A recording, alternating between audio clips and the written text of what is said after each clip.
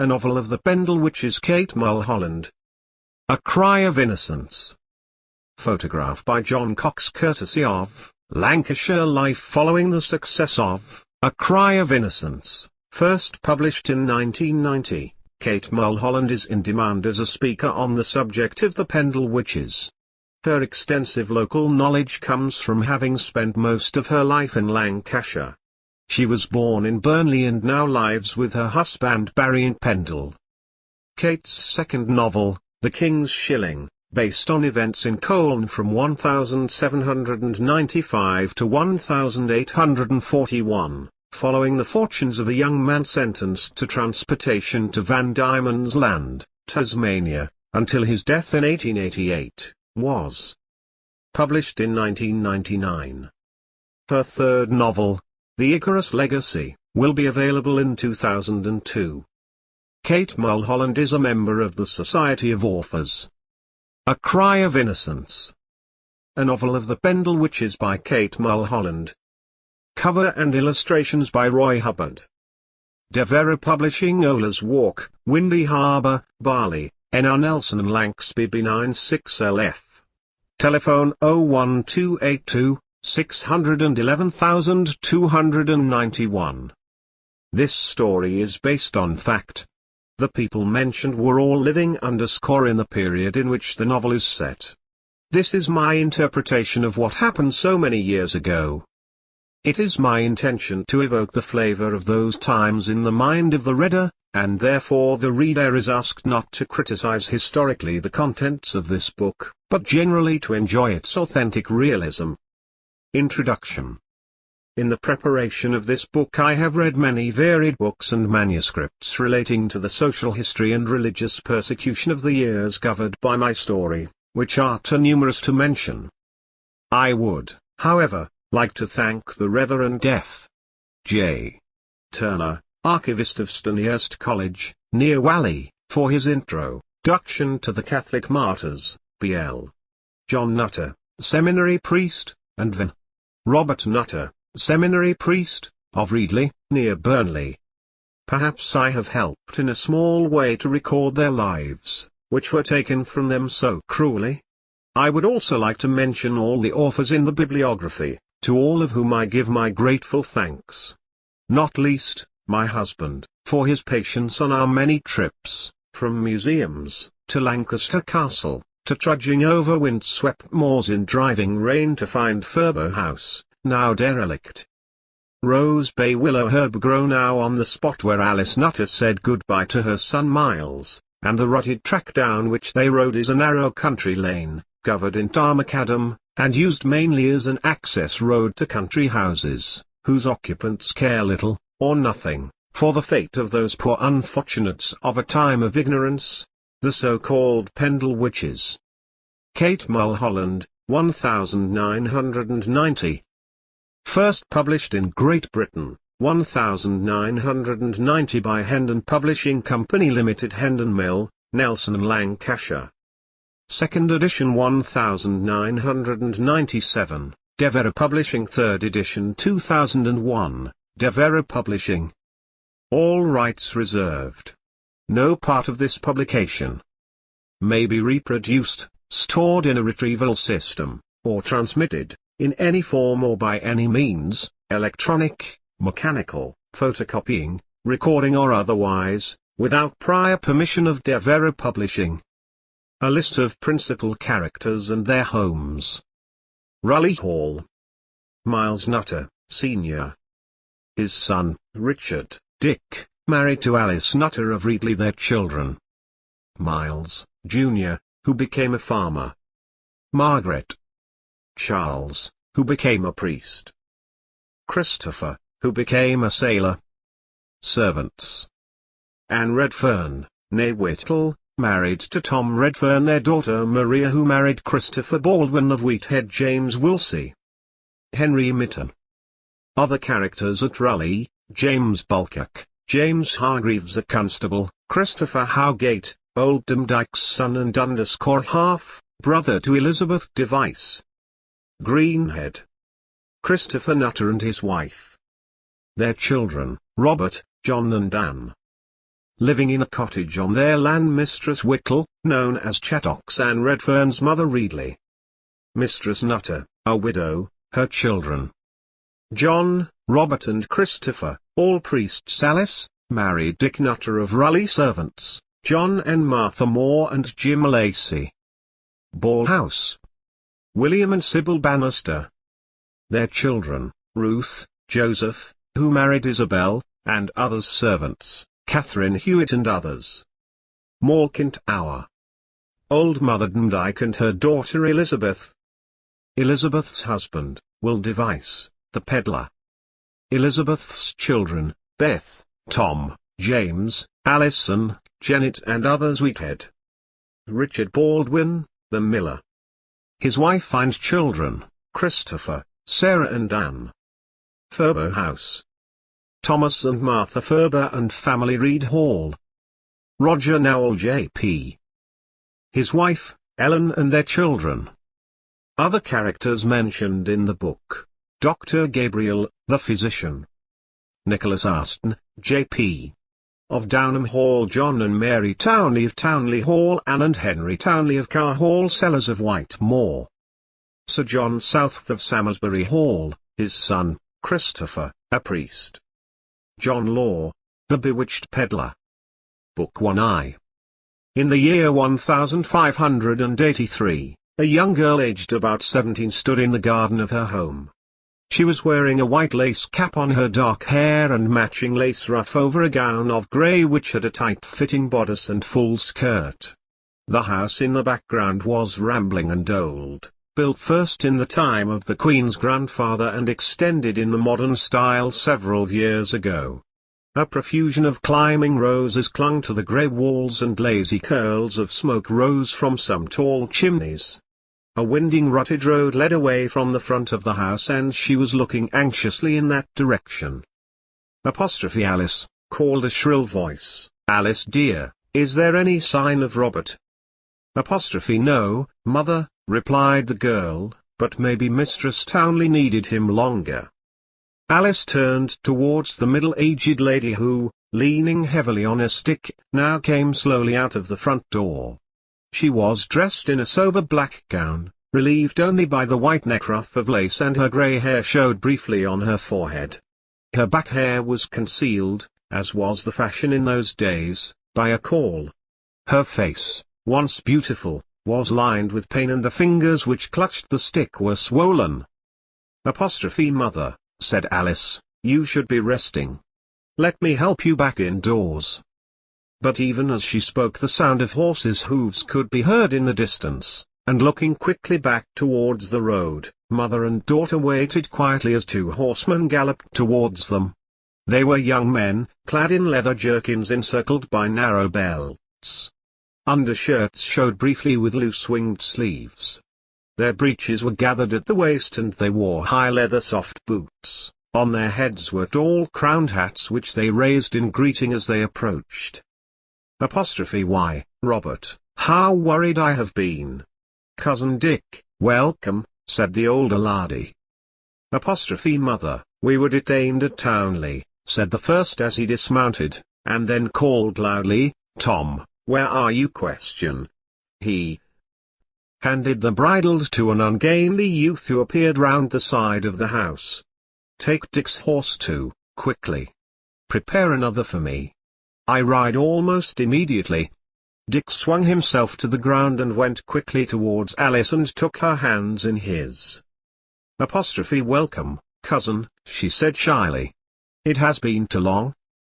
Come into the house and tell us your news, said Mistress Nutter to her son. Alice and Dick, do not tarry outside. Bad news, mother, said Robert Nutter as he lovingly helped his mother into the house. Please sit down. They moved into an oak-panelled room where a large fire burned cheerfully in an ingle-nook fireplace. Reaching for a rope, he rang the bell and a young servant girl appeared. Anne, bring us refreshment, quickly. Yes, sir, she said. Alice and Dick had now joined mother and son by the fire and Alice moved to take her mother's hand. It's John, "Isn't it?" said Mistress Nutter. "He's been arrested?" "Yes, mother," replied Robert. "He is held at Lancaster. They were waiting as he left the boat at Wally's Creek." "Oh, I pleaded with him to stay in France. Why did you both come back? You know the danger." "Thank God Christopher is safe in France," and putting her hands to her eyes she tried to hold back the tears. "Mother, I must leave as soon as I have eaten. They look for me also. I was able to escape while they were arresting John. He and I had agreed that we would not endanger both if one could escape. They will search for me here. Dick will take care of you, and it is my wish that you go with him to Raleigh Hall, where Uncle Miles will take care of you both." As Anne came in with food and wine, Robert helped himself to meat and bread, and placing more in his bag took a deep draught of wine. Holding his mother close, he whispered, "God go with you, dear. I will be back when I can. I will send you a message when I am safe again in France with Christopher." He turned to Alice and kissing her, he said, "Farewell, sister. Pray for me, and for John, who needs our prayers the most." Then crossing himself he went quickly to the door, and calling for his horse was soon galloping away into the distance. "Come, dear aunt," said Dick, "Alice and you will be safer at my home." "Dick, I cannot travel, my legs will not hold me. I fear I must return to my bed. Surely an old lady and a young girl are safe from arrest." "I will not leave mother," said Alice. "Then I will stay a few days until you feel stronger," replied Dick. "Tom shall take a message to my father." So saying, he strode outside, and shortly, another horse was heard galloping along the same road. As the hoofbeats faded into the distance, mother and daughter clung together in their distress. "I must retire to bed, Alice," said Mistress Nutter. "I feel so tired, my heart pains me. Your father would have grieved if he had lived to see this day.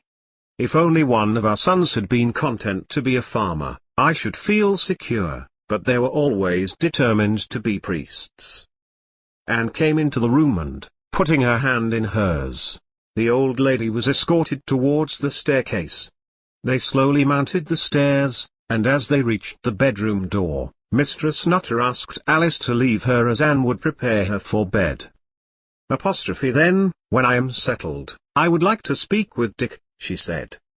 Alice went slowly down the stairs, and re-entering the warm and pleasantly furnished room, she gazed bleakly towards Dick, who coming quickly across the room, took her hands in his. "Better days will come, Alice. Days when Roman Catholic priests will not be persecuted, when we can worship as we choose." "Oh, Dick, I hope so," replied Alice. "Until then, dear, we must pay lip service to the Church of England if we are to survive. You do realize that, don't you?" "Oh yes, Dick, I do."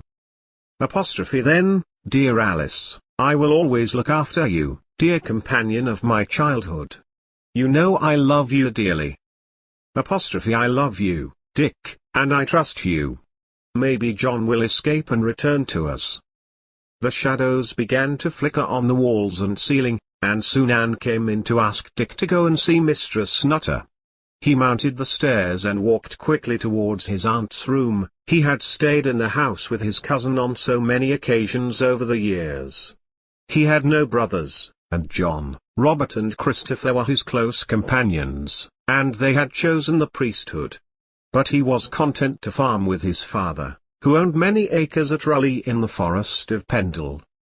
Knocking on the door, a faint voice bade him enter, and he walked quickly across to the four-poster bed.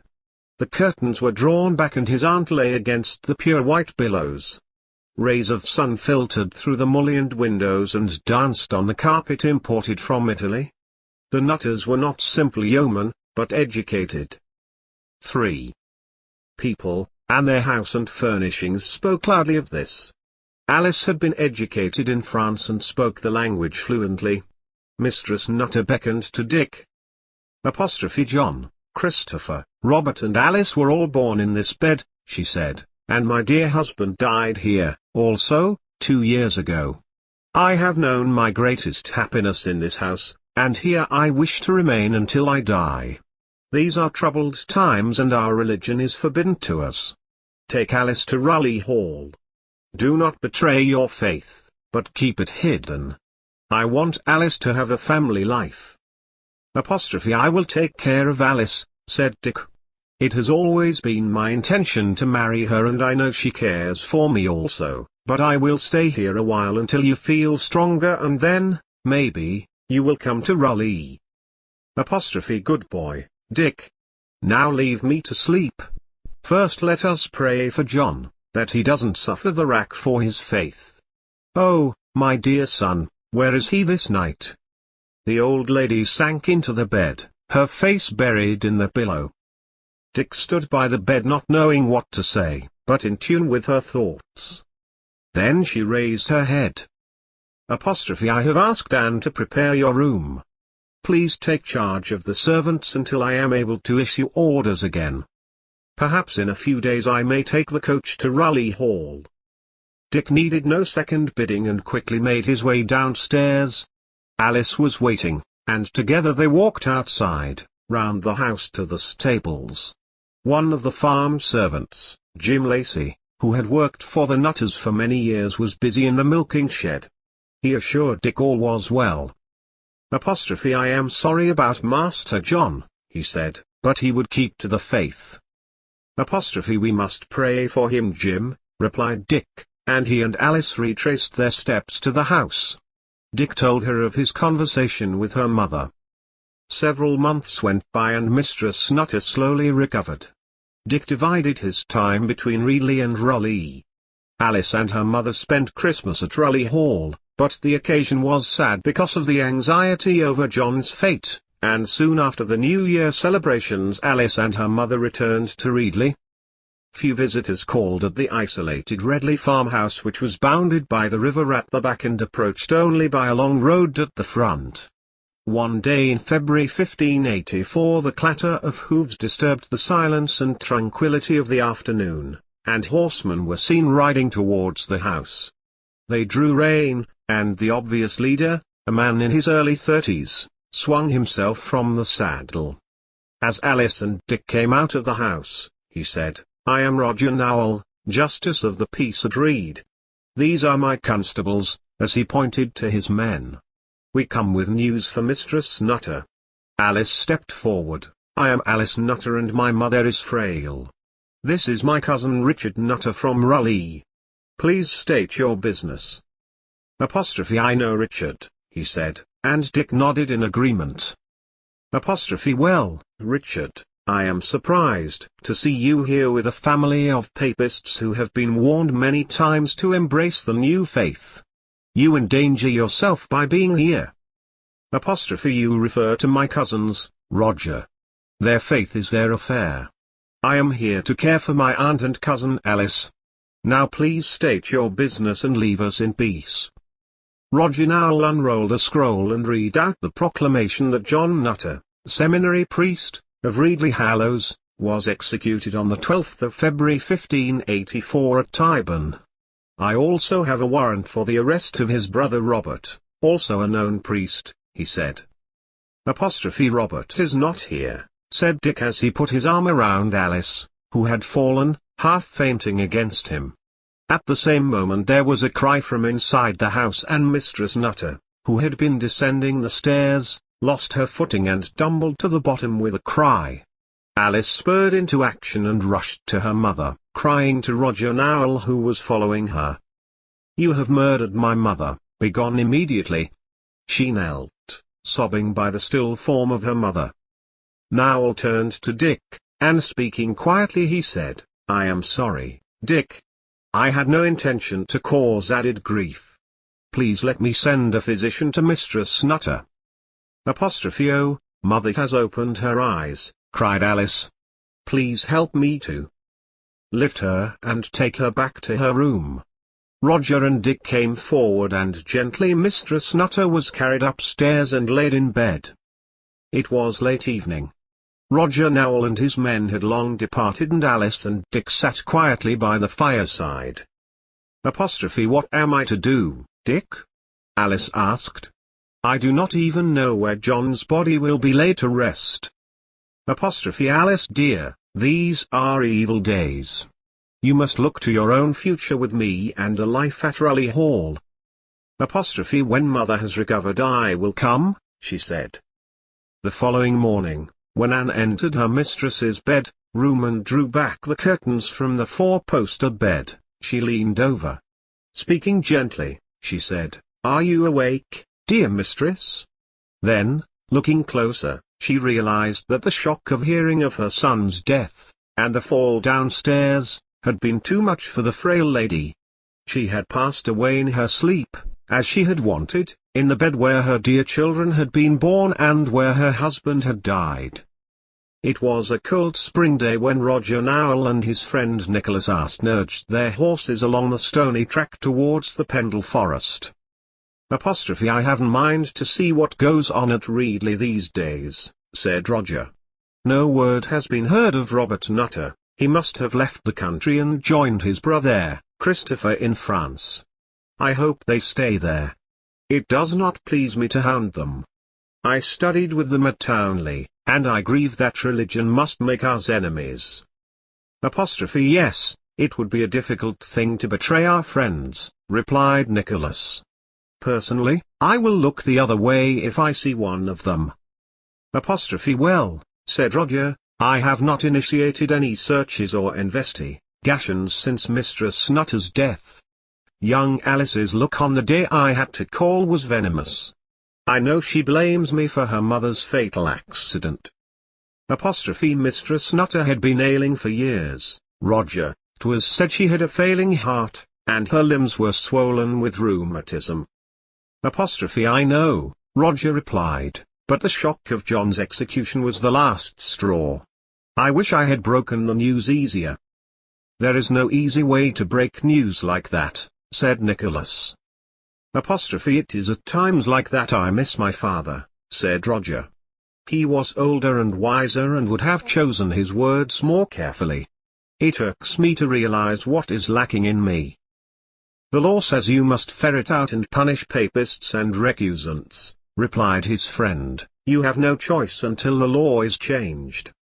I thought Queen Bess would have relaxed the laws, but maybe she's scared of the papists herself," said Roger.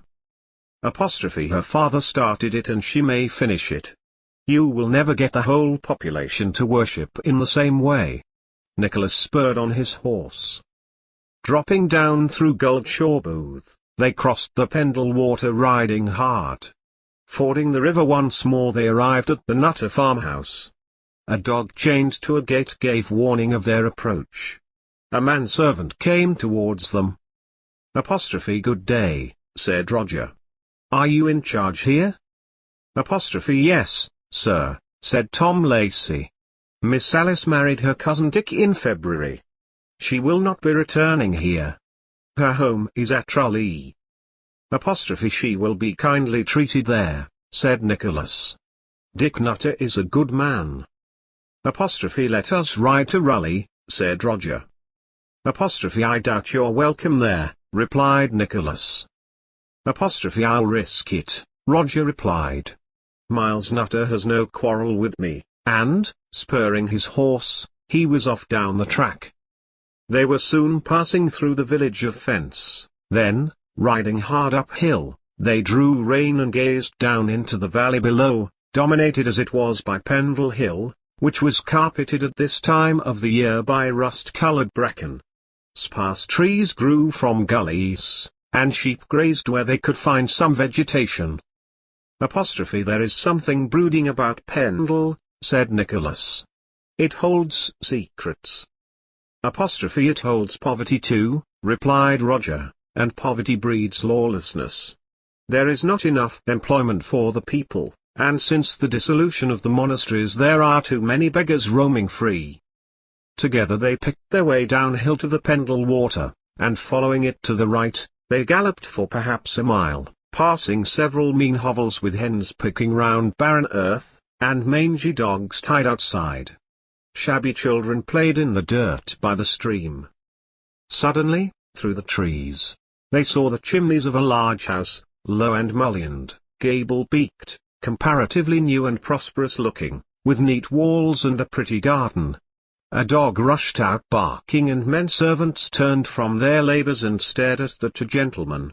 An elderly man dressed in homespun jerkin and leather breeches approached, hand outstretched. Master Roger and Master Nicholas. Welcome to Raleigh. Please come in and have refreshment. I have a good October ale for you to enjoy. Thank you, Miles, replied Roger. We have had a long ride. We called at Reedley to see how Mistress Alice was and were told she was here. I trust she is recovering from her bereavement? Seeing you brings it all back, Master Nowell, said Alice, coming from the house, a frown on her face. Do you hound me here then? No, Mistress Alice, said Roger. It gave me no pleasure to bring those bad tidings, and I ask your forgiveness for the manner in which I told you. I lack the gentle touch, which I hope I will learn. Now, Alice, said Miles, do not blame Master Nowell for the troubled days in which we live. Please be good enough to arrange refreshment for these gentlemen. I will, said Alice, and I accept your apology, sir. Alice turned towards the kitchen with a glint of unfriendliness still on her face. Dick Nutter arrived at the house and came forward, hand outstretched. Good day, friends. Please excuse Alice, she frets for her mother and her brother. Understandably so, said Roger. However, I wish you happiness in your marriage.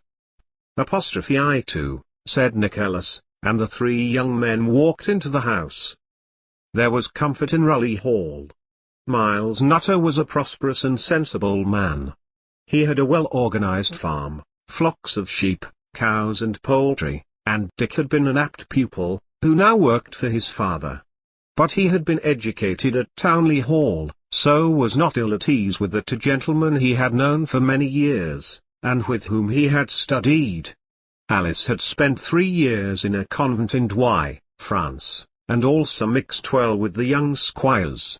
Their home was the most refined and sophisticated for many miles, and Roger and Nicholas were pleased to accept hospitality from the Nutters.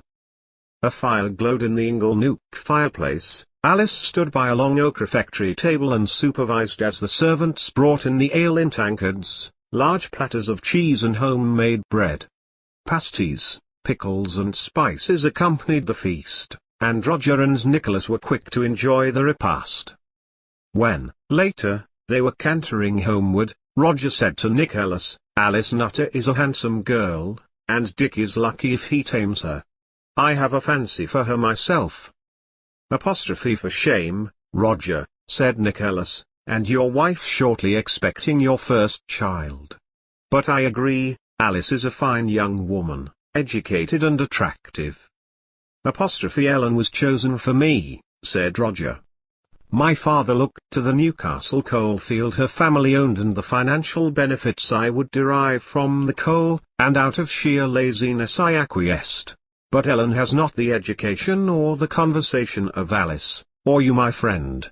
That is why I search you out so often, and urging his horse forward, he broke into a gallop. Back at Raleigh, Alice was standing at her window, with drooping shoulders, when Dick came and placed his arm around her. Roger Nowell did not execute John, my dear, he said. He brought the news, said Alice, and for that I find it difficult to forgive him. Someone had to bring the news, replied Dick. Miles continued to oversee the farm at Reedley. He often asked himself why, but it was profitable, and Robert and Christopher needed the money on their various visits to England.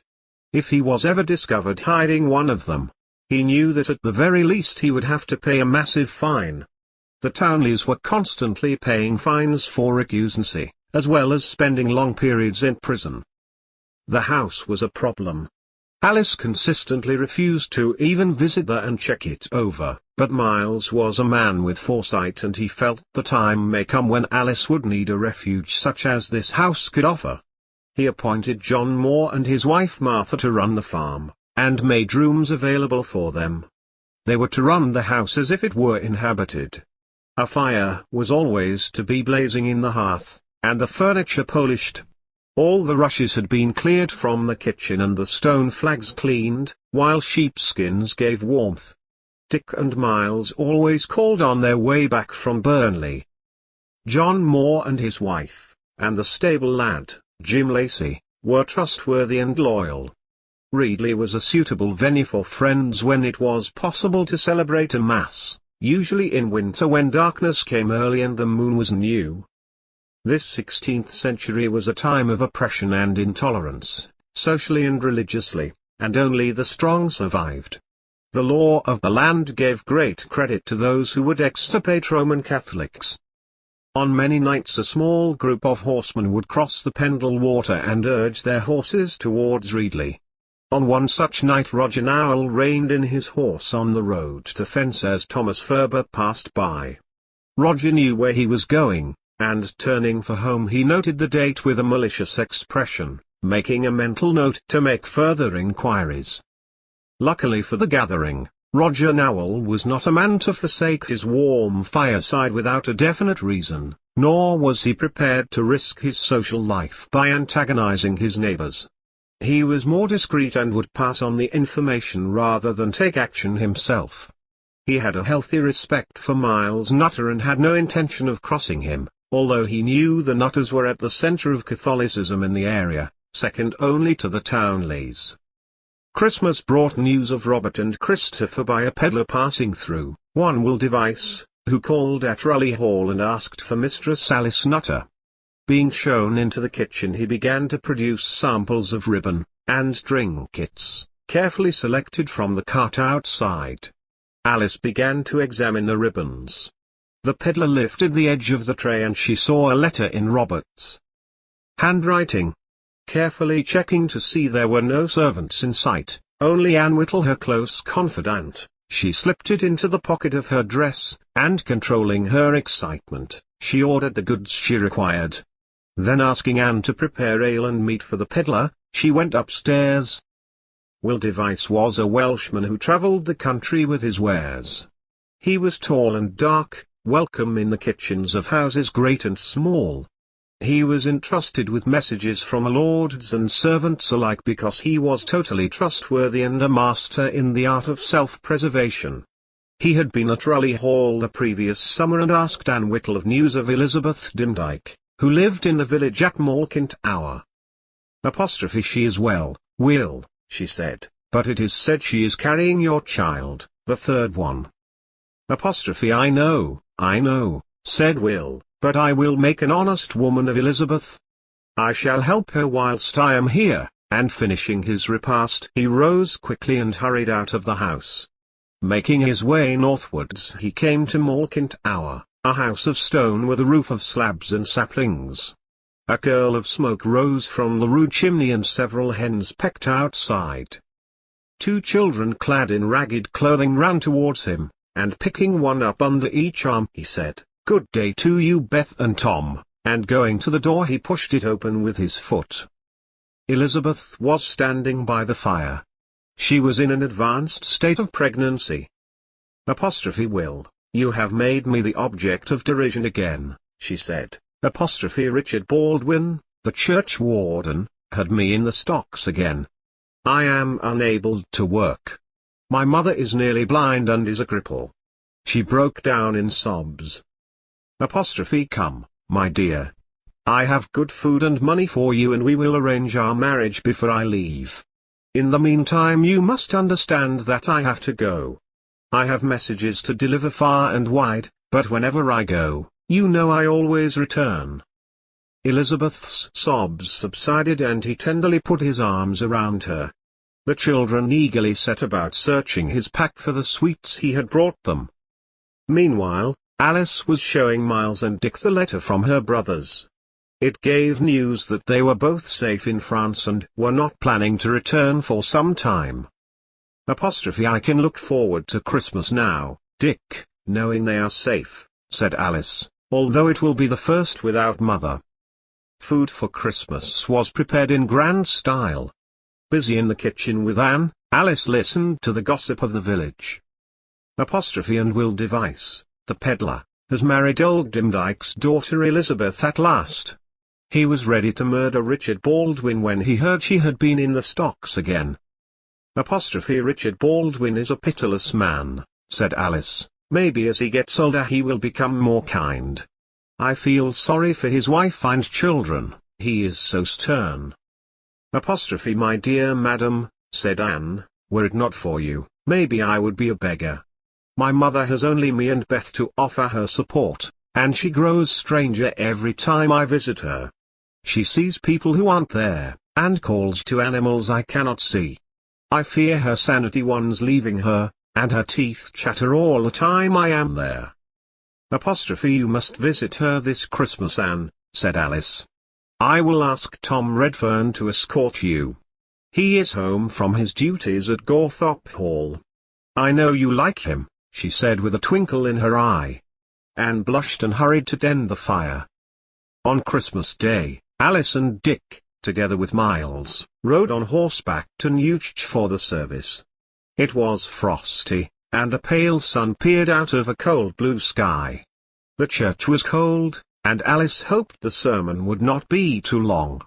She studied the congregation and met the gaze of Roger Nowell, sitting with his wife, who was heavily pregnant. Alice was surprised to see Ellen there so late in pregnancy. She had heard Ellen was from Newcastle, where her father owned a coal mine. They were very rich, as coal was now widely used. Miles Nutter had extended his chimneys to take the extra smoke from the coal be burned now, in addition to the logs. Alice felt herself tremble as she remembered the dreadful day when she heard the news of John's death, and her mind went back to other Christmas days when she was young, and her father, mother, brothers and herself had sat round the table at Reedley. Her hand found Dick's and he smiled at her, pressing her fingers in his. As long as I have Dick, she thought, I can face anything. Outside the church the congregation gathered to talk to their neighbours, and Roger Nowell made his way over to Alice and Dick. Allow me to present my wife, Ellen, he said. Alice made a small curtsy and held out her hand. I am pleased to meet you, said Ellen, in an accent Alice had not heard before. I have few acquaintances in Pendle and I would be pleased if you would visit me. Alice looked at the honest, open and rather plain features of the other woman, who was not much older than herself. She felt dislike for Roger Nowell but pity for his obviously lonely wife. I will be happy to call upon you, Mistress Nowell. I will ride to Reed when the weather allows. I wish you happiness in your confinement and a speedy recovery. Thank you, Mistress Nutter.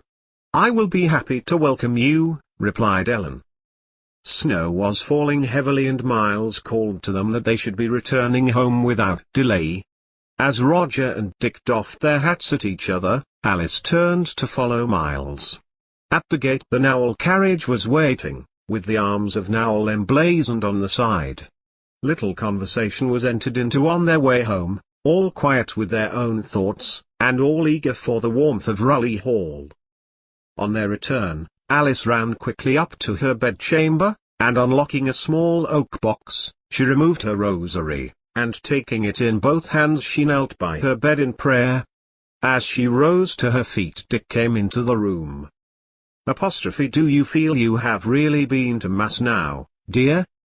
Oh, Dick, I do wish Robert or Christopher could share this Christmas Day with us, she said. They will someday, he replied, but for today we have each other, and maybe next year, a child of our own. Oh, I hope so, Dick, said Alice. I pray for that also. I envy Ellen Nowell her pregnancy, but now to our Christmas meal. Anne Whittle, and two small maids about 14 years old, were busy in the kitchen, and soon the table near the dining room was filled with food. A large stuffed goose was placed in the middle of the table, and small salvers of ham, chicken and pork were arranged around it. There were dishes of beans, turnips and leeks. Herb sauces, prepared previously by Alice, were carried steaming hot to the table. There was October ale, and wine from France, and following grace, they all did justice to the food. Talk flowed freely between the three who were close friends, as well as family bonded, and for a while their recent tragedy and bereavement were put to one side and serenity settled on the scene.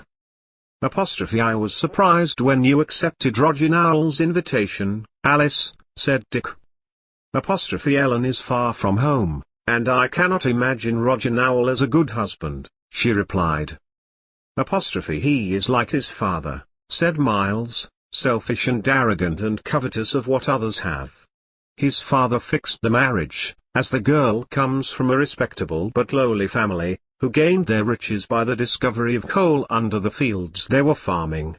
Ellen is their only child and her parents are ailing. She is their heiress and it is said she brought a large dowry to Roger Nowell. Her family thought they had done well to marry Ellen to a country squire. Miles gazed ruminatively into the flames leaping in the inglenook fireplace. Roger Nowell was more proficient with his sword than his lessons at Townley, said Dick. I was careful not to cross him, but Robert, John and Christopher often had disagreements with him, and he was always quick to deny any leanings towards the faith. Miles smiled at him. John, Robert and Christopher would be sharing Christmas Day with us if they had but paid lip service to the Church of England, he said. I do not like Roger Nowell, said Alice decisively, but I will be friendly with his wife because I think she needs a friend. The following day saw Alice, warmly dressed, with breeches of fine leather, wool cloak and high hat, accompanied by Anne, distributing the remains of their Christmas Day feast to the poorer homes nearby. Children clamored for the sweet things Alice had made, especially from recipes learned in France, sugar mice and marzipan. Whilst they were at the door of a tumble-down cottage by Pendle Water, a horseman drew rein. Good day to you, Mistress Nutter, said a deep voice. Alice turned. Good day to you also, Master Baldwin. I am sharing my good fortune with this family who nearly starve. Richard Baldwin was dressed in austere homespun. He had long black leggings up to his thighs. His expression was hostile as he looked at Alice. The Lord will provide, he said. I am the instrument of the Lord, and without such as I, in these sad days, he is unable to provide, replied Alice. John Hargreaves should be at work on the land, said Richard Baldwin. He has had an accident. Alice looked sternly at the man. I have just dressed a deep wound in his foot, sustained while chopping a tree for fuel. He is unable to walk. Where is your pity, sir? Baldwin ignored the remark, and turning his horse he galloped away, without a farewell. He is a mean and wicked man, said Anne, I am afraid of him. No need to be afraid of him, said Alice. Just avoid him. Returning home, Alice and Anne were overtaken by a young man of about 20 years on horseback. Good day, Mistress Nutter, and Anne. Why, I had hoped to have a word with you today, he said. Good day, Tom. Please escort us home and you may take refreshment with Anne. Alice smiled at him warmly. Tom Redfern was a pleasant young man. He worked for another branch of the Nutter family at Greenhead, Fence. This was Miles's brother, another Christopher, for whom Miles felt no closeness. This family made a great show of their apparent conversion to the Church of England, and avoided contact with any who may bring doubt on this conversion. Tom Redfern had showed a quickness and aptitude to learn, and when Christopher's son, also named Robert, had gone to serve the Shuttleworths at Gawthorpe Hall, he had taken Tom with him. Seated cosily in the farmhouse kitchen, Tom waited for Alice to leave the room, then turning to Anne, he said urgently, "Anne, I have missed you, my dear. Let us marry now and you can live with my parents in their cottage at Greenhead whilst I am at Gawthorpe." "Oh, Tom," Anne replied, "I am so comfortable here with Mistress Alice. Do not ask me to live with your parents in their cottage. I would not even have my own room. Let us wait until we have a home of our own. Maybe a cottage will be available at Raleigh, where I can still be of service to Mistress Alice when you are away." Tom caught Anne by the hand, and gazed earnestly into her face. "I want you for my wife. Please meet me before I return to Gawthorpe at New Year. I must see you again." He allowed himself to embrace her. Anne, content in the circle of his arms, replied, "I go to visit my mother at Greenhead tomorrow." "I will come over and escort you back there," Tom assured her. "I am worried about my mother," said Anne. "She becomes more strange each time I see her and I fear she needs a physician who understands these things." Anne's mother, Widow Whittle, known as Chattox because of the way her teeth chattered continuously, lived in a cottage on the Nutters of Greenhead land. Her husband had been in service to them all his life. When he died, they had allowed her to stay. She carded wool for Mistress Nutter at Greenhead Farm and eked her miserable living by begging, and by what Anne and her other daughter, Beth, could take to her. Beth was in service at Gisborne, and did not visit often, thereby leaving much of the burden of her mother on Anne. Tom left after enjoying his refreshments, assuring Anne he would return in the morning. The following day dawned bright and sunny. Tom arrived on horseback, and Anne climbed up behind him, holding her basket of provisions. In just over an hour they were approaching the cottage, little more than a hovel where Widow Whittle lived. They had to pass Greenhead Farm to reach it. As they cantered slowly by, a young man, aged about 25, dark and saturnine of appearance, dressed in the clothes of a gentleman with leather breeches, matching jerkin, and thick woolen shirt, called to them. "Tom and Anne. Good to see you." He looked Anne up and down in appraisal. She was a pretty girl with fair, curly hair and rosy cheeks. She wore a good woolen cloak provided by Alice Nutter. "Has Mistress Alice recovered from her brother's execution and her mother's death?" he asked. "She is as recovered as may be possible after such sad events, but she is happily married to Master Dick," Anne replied and averted her gaze. Robert Nutter had made advances to her in the past and she was a little afraid of him. "Please ride on," she whispered to Tom, and he, looking somewhat surprised, called, "Goodbye, sir, see you tomorrow when we return to Gawthorpe," and urged his horse forward. Robert watched them go, a calculating frown on his face. "That girl becomes prettier every time I see her," he thought. "I must look for an opportunity to speak to her when she is on her own." Anne and Tom had by this time reached the mean hovel where her mother lived, and Anne went quickly inside. A few sticks were smouldering in an open grate and smoke filled the room. Rushes were strewn on the floor and a rude table, cupboard and several small chairs, were all the furniture in the entrance room. Anne went through a doorway, and in the next room, on a bed covered in blankets, once clean when supplied by Alice, lay Widow Whittle, dazed of eye, and with chattering teeth. Anne took her mother's hand as the vague eyes tried to focus on her. "Who are you?" "Oh, mother, it is your daughter, Anne." A little understanding appeared in the vacant gaze. "I am hungry, Anne, I have twisted my ankle and I cannot get out for food." She tried to raise herself from the bed and Anne saw the swollen foot. "Oh, please Tom, go to your mother's house and ask for some bands to tie up this foot, and some hot water to wash her." Tom left, and hurrying across the fields, soon came to his parents' cottage. It was a cottage, somewhat larger than Anne's mother's, and in a much better state of repair. A few hens picked outside, and inside, the rushes on the floor were fresh and new. The Redferns had been in the service of the Greenhead Nutters for as long as Tom could remember. Mother, can you not do any more for Anne's mother? She seems to be poorly. His mother looked up from the pot she was stirring. Oh, it's Anne, is it? I hoped you would meet someone better bred, now you are at Gawthorpe. We have had this out before, mother. I have always loved Anne, and I intend to marry her soon. She is not coming to live here. We would have her mad mother round every day. Anne will not agree to live with you, even if you welcomed her. She is much too comfortable at Raleigh Hall. His mother looked unappeased. Anne Whittle has big ideas now. She is all but lady's maid to Alice Nutter, but she won't get away from the Chattocks, who will live a while yet.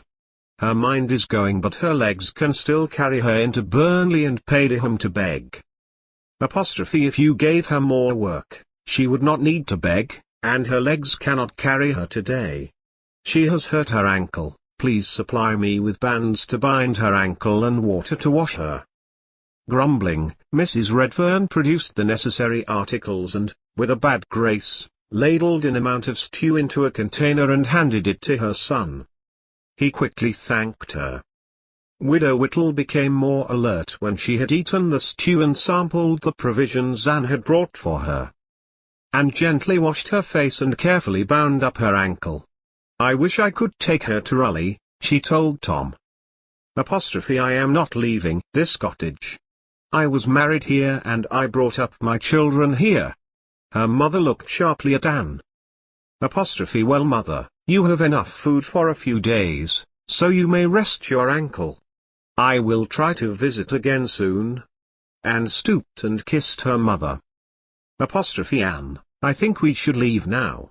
It has started to snow, and we must try to make good progress in the daylight. Tom looked anxiously outside.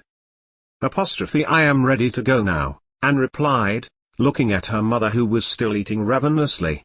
She bade her goodbye. Outside, they mounted the horse. Noticing that the snowflakes were starting to stick on the ground, they hurried the horse uphill, past Goldshaw Booth, beyond Fence, up the hill over Nath, and down the steep gradient into the Pendle Water Valley. As they approached Thorneyham, the horse stumbled badly and they were both thrown onto the ground. By now, they were in a blizzard, with the flakes of snow cutting mercilessly into their faces. We are nearly at Thorneyham, Tom gasped. If we can get there, Christopher Hargreaves will give us shelter until the snow is over. The walls of a house loomed up in front of them, and Tom began to hammer on the door. Minutes went by. No one at home. They must be Christmas visiting, he said. I'll see if I can open the barn door. Tom reassured Anne, who was shivering with cold. The door of the barn opened easily. He'll at least be able to tie the horse up. It won't carry us again today. We can rest a while, and then we will have to walk. Do you feel able to walk the rest of the way? Tom asked. When I have rested, Anne replied. It was warm in the barn, and several cows mooed uneasily. Oh, Tom, I am so cold, my hands are numb, said Anne tearfully. Tom took her hands in his, rubbing them. He soon had the circulation going and they became pink and warm. Tom looked into Anne's face, which was now rosy and glowing, and leaned forward and kissed her.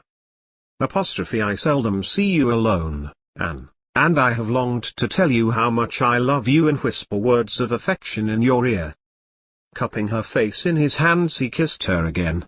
She held up her face to him, kissing him in return. She closed her eyes and he kissed the lids, her cheeks, her chin, and then her throat, and as his hands moved downwards she stumbled backwards and they fell together onto the soft straw. His hands moved over her body and, fumbling with the fastenings on her bodice, he kissed her breasts. Oh, Tom, please stop, she gasped. At the same time, unable to resist, she relaxed in the straw and gave herself up to a new feeling of weakness and longing. Putting her arms around him, she held him close. When later they lay together in the straw utterly spent, Anne said, "I wanted to wait." "I could not wait any longer, Anne," he replied, "but we will marry on my next home leave from Gawthop." Tom rose and walked to the door, opened it, and looked out. The snow had stopped and a watery sun was trying to break through the clouds. It was about 3 o'clock. "We have about an hour of daylight left," he said. "We should be in Raleigh before dark if we set off now." Leaving the horse, they started along the road. The snow was deep in parts where it had drifted, and Tom helped Anne as much as he could.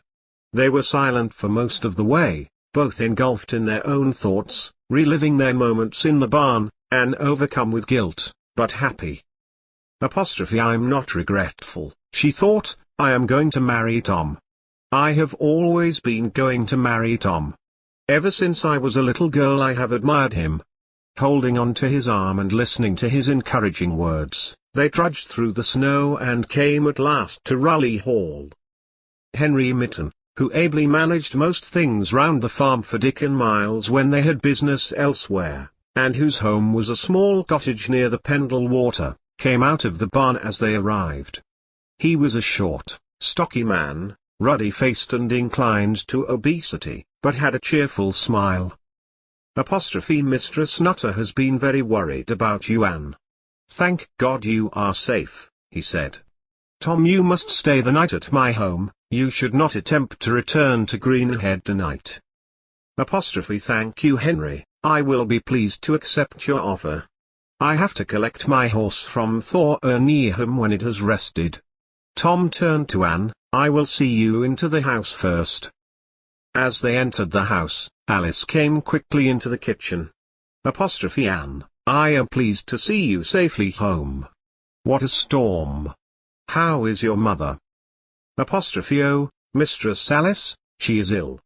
She had sprained her ankle and nearly starved." "You must take more provisions for her shortly." Alice smiled at Anne. "Mistress Nutter," said Tom, "Anne has consented to marry me and I wish to marry her as soon as possible. We would like to rent a cottage from you, if there is one available. Anne would like to remain in your service." "I am so glad for you, Anne and Tom. Miles and Dick will find a cottage for you. There are several which require repair. Leave it with me. Now, come Anne. You look frozen. I will ask one of the girls to prepare a bath of hot water for you." She went out of the room. "I will arrange for the banns to be called at Newch, Anne, and we will be married when next I have leave at Easter." Tom embraced her. Then taking leave, he hurried out to join Henry Mitten and enjoy a tankard of ale in his cosy cottage. Raleigh Hall was not short of comforts. A room by the kitchen was set out with a large tub which could be carried upstairs, if needed, by the family or guests. Alice insisted her servants had a bath each week, which was not the usual custom in those days. Alice was democratic for her time, which made her popular with her servants, but unpopular with a section of her neighbors, who did not believe in lifting up the lower classes, as they called them, or treating servants well. The young servant girls quickly filled the tub and Anne sank gratefully into its enfolding warmth. Alice had called for hot bricks to be placed in Anne's bed, and the fatigued girl was soon asleep. Tom was a man of his word, and the wedding was arranged for Easter Saturday, when he would once more be on leave from his duties at Gawthop. On a blustery day in March, Alice decided she would at last make her promised visit to Reed Hall. She was accompanied by James Wilsey, a yeoman of Pendle Forest, who looked to the Nutters' horses, and was happy to accompany Alice on her local visits or shopping trips as far away as Preston. James had arranged to see a horse he might buy from a farm at Reed whilst she paid her visit. James, like Henry Mitten, found the Nutters to be fair employers, and considered himself to be their friend also, a feeling which the Nutters reciprocated. Alice had heard that Mistress Nowell had given birth to a daughter, and she hugged the knowledge that she herself would have a child later in the year, and would not be able to ride out on horseback much longer. Sadness overcame her as she thought of her brothers, and how they would share her joy. No word had been heard from them since Christmas. Alice was dressed in the latest riding habit, a doublet, cut like a man's, with tight-fitting sleeves and a cloak of russet wool. Instead of the usual long skirt she wore wool breeches and soft high leather boots. She rode astride her horse, as did many country laddies. It was safer than riding side saddle in the terrain of Pendle Forest. With her glowing skin, soft brown eyes and dark wavy hair, she was the picture of health and happiness. Roger Nowell was just leaving on horseback as she arrived, and he lifted his hat with a flourish. "Good day to you, Mistress Nutter," he said. "My wife will be most pleased to see you. She has few friends in Pendle, and has talked of you since Christmas." "I must congratulate you on your daughter's birth," Alice replied. "Thank you, and good day," he said, wheeling his horse. He was off into the distance. A manservant opened the door and Ellen Nowell came into the entrance hall with outstretched hands. "Oh, Mistress Nutter, how glad I am to see you. Come and see our daughter, Elizabeth." Alice followed her, and as she stared down at the sleeping infant in the cradle she confided to Ellen that she herself was also soon to be a mother. The two women became immediate friends, and when James Willsey called for her at 3 of the clock, Alice was sorry to leave. "You must visit me at Raleigh, Ellen. Promise me you will," Alice insisted. "I shall indeed, dear Alice. I am so glad to have made a friend. I have been so alone, and the local so-called gentry do not befriend me because they consider I am more lowly born." "Ellen," replied Alice, "the day will come when class will not matter, when a person is judged on their own merits and achievements, and personality will be more important than who your father was." "Maybe, Alice, but I doubt we will live to see it. Maybe our children will." Alice kissed Ellen lightly on the cheek, and mounting her horse she rode away with James. Alice mused on the differences between herself and Ellen. "I feel 10 years older than Ellen," she thought, "and yet I am not. Maybe it is because of what my family has suffered that I have aged. But I see further into the future and hope more hopes than anyone else I know. When I have children, I will teach them to right wrongs, to practice no discrimination and to be fair in all things." Thinking happily of her first child growing inside her, she entered once more into the forest, with James riding silently behind her. As Alice descended the hill at Downham, she noticed a crowd of people. James overtook her, and motioning her to wait, went down by the stream, where he saw Richard Baldwin with a whip in his hand, and Elizabeth Dimdike, now Elizabeth Device, cowering back, her hands held up to protect her face, her 2 young children clutching at her skirts. Alice had by now taken in the scene and, galloping towards them, she saw Baldwin's whip lash out, and as it curled around Elizabeth's waist, it caught one of the children who screamed loudly. "Whatever is the meaning of this, sir?" asked Alice, white-faced. Baldwin turned to her. "Since you ask, this woman has not been to church these last 2 Sundays and I take her to Read Hall to face the magistrate." The woman turned to Alice, tears streamed down her muddled face. "I am with child, Mistress Nutter. I have not been well. My husband has gone selling his wares and I am unable to make the journey to Newch." "Put your whip away, Master Baldwin. You are inhuman to treat a woman so, and her with child. I will be her guardian and I say you are not to harm her further." Baldwin looked at Alice, with eyes flashing murderously. "Papists guard papists, do they?" he said. "We shall see. I will report this matter to Master Nowell."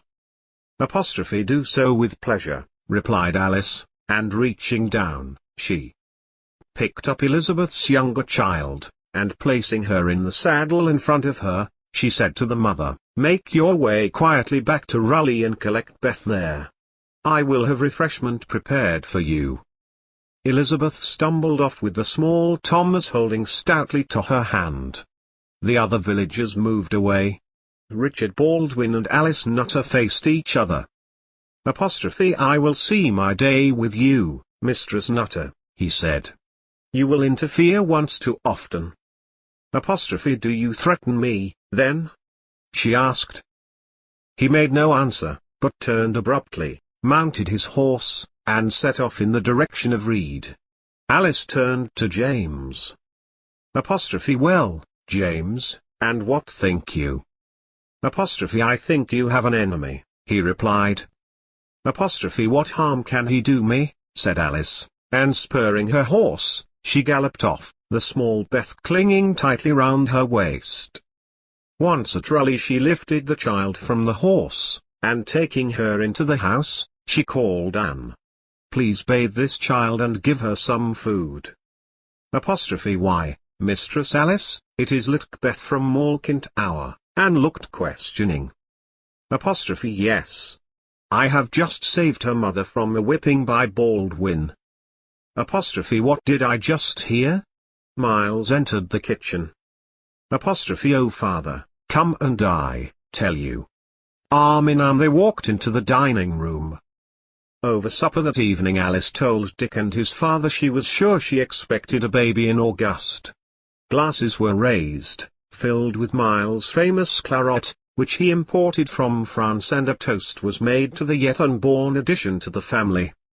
A cottage had been made habitable for Tom and Anne, and 2 weeks before the wedding, arranged for Easter Saturday, Anne went over to see her mother to try to persuade her to come and live with them at Raleigh.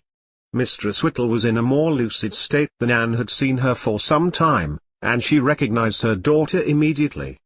The cottage was cleaner, and a pot was boiling on the hearth. "No, Anne. This was my home when I was married and had my family. I will stay a while longer. Mistress Nutter, at Greenhead, has given me more carding to do, and the Redferns have been kinder to me since your betrothal to Tom. Robert Nutter brought me firewood yesterday. He was asking after you." "I do not like him. He is too bold," Anne replied. "I have something to tell you, mother. I am to have a baby. It will be born in September." "But how, when?" her mother asked. "Something happened between Tom and I at Christmas. I do not regret it. No one else knows, only you and Tom, not even Mistress Alice." Anne left some food and clothing for her mother, and bidding her farewell, she set off for Raleigh, feeling happier about her mother than she had done for a while. Taking a short cut, she bypassed Goldshaw Booth, and striking upwards she saw a horseman galloping towards her. With sinking heart she recognized Robert Nutter of Greenhead. "Good to see you, Anne," he said, dismounting. Anne looked downwards. "And you do not seem friendly?" "I am in a hurry to be back in Raleigh. Mistress Alice expects me." She started to turn away. "Wait a minute, Anne, I hear you are soon to be married. Spare me a while of your company." He walked towards her. Anne looked wildly around. No one was in sight. Clouds hung low and grey, and fields and trees hid her from sight. He smiled, but his eyes held no humor. "You are very pretty, Anne. Spare me a kiss." "Tom will not miss one," he laughed cruelly. She shrank away from him in fear. "You bewitch me, Anne. Why do you choose Tom? I have more to offer than him." He took hold of her by the arm. "No, no, leave me. You do not know your place," she said, trembling. He grew angry. "Know my place, with the daughter of Mad Chattox, from the hovel. What place one's that?" He grabbed her by the hair. "I will have a kiss," he said, and bent his head towards her. She struggled, and slipping on the damp turf, she fell. he fell on top of her. She continued to struggle and rolled away. She scrambled to her feet. He rose, and hitting her hard across the head, knocked her to the ground again. He was a powerful man, now angry and lustful, and resentful of her refusal to accept his attentions. He hit her again and she curled up, half stunned and terrified. Robert dragged her to the shelter of a clump of trees and, hitting her again until she was almost unconscious, he tore open her clothes and raped her. She lay sobbing until he raised himself from her numbed and pain-filled body. So, he said, Tom was there before me? I thought to be the first. Or was it Tom? Anne lay sobbing, not looking at him. He kicked her over onto her back, and, with his foot pressed against her throat, he said, Note a word about this, or your mother will be swum as a witch and her hovel will be razed to the ground. Understand? Tell Tom and he will not return from our next foray into Wales. He kicked her again. Understand? His foot pressed into her and she nodded mutely. He strode away towards his horse. Anne, raising herself feebly, called after him. A curse on you, Robert Nutter, and on your family, and may you be the one who meets with an accident in Wales. All she heard was an ugly laugh as he mounted his horse and rode away. Anne lay for what seemed hours, and then crawling first, then staggering, she came to Raleigh Hall. Anne, whatever has happened? Cried Alice, seeing the battered face and torn clothing. Who has done this to you? I don't know. It was a stranger, and Anne collapsed on the floor. Easter Saturday dawned. Anne, now recovered, was being prepared for her wedding. She had pleaded with Alice not to pursue the matter of the attack, saying she did not want anyone else to know what had happened to her and the attacker would have fled the area anyway. Alice knew that desperate men often lurked in country places.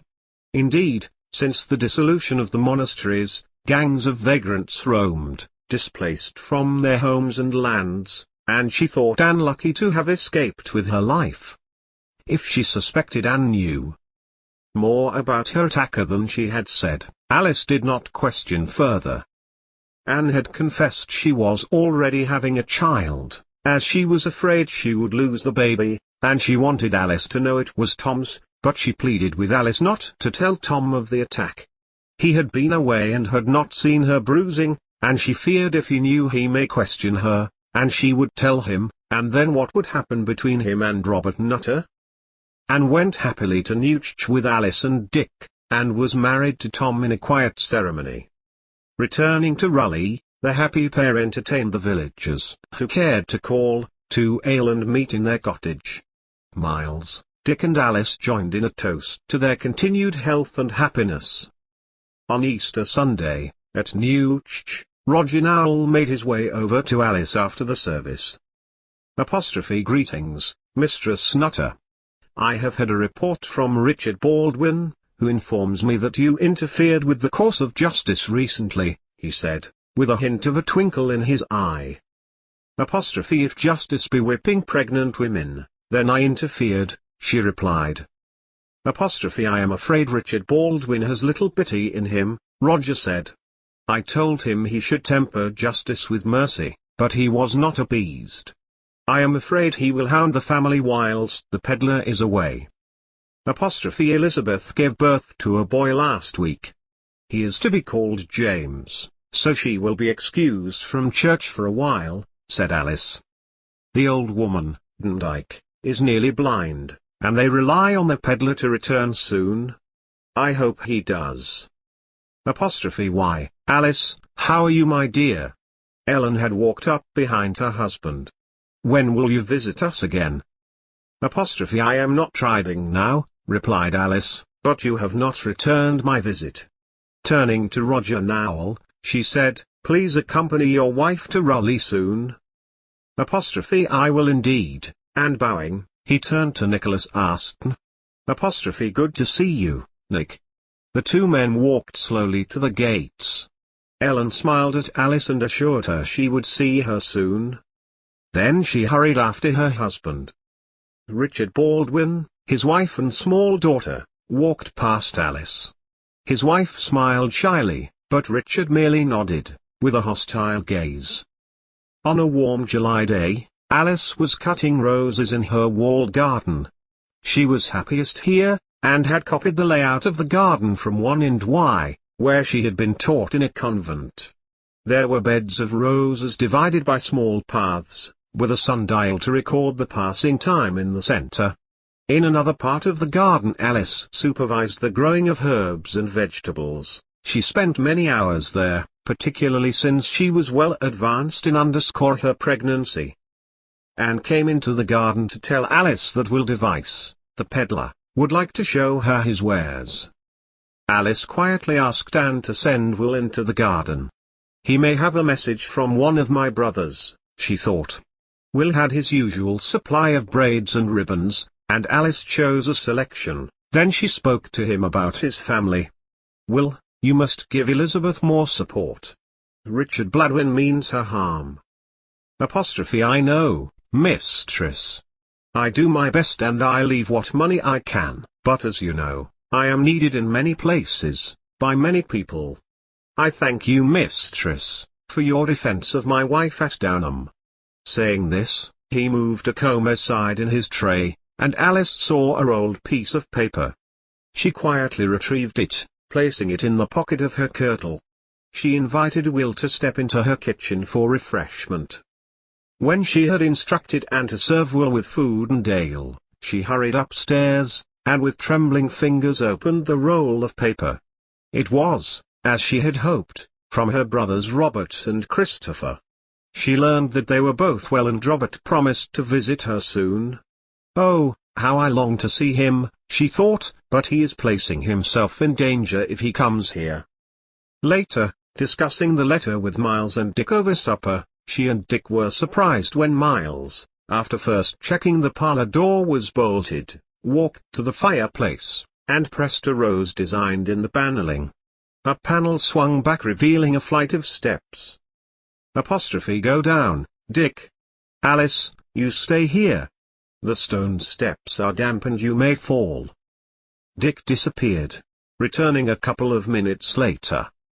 I built this hiding place myself, Miles said, no one else knows of it. If Robert comes he will be safe here. It has ventilation, and a cess drain. I have disguised the water outlet into a drain from the barn. A person could remain there several days without fear. However, no word was heard from Robert, and in early August 1585 Alice gave birth to a son. As she and Dick gazed on their sleeping infant, Dick said, "What are we going to call him?" Miles, after your father, and John, after my father and brother, I thought. What do you think? Alice gazed apprehensively at her husband. That is a wonderful idea, said Dick. I will tell my father now, and leaving the room, he searched for his father. They returned together and Dick said to him, "Let me present your grandson, Miles John Nutter." Miles felt tears of joy cloud his vision, and bending he kissed the small puckered face. "God grant you a happy life," he said. Invitations were sent out for the christening, the following month, and on a mellow September day, with the trees alongside the river golden in their autumn colors, Alice and her baby son were conveyed by carriage at Newch for the baby's baptism. Thomas Ferber and his wife, Martha, from Ferber House, near Barley, were the godparents, and everyone of eminence in the area were present. Roger and Ellen Nowell, Anne and Henry Townley from Carr Hall, Sybil and William Bannister from Ball House, old friends of Alice and Dick, with Henry Mitten and James Wilsey rubbing shoulders with richer men in this democratic gathering. Alice allowed herself a moment's sadness when the baby was christened Miles John, as she remembered what a fine young man her brother had been, and how he had been prepared to die for his faith. Back at Raleigh Hall, Alice happily introduced Sybil to Ellen Nowell. Looking round the guests, Alice felt glad that, in this area at least, there were no social barriers as existed in other parts of the country. Feeling the need for fresh air, she wandered into the garden, where she was joined by Roger Nowell. He complimented her on her cooking and asked if she had grown the herbs which flavored her meat dishes. Yes, I brought my recipes from Douai. The French cook their food in more interesting sauces than the English generally. I like to emulate them. I wish that I had met you before I met Ellen, said Roger, momentarily forgetting himself. You speak out of turn, sir, said Alice. I was always promised to Dick. I love him dearly. Forgive me. I was admiring of your education and culinary expertise, and your skillful way with entertaining. Ellen does not have your graces. Remember, Ellen brought you a large dowry, so I hear, retorted Alice, and turning from him, she hurried into the house. Well said, madam, Roger replied, following her into the house, a sardonic smile on his face. Inside again, Roger looked around him. The Nutters had a lovely home. He had been in great houses where the hospitality was poorer than he had received today. Miles walked over to Roger. You have been admiring Alice's garden? Yes, and Alice too. She is a most remarkable girl. She appears older than her years. Sadness and realism have caused that, sir, and the times in which we live. However, let us talk of other things. Have you heard of my latest venture? And what is that? Asked Roger. Coal, replied Miles. I bought several hundred acres a few years ago. They extend from Blacko hillside towards Gisborne. Dick and I have had several men excavating for some time now, and we have found stocks enough to supply this area. I am impressed, said Roger. As you know, my wife's parents own a large pit in Newcastle on the River Tyne. I believe we are standing on deposits of coal throughout Lancashire, said Miles. I have orders already for most of the large houses in the neighbourhood, and I can employ many who have been unable to work to support their families. I heard you bought the Greystone land, said Roger. I was interested in it myself, but I had not thought of coal. The two men moved towards the servants who were refilling glasses. Roger Nowell, deep in thought, watched the proceedings and enviously observed Alice's demeanour as she attended to her guests. Miles, always generous with his wine, mingled with his friends. The atmosphere was happy and congenial. May it always be so for Alice and Dick, Miles said the prayer within himself. When the last of the guests had said their farewells, Miles, Dick and Alice stood together in their dining room and congratulated themselves on the success of the day. The baby, Miles Jr., crowed happily in Alice's arms. He thrived. Alice would not allow him to be put to a wet nurse, but fed him herself. Word came that the Pendle Will was gone again, leaving his wife once again with child. Richard Baldwin watched the family closely, ready to pounce at the first sign of poverty, but for now the family were comfortable. Anne Redfern's baby was born the week after the christening, and Alice employed another villager, Jane Bulcock, to help her during Anne's confinement. Jane soon learned to make the sauces Alice excelled in. Tom Redfern came home as often as possible, and although Anne could not now visit her mother regularly, Tom arranged for his mother to see that the widow Whittle always had enough to eat and fuel for her fire. As soon as Anne was fully recovered, she brought her baby daughter with her to Raleigh Hall every day. She and Tom had named their baby Maria, and she slept in a basket every day whilst Anne did her work. Anne's sister, Beth, in service to the Listers at Gisborne, visited Anne to see her baby and was also able to go to Greenhead and check on their mother, who seemed abler and stronger than she had been.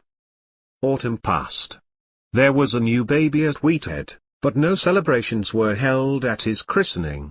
Richard Baldwin's wife was a shy, reserved woman who did not mix with the villagers. One frosty evening, when the family at Raleigh Hall were sitting down to supper, there was a knock on the door. Shortly after, Jane entered the room to say a peddler visited. Miles, expecting it to be Will Device, asked her to bring him into the room. They looked towards the doorway. The peddler entered, and closing the door behind him, turned to face them. "Robert," cried Alice, and rushing to him, she threw her arms around her brother. Joyful tears rolled down her cheeks as she was enclosed in his warm embrace. Miles and Dick gathered round him, shaking his hand and pressing refreshments on him. Alice called to Jane for extra savouries, chicken and ham. Miles opened a bottle of the best Bordeaux wine he had been saving for Christmas. However, Robert's news wasn't good. He described to them his landing at Worley's Creek and the dour-faced constables waiting to question all of the ship's crew in their search for returning priests. He had been able to avoid detection, had bought a horse from a friendly farmer and ridden first to Salisbury Hall, where he had received a warm welcome from Sir John South, and a change of horse. His next refuge was Townley Hall, from where he had come that day. He was aware of dangers faced by those who harboured him. "I have left the horse in the stable, Dick. You will be able to return it for me?" Dick nodded. "Now, let me see my nephew." Alice took him upstairs to the room where young Miles was sleeping, pink fingers in a little rosebud mouth. "May our dear Lord preserve him from all harm," he said, kneeling and crossing himself. Alice knelt beside him. "Whilst I am here, Alice, let us celebrate a mass with our close friends." Robert stayed in the house, not using the hiding place, but keeping to his bedroom most of the day. Anne and Jane were totally trustworthy and saw to his meals. The younger servants, keeping to the kitchen and dairy, were unaware of the extra resident in the house. When they had gone home to the village in the evenings, Robert shared the family meal. Only Anne and Jane were trusted. The other servants might talk to their families, given the opportunity of seeing Robert. But no one came to the house. The weather was wet and cold and the days were short, and it was not difficult to keep Robert's presence a secret. Miles had extended his invitation, and on Christmas Eve, after darkness fell, the Nutters were joined by their friends to celebrate a mass. Sybil and William Bannister, Anne and Hugh Townley and John and Mary Townley, with their cousin John of Gray's Inn, only recently released from prison as a recusant and recovering from his ordeal at Townley Hall. The Furbers completed the gathering. Prayers were said for Robert's safety whilst in England. He left Raleigh on Christmas Day, being a day when most people were too busy feasting to be interested in escaping priests. Alice kissed him goodbye, with tears in her eyes, but she had enjoyed his company for longer than she had expected and did not urge him to stay longer and endanger himself. He rode towards York and friends. He left behind him an atmosphere of happiness and well-being at Raleigh Hall. In the small cottage by the river, Anne Redfern nursed Maria. She was melancholy, missing Tom, who was once again serving with Sir Richard Shuttleworth, somewhere in Cheshire. Anne had begun to visit her mother again, but she was always terrified of meeting Robert Nutter. She knew a visit was due. Her sister Beth could not travel from her position at Gisborne very often, and she was worried about her mother. She determined to visit the next day. Leaving Maria with Jane at Raleigh Hall and carrying items of food provided by Alice, Anne set off. It was a brisk April day, with blue sky and white clouds scudding before the sun. Pussy willows waved in the breeze and ivy peeped out of cracks in the stone walls. An hour and a half or so later she was passing along the top of Greenhead Lane and she saw smoke curling from her mother's chimney. She quickly crossed the field and went into her mother's house. It was empty and she looked round. The fire was burning brightly and the room was clean and tidy. She held out her hands to the blaze when a shadow darkened the room. She turned, and saw, filling the doorway, Robert Nutter. "Go away," she cried, feeling trapped. "So, you have left our child behind," he said. Apostrophe she is not your child, Maria is Tom's, Anne cried. Apostrophe oh, I was right, you laid with him before me. You airy a slut, but a pretty one, methinks. I will let Tom follow me again. He strode forward, and lifting her in his arms, carried her into the bedroom and threw her on the bed.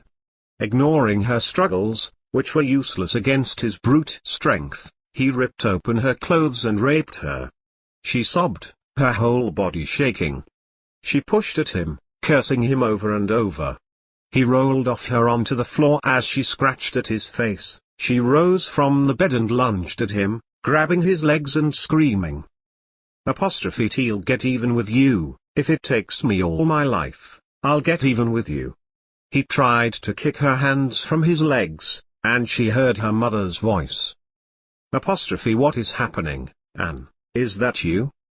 Robert pushed the terrified woman to one side and, without another glance in Anne's direction, left the house. Anne cried helplessly and hopelessly. He will not leave me alone. What can I do? He threatens Tom if I tell. He did it before. Oh mother, tell me what I can do. Apostrophe when did it happen before? Her mother asked. Anne sobbed out the story of the rape and beatings in the wood. Widow Chattox sat quietly for a moment, digesting this information, then she said, I was told by an old wise woman how to bring pain. She disappeared into the kitchen returning with a mug of ale for Anne.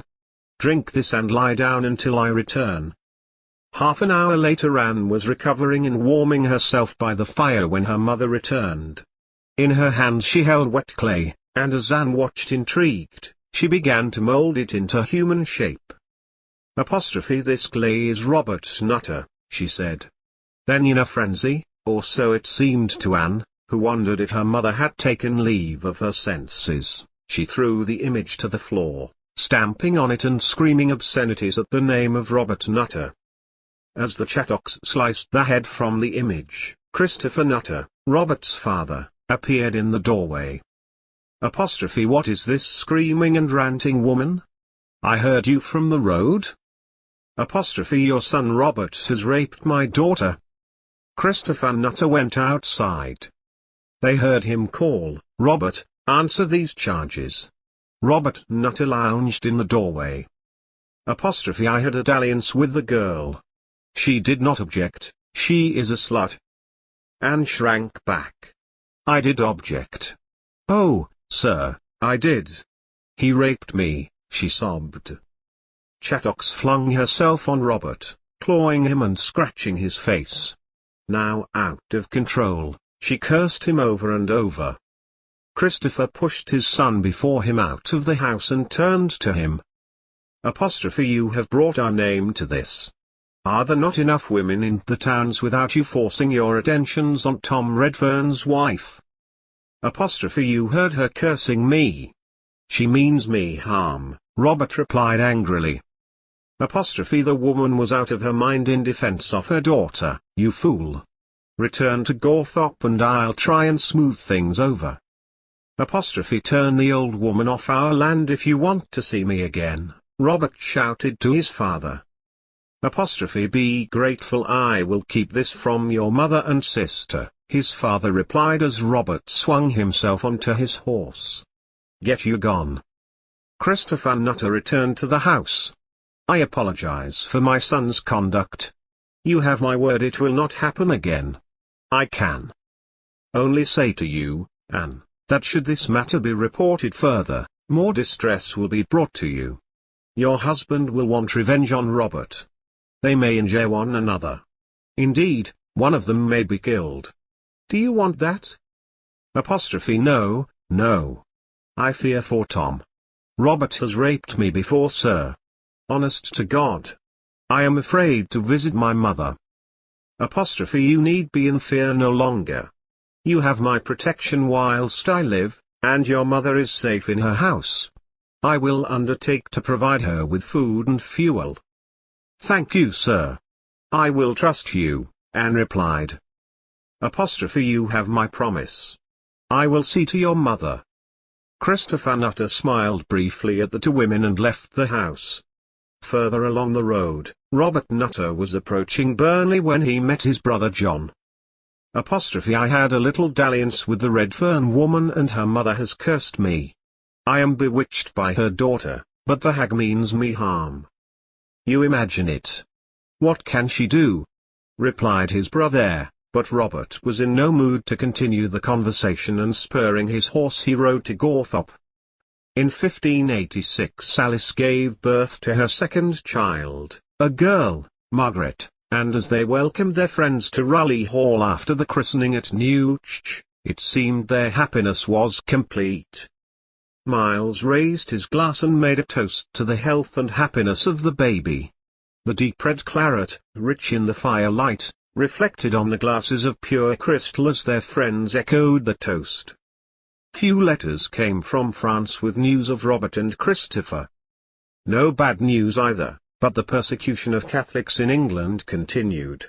Queen Elizabeth was kept in a constant state of anxiety and suspicion regarding a claim to the throne by her Catholic cousin Mary, Queen of Scots, who was supported in her claim by many English Catholics. The Nutter's neighbour, Thomas South, of Salisbury Hall, was foremost in the attempt to bring the Church of Rome back to its former glory.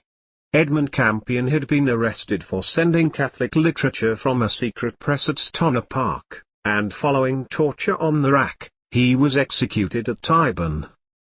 Margaret Clitheroe of York was arrested for harbouring a priest and was sentenced to the punishment known as peine forte et dure. She was stripped and a sharp stone was placed under her back and heavy weights crushed her. She took 15 minutes to die. All these pieces of news filtering through to Raleigh, warned the Nutter family, and their friends, of the importance of maintaining an outward appearance of acceptance to the Church of England. In 1587 came the news of the execution of Mary, Queen of Scots, following an alleged plot to overthrow Elizabeth, and the persecution and hounding of Catholics continued. In the spring of 1588, Sir Richard Shuttleworth, and a contingent of men, rode through the Raleigh Valley. He drew rein outside Raleigh Hall, and Miles and Dick walked forward to greet him.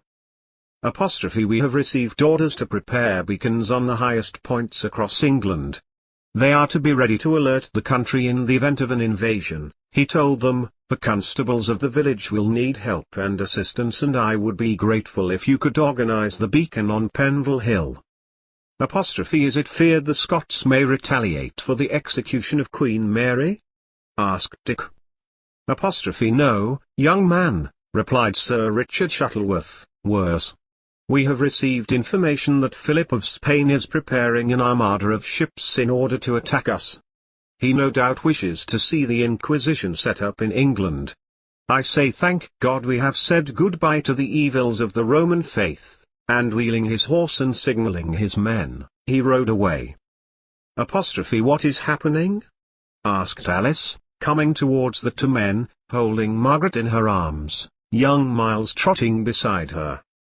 Do not fear, dear, said Dick. There is a possibility that Spain will invade us, and we are ordered to prepare a beacon on Pendle Hill.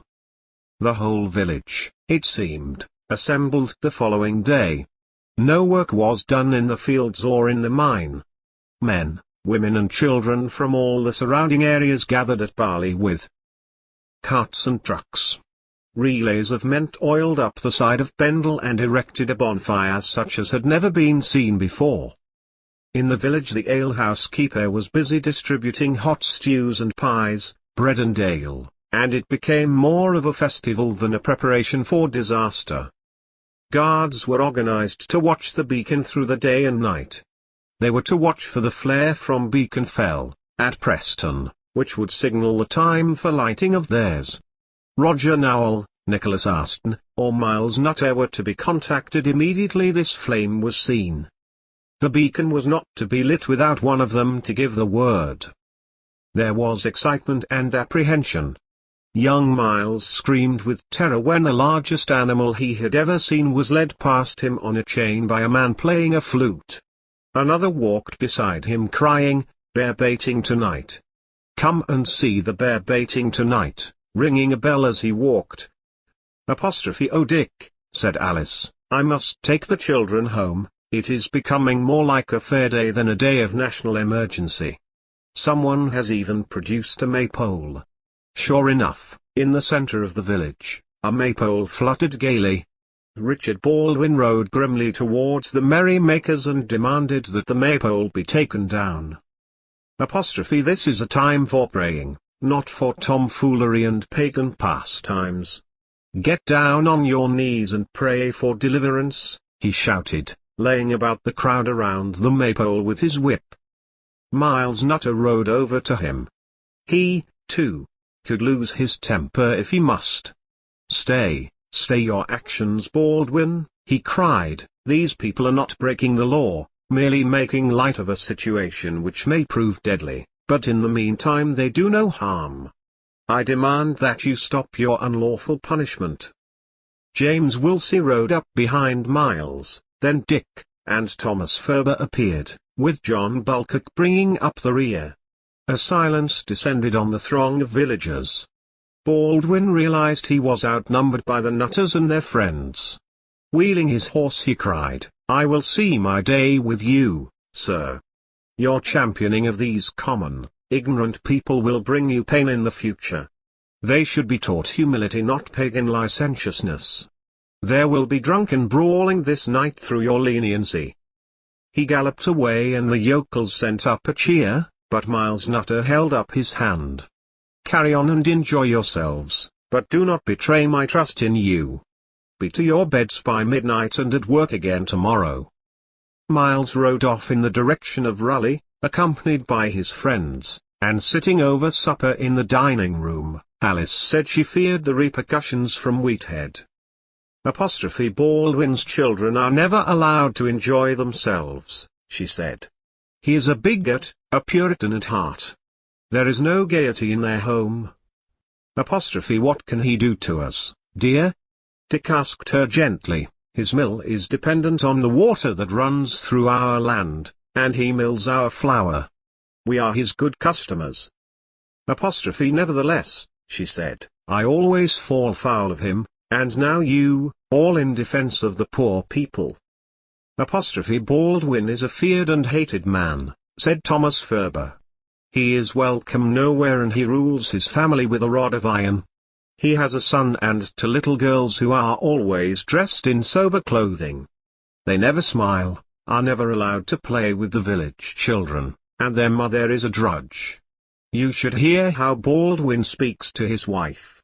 We treat our servants better. No more of Baldwin, put in Miles. Do not spoil our supper. Eat and enjoy. I have received a consignment of the best Bordeaux wine. Go to the cellar, Dick, and bring up a bottle. We will drink to the defeat of any Spanish armada which sails against us. The villagers remembered for years the great beacon which was lit on Pendle Hill when word came that the armada had been sighted. The sky had been alight from Ingleborough and Penwygent, right up to the Scottish borders when they climbed the hill. There was excitement and apprehension in the farmsteads until a horseman brought the news that Sir Francis Drake had sailed his ships out of Plymouth Hoe and destroyed the Spanish armada, with the help of a great storm which many believed had been sent by God to help in the destruction of their enemy. Services were held in the new church, at St. Mary's at Gisborne, and in the church at Whalley, to where the Nutter family rode on the following Sunday. Miles now had an even bigger carriage for his family, and Alice was wearing a riding habit ordered from London, and a high crown velvet hat. Margaret was a miniature of her mother in her small habit and hat, and young Miles was proud in his leather jerkin and high leather boots like his father and grandfather. They were a prosperous family and it was obvious to all who saw them pass by. Roger and Ellen Nowell were alighting from the Nowell carriage. Ellen hurried towards Alice. Do come for refreshment after the service, she said. Yes, please do, echoed her husband. It is a while since we have talked with you. Miles and Dick were happy to accept, and the arrangement was made. The service over, the two families rode back in the brilliant sunshine to Reed Hall. The men talked in the panelled lounge, whilst Ellen and the children walked in the lovely garden. It expect another child at Christmas, Ellen told Alice. I would like more children, Alice replied. Maybe next year. Returning to the house, luncheon was served in the large dining room. Roger Nowell was a pleasant host, although Alice still felt reservations about him and could never relax in his company. The conversation was lively. It had been an eventful year and there was much to comment on. The new vegetable sweet potato was served, buttered and glazed with orange juice, recently brought from America. Roger invited Miles and Dick to try the new habit of pipe smoking introduced by Sir Walter Raleigh. Come, Alice. We will excuse ourselves, Ellen rose.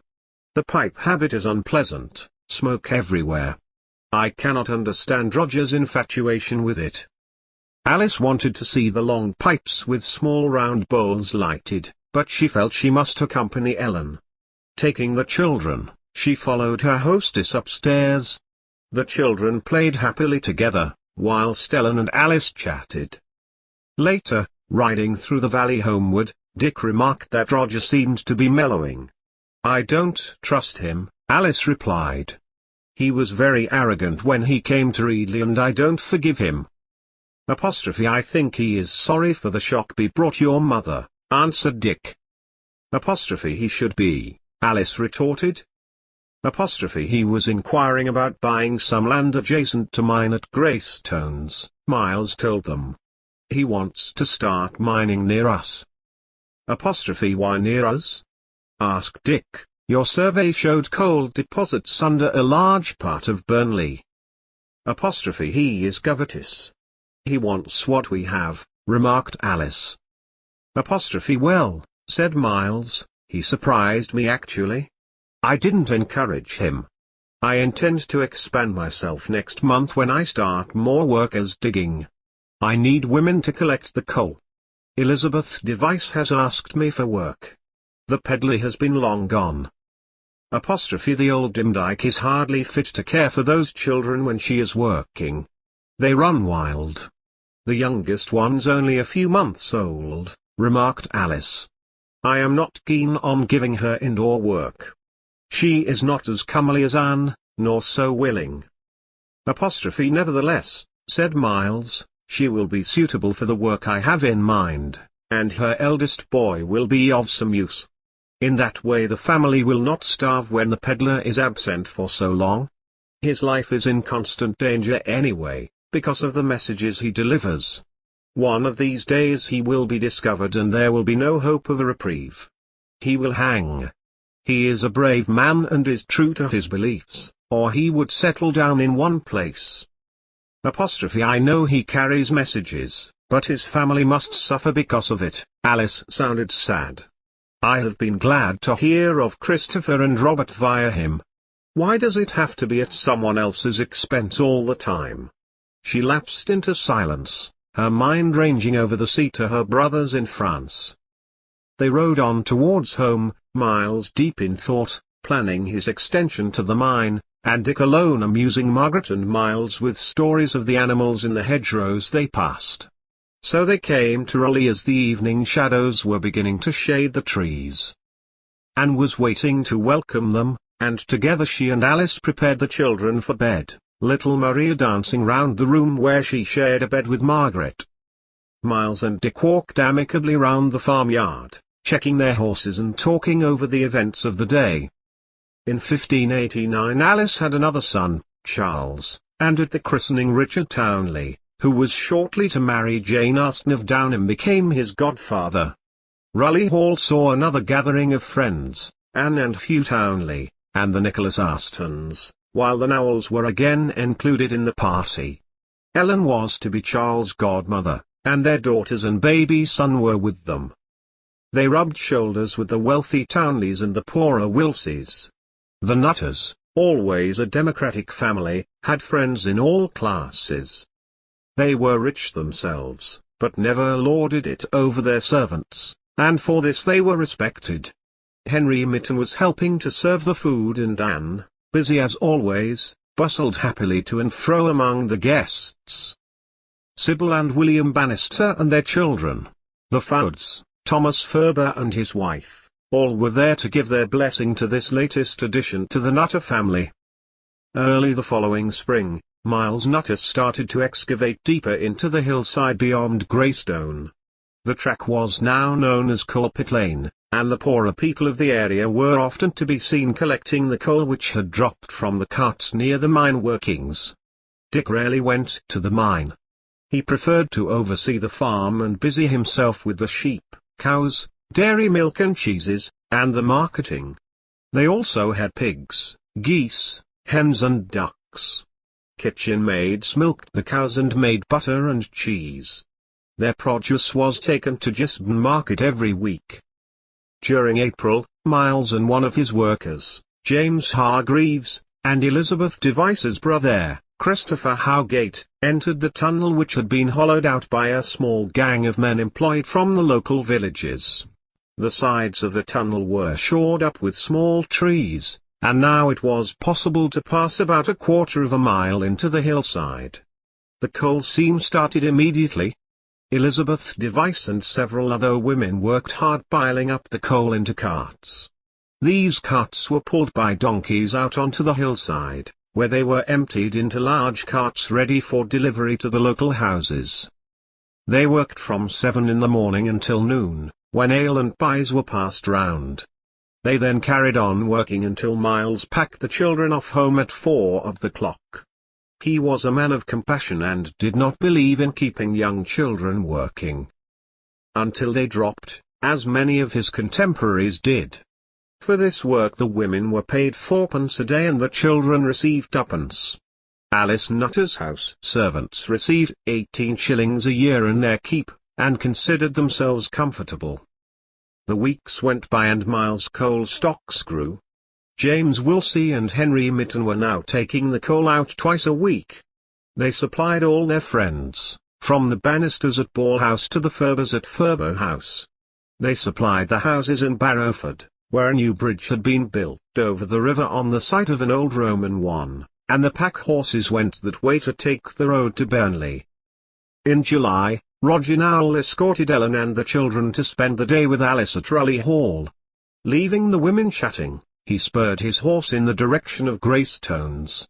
There was an inn on the hillside, and he stopped.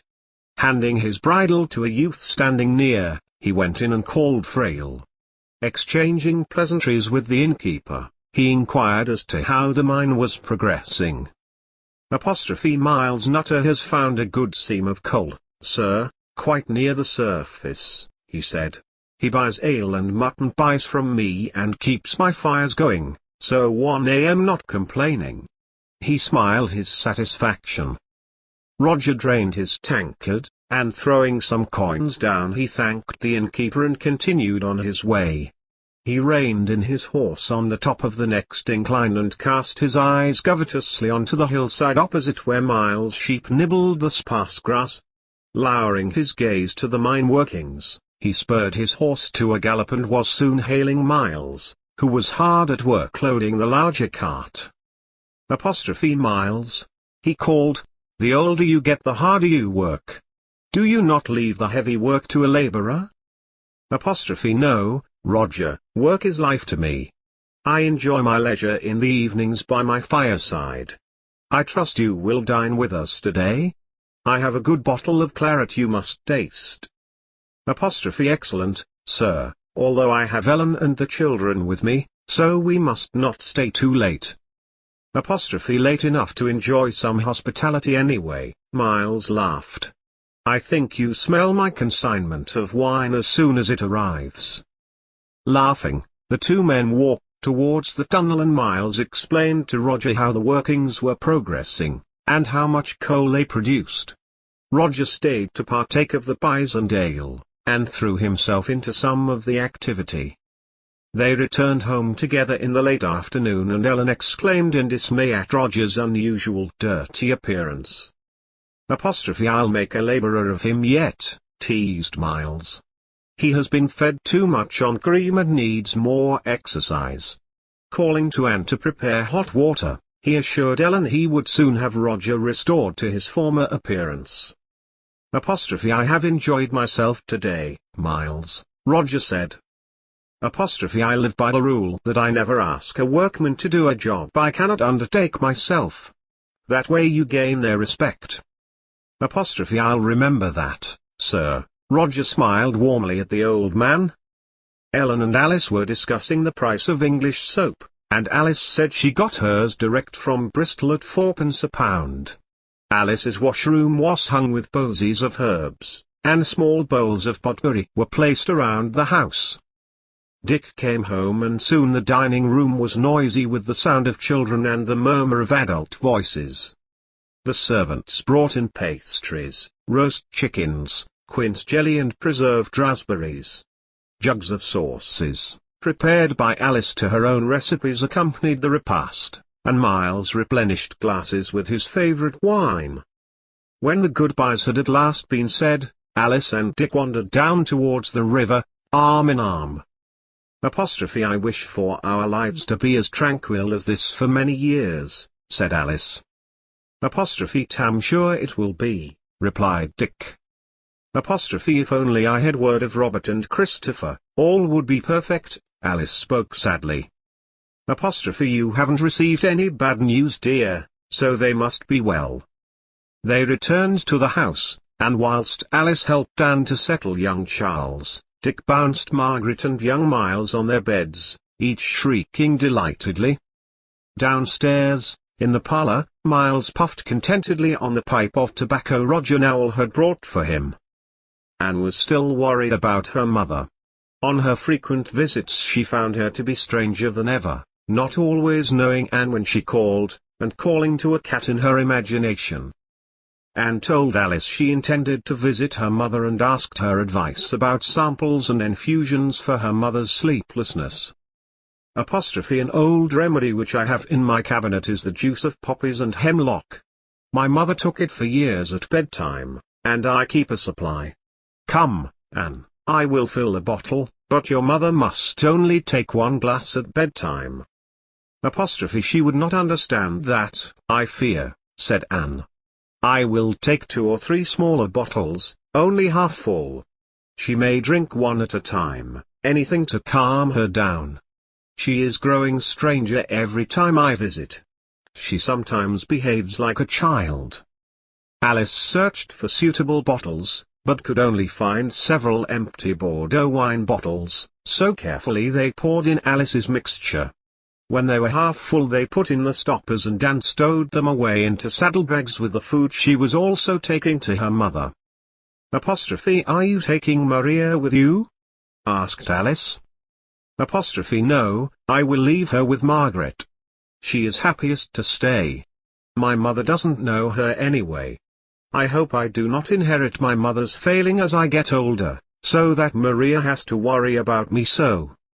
Perhaps your mother will recover? said Alice. I fear her mind is too far gone, now, although she varies. On some of my visits she is quite lucid and remembers incidents in my childhood. I feel guilty leaving her alone so much.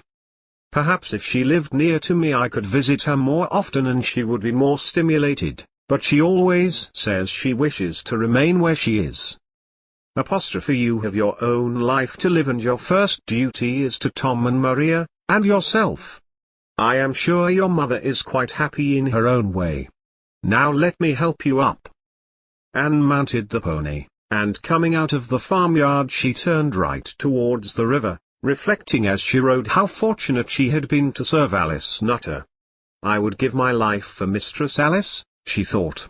She is more to me than a sister. As Anne had dreaded, she found her mother in one of her vague moods, peering vacantly and chattering as always. Mind the dog, mind the cat, she said. There is no cat or dog here, mother, Anne replied. Her mother became agitated. Calm down, mother. I have brought you medicine and provisions. I need no medicine. Take it away. She shrieked. Anne had a brilliant idea. Mistress Nutter also sends you French wine, mother. Drink it. I will take the medicine back. Anne's mother fastened her vacant gaze more steadily on her daughter and said, "Yes, I will have wine." Anne passed a bottle to her. "Do not drink it all," she said. I won't. Give it here." Mother, it is not good for you to drink it all at once. Save it. Anne left the other bottles in her saddlebag, reluctant to let her mother see them.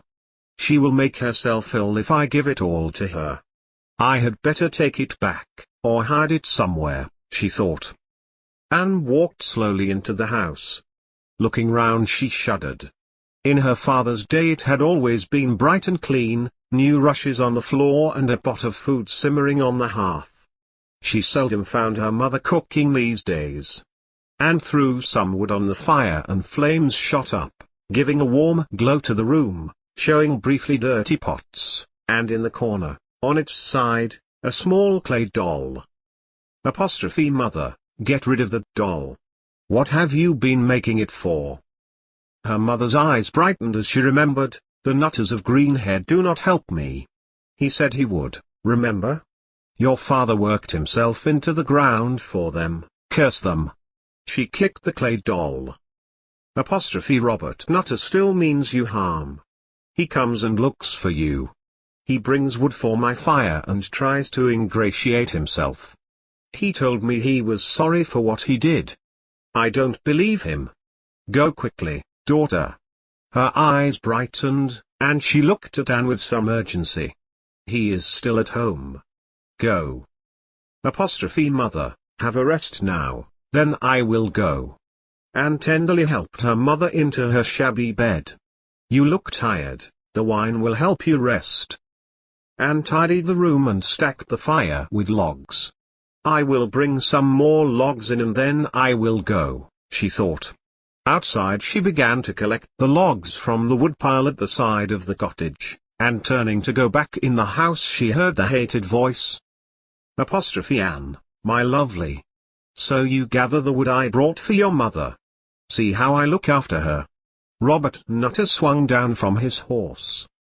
Your father promised me you would not trouble me again. He gave his word. Anne shrank from him. My father is not here, my dear, and I come to make amends. I am sorry you do not give me chance to show my true feelings. Come, what have you in your saddlebags? Do you bring wine for your mother? She is strange enough without wine. I will sample it for her, and taking the stopper from the bottle with his teeth he drank deeply. Please leave it. It is a potion to make my mother sleep. Do not drink any more. Pass me another bottle, he demanded, and less of your lies. No, no. Please do not drink it, Anne pleaded. Anne sent up a fervent prayer that someone would deliver her from this man. She was terrified and ran into the house. He followed her, drinking deeply of the wine bottle. Do not run from me, Anne. We are old friends, are we not? You really enjoy my attentions. Give me a kiss. Your protestations only make you more desirable. He took her arm, drawing her towards him. No, no. I shall tell Master Nutter if you touch me again, I will. I will complain to Roger Nowell, she cried. No you won't, or harm will come to Tom, I promise you, and I will have your mother floated as a witch. She is mad, he moved towards her. Please let me go. I have to go to my daughter. Maybe she is my daughter, he said, looking carefully into her face. No, she is Tom's daughter, Anne replied. He took another draught from the bottle, then threw it to the floor. He leapt towards her, grabbed her round the waist, bent her backwards, and kissed her hard on the lips. My mother is asleep in the bedroom. Please let me go, she pleaded, but he was again consumed by lust and hit her hard across the face. She fell, half fainting to the floor. In her terror she was unable to struggle, and she wept silently as he ripped open her clothes. Thinking her life was always to be in fear of this man, She lay like stone until he had finished. So, you no longer struggle, he said. Methinks you enjoyed it. We must meet here again. Admit it, you like me better than that milksop Tom. She lay unspeaking, shocked and helpless. He bent to pick up his hat and saw the clay image on the floor. What have we here? He inspected the doll closer. Come on, tell me what this is. Anne gazed dumbly up at him. Tell me. He kicked her roughly. I'll tell you what it is, you evil beast. Anne's mother appeared in her bedroom doorway. Shocked into sanity, she took in the scene. It is you. I will kill you before I am finished. You defile my daughter and walk away. Your time will come. I will pray for you still and loud. He lashed out at the older woman with his fist. She fell backwards. Robert strode through the doorway. Ripping open the saddlebags on the pony, he grabbed 2 more bottles. Pulling the stopper with his teeth again, he drained 1 bottle and flung it to the ground. He mounted his horse with the other bottle in his hand. Stopping further down the field, he drained that also, hurled it to the ground and rode away. Anne was numb, shattered by the experience, terrified because she knew he may be poisoned by the mixture he drank, hating him and fearing him, wishing he were suffering some effects from the potion. Anne, Anne, speak to me, Anne. Her mother stroked her poor bruised face and tears ran down her cheeks, as Anne sobbed harsh choking sobs of despair. Anne was still in a state of shock when, hours later, as her mother added extra wood to the fire to warm her as she lay on the floor covered with a ragged blanket, there came a banging on the door and Christopher Nutter and his son John entered. My son, Robert, writhes in pain. He says you gave him poison. What is your explanation? Christopher asked sternly. Your son raped my daughter and stole wine meant for me. Anne's mother's voice was clear and lucid, and Christopher Nutter's gaze fell on Anne's shivering body and her pitiful gaze spoke the truth. Is it true? He asked. She nodded mutely. He one's ill, cried John. He says you gave him a foul potion. Anne whimpered. I brought a sleeping potion for my mother in wine bottles. She does not sleep well. He drank it all. I begged him not to. She collapsed back onto the floor sobbing. A clatter of hooves announced the arrival of horsemen and the door was again thrown open to admit Dick Nutter, Henry Mitten, James Wilsey and Tom Redfern. They crowded into the room. What have we here, Uncle? Dick addressed Christopher Nutter. These women have worked a mischief on my brother Robert, shouted John. No, no, screamed Anne loudly. He raped me. I cannot bear to live. He has raped me before. Your uncle knows. Is this true? Demanded Dick. His uncle had the grace to stare downwards, nodding. His sons were a sore trial to him. Yes, Robert has always persecuted Anne. It is to my shame I never brought it into the open before. I wished to save further trouble. Do we settle it here among the family, or do we call a magistrate? Asked Dick. Remember, Anne's state is evidence enough, and your son is known for his excessive drinking habits. I will ride to Reed now and make charges of rape and violence against him. I will deal with him now, said Tom, striding to the door. Dick nodded at James Wilsey, who immediately hit Tom hard, knocking him to the floor. Oh, Tom, Tom! Cried Anne, suddenly jerked into action. She ran to him. Why did you do that, James Wilsey? To protect him, said Dick. He would have killed Robert, and what good would that be to you, or to him, or to any of us? Turning to Christopher, he said, well, do we call the magistrate? I would be grateful if you would keep this in the family, Dick. I will see my son is punished, if he is not punished enough by his own excesses.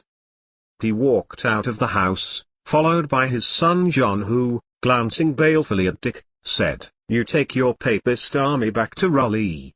My father is too soft, but I will remember." Dick bent towards Anne. "Are you happy with this decision, Anne? If you are not, we will send for Roger Nowell." "I don't want my degradation to be made public, sir," she whispered, not knowing that she would live to regret that decision. The small procession reached Raleigh, and Alice hurried out in pity when she saw Anne, and quickly called for hot water to bathe her. When she was eventually warm in bed, with Maria hugging her close, Alice said, "And that time, long ago, when you were attacked, it was he also." Anne nodded dumbly. "What could I do? Tom was in his employment." Tom came into the room. "Be kind to her, Tom," Alice said gently. "I will always be kind to her, madam," he replied. Kneeling by her bed, Tom said, "I will not return to Gawthorpe. Miles will give me work in Raleigh. You must never visit your mother alone again." Robert Nutter recovered enough to rejoin Sir Richard Shuttleworth in Cheshire, but several weeks later he collapsed with severe stomach and bowel disorders, and died in agony the following day. At Newch the Sunday following his burial, his mother and father, brother John and sister Anne, passed the Raleigh Nutters without a word, and no communication was to occur between the two families for many, many years. There was a disturbance in the village just before Christmas when Will the peddler arrived home to find his wife heavily pregnant. Answering the door one night, Henry Merton brought one of Elizabeth Device's young children into the room. Alice, Miles and Dick were having their supper. He was almost hysterical and rushed to Miles, grabbing at his arm and urgently pleading with him to go to Mulholland Tower, where, he said, his father was killing his mother. Miles and Dick saddled their horses. Taking the young boy up on his horse, Dick called to Henry Merton to follow them to Mulholland Tower. In about 20 minutes they drew rein before the cottage and Miles was off his horse and up to the door before Dick had time to dismount. Miles opened the door, and through the smoke which belched everywhere, he saw Oldendike kneeling on the floor by her daughter, who was sobbing. Standing over them was the peddler, with a whip in his hand. "What goes on here?" asked Miles. "That slut is carrying Sellers's child," was the reply. "How can you judge her?" asked Miles. "You go missing for nearly a year, and your family would starve if they didn't work. I have your two eldest in the mine, and Elizabeth, too, when she is fit. If Sellers had not given her employment at Whitemore when my work was too hard, they would have near starved. You are feckless, man, feckless and unreliable. I've a mind to drive you from the district. Life is hard for a family without a man to provide on a regular basis. Touch your wife again and I'll have you in the pillory. Now get out." Miles stood aside and Will Device walked past him. Casting a venomous look at the other man he hissed, "Mayhap you will regret this interference in my family affairs. You forget yourself, and my importance to you. Threats, threats. Do your worst, sir. I fear you not." Miles turned towards Elizabeth who was sobbing, half sitting, half lying on the floor. "Now, if he touches you again, inform me immediately and I will have Hargreaves the constable onto him." Throwing some coins down towards the children, he walked out. The three men rode back towards Raleigh, passing the peddler on the way. "I wonder where he will spend the night," thought Miles. "Maybe he will return to Mulholland Tower when he has calmed down." Back at Raleigh Hall, Miles and Dick discussed the situation with Alice. "I wonder what this child will be like. The last one of Device's, young James, is certainly moo-kissed," Miles mused. Well, the woman hadn't much choice but to give in to Sellers. He is a noted womanizer and it won't be his first bastard, nor his last, replied Alice. He has provided well for Elizabeth whilst the peddler has been away. The whole family are kept well fed. I wonder whether the peddler will make his way back to Mulholland Tower this night. It was starting to snow when we were riding home, and it is a bare moor, without shelter for him. Dick looked worried, despite his objection to whipping his wife. He had always liked the peddler and knew he carried dangerous messages. The peddler did not return to Mulholland Tower that night. His frozen body was found in the Pendle water. His pouch had been opened, and there was no sign of its contents. James Wilsey brought the news from one of the villagers at daybreak. Miles, Dick and Henry V111 helped to lift the battered body out of the water. He threatened me with cryptic words, said Miles.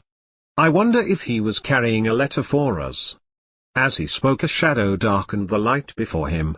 Miles looked up and met the sardonic smile on the face of Richard Baldwin, who had just ridden up. So, he said, the peddler was a papist messenger. He carried letters I have taken to Reed Hall. Well, sir, said Miles, if you removed letters from the body of a dead man and left him lying in the river, you are a felon. Robbing the dead. Or maybe you know something about his death? Have a care, nutter. The penalty for harboring priests one's death, and turning, he rode away before Miles could reply. What did he mean, father? Asked Dick. I can only assume he carried a letter from Robert or Christopher and would not give it to us last night because of the circumstances. Now, was his death an accident or not? We shall probably never know. Later the same day, Roger Nowell rode into Raleigh with Nicholas Aston. Approaching the hall he met Miles, who immediately offered them hospitality. As he and Nicholas warmed themselves before the great fire burning in the pleasant room, Dick joined them. I expect you are here to investigate the peddler's death? He said. Baldwin thought it was an accident, but who saw him last, do you know? Asked Roger. Father and I, and Henry V111. We rode to Mulholland Tower last night after one of the children came and begged us to go because the peddler was whipping his mother. We warned him off and last saw him heading into the village. Richard Baldwin told father and I he was carrying letters. The callous fellow left the body in the water. I suppose he was dead when Baldwin found him? We will never know that, replied Roger. He brought the letters to me, of course, but there were no names on them. I think if Baldwin had got him alive he would have had a confession from him, you can be sure. Dick saw the relief on Alice's face, and so did Roger as he turned to take his food, but nothing was said. Roger's eyes met Alice's and she quickly turned away. Will device, the peddler was buried at the New Church on Christmas Eve, Elizabeth and her children walking behind the coffin all the way. As the bedraggled party made their miserable way back through Raleigh, Alice sent Anne to bring them round to the kitchen. Elizabeth, you are in no state for all that walking, she said. What else could I do, mistress? I have no horse or carriage. I had to see my husband laid to rest. I loved him, yet he was absent so often, and now I am truly alone. She began to cry. Alice pushed a tankard of spiced, mulled ale towards her. You must rest here. I will make a meal for you and the children before you return to Mulholland Tower. The night grows cold. Rest a while. Alice rushed round finding footwear for the family whose shoes and hose were pitiful.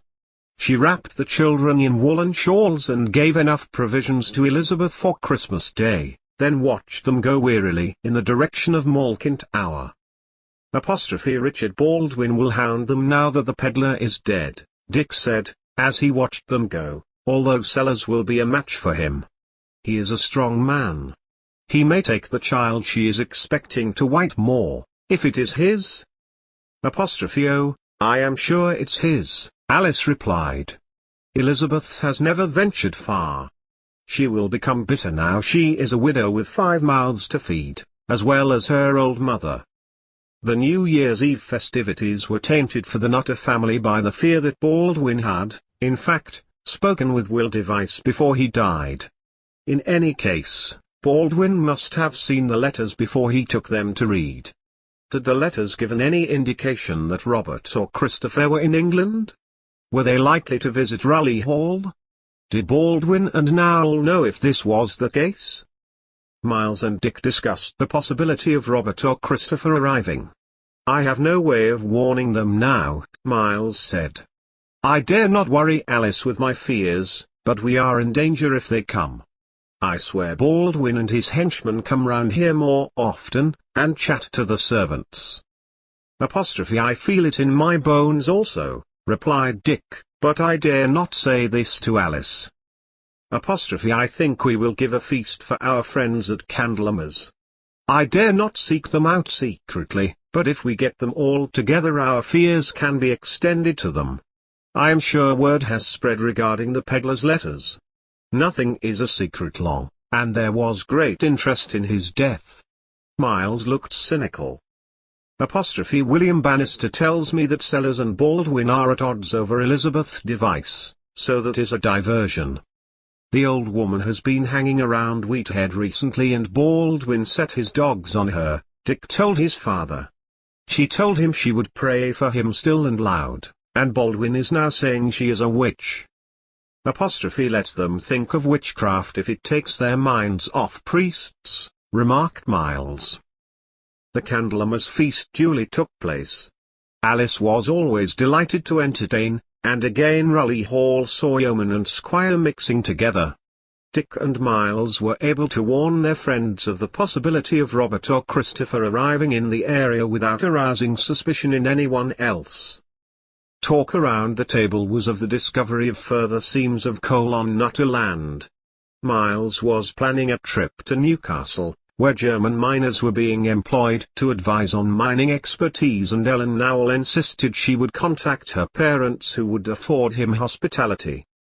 Thomas Ferber arranged with Miles and Dick to keep in close touch should any word be received of a priest's visit. At Ferber they had a large hiding place underground where Robert Nutter had sheltered in the past and which was always stocked with provisions. Ferber was further off the beaten track, so warning came early of anyone approaching on the hillside beyond Barley. Roger Nowell always found time to engage Alice in private conversation, usually to compliment on her culinary expertise. "Your servants do you proud, Mistress Alice," he said. "How do you train them so well?" "By constant supervision," she laughed easily, and continued, "I intend to journey to France later this year and I will no doubt bring back more recipes and herbs, certainly fresh garlic. I fear the winter will have killed off most of my herb garden." "When do you go?" he asked. "In June, when the weather is likely to be most calm. I have friends in Douai, where I studied, and now that Charles is older, I am taking the opportunity to renew old acquaintances." And see your brothers?" he asked, "if you do not see them before." "Why do you say that, sir? Do you know more than I?" Alice felt a sinking sensation in her stomach. I know nothing, my dear, other than that I am constantly bombarded with documents and warnings of my fate should I consort with, or give assistance to Roman Catholics, he replied grimly. Queen Elizabeth keeps up the pressure, Alice remarked sadly. She is afraid, my dear. There are always plots to usurp her from her throne, he said. Does Dick sail with you? No, James Woolsey will accompany Anne and I. Also, I am taking young Miles to see his uncles. Jane Bulcock will care for Margaret and Maria and we will only be away for weeks. You will be missed, he replied. Blushing, Alice moved away, picking up Charles who was toddling towards her with Margaret, always the little mother. Charles was a great favorite with everyone, continually smiling. Young Miles, dressed as a miniature version of his father, leaned against Dick's knee. He was never far away from his father's side and already helped on the farm when he was allowed. He fed the hens and watered the horses. He was to go to Townley Hall daily when he was 8, as his father and uncles had done. He could already read and write, as Alice had taught him.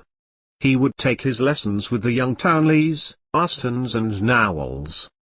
A week after the Candlemas feast, Sybil Bannister rode into the yard at Raleigh Hall with her manservant. As she dismounted, he took her horse immediately to the Wart at Roth. Alice came out of the house. Why, Sybil? She moved forward with outstretched hands. How nice.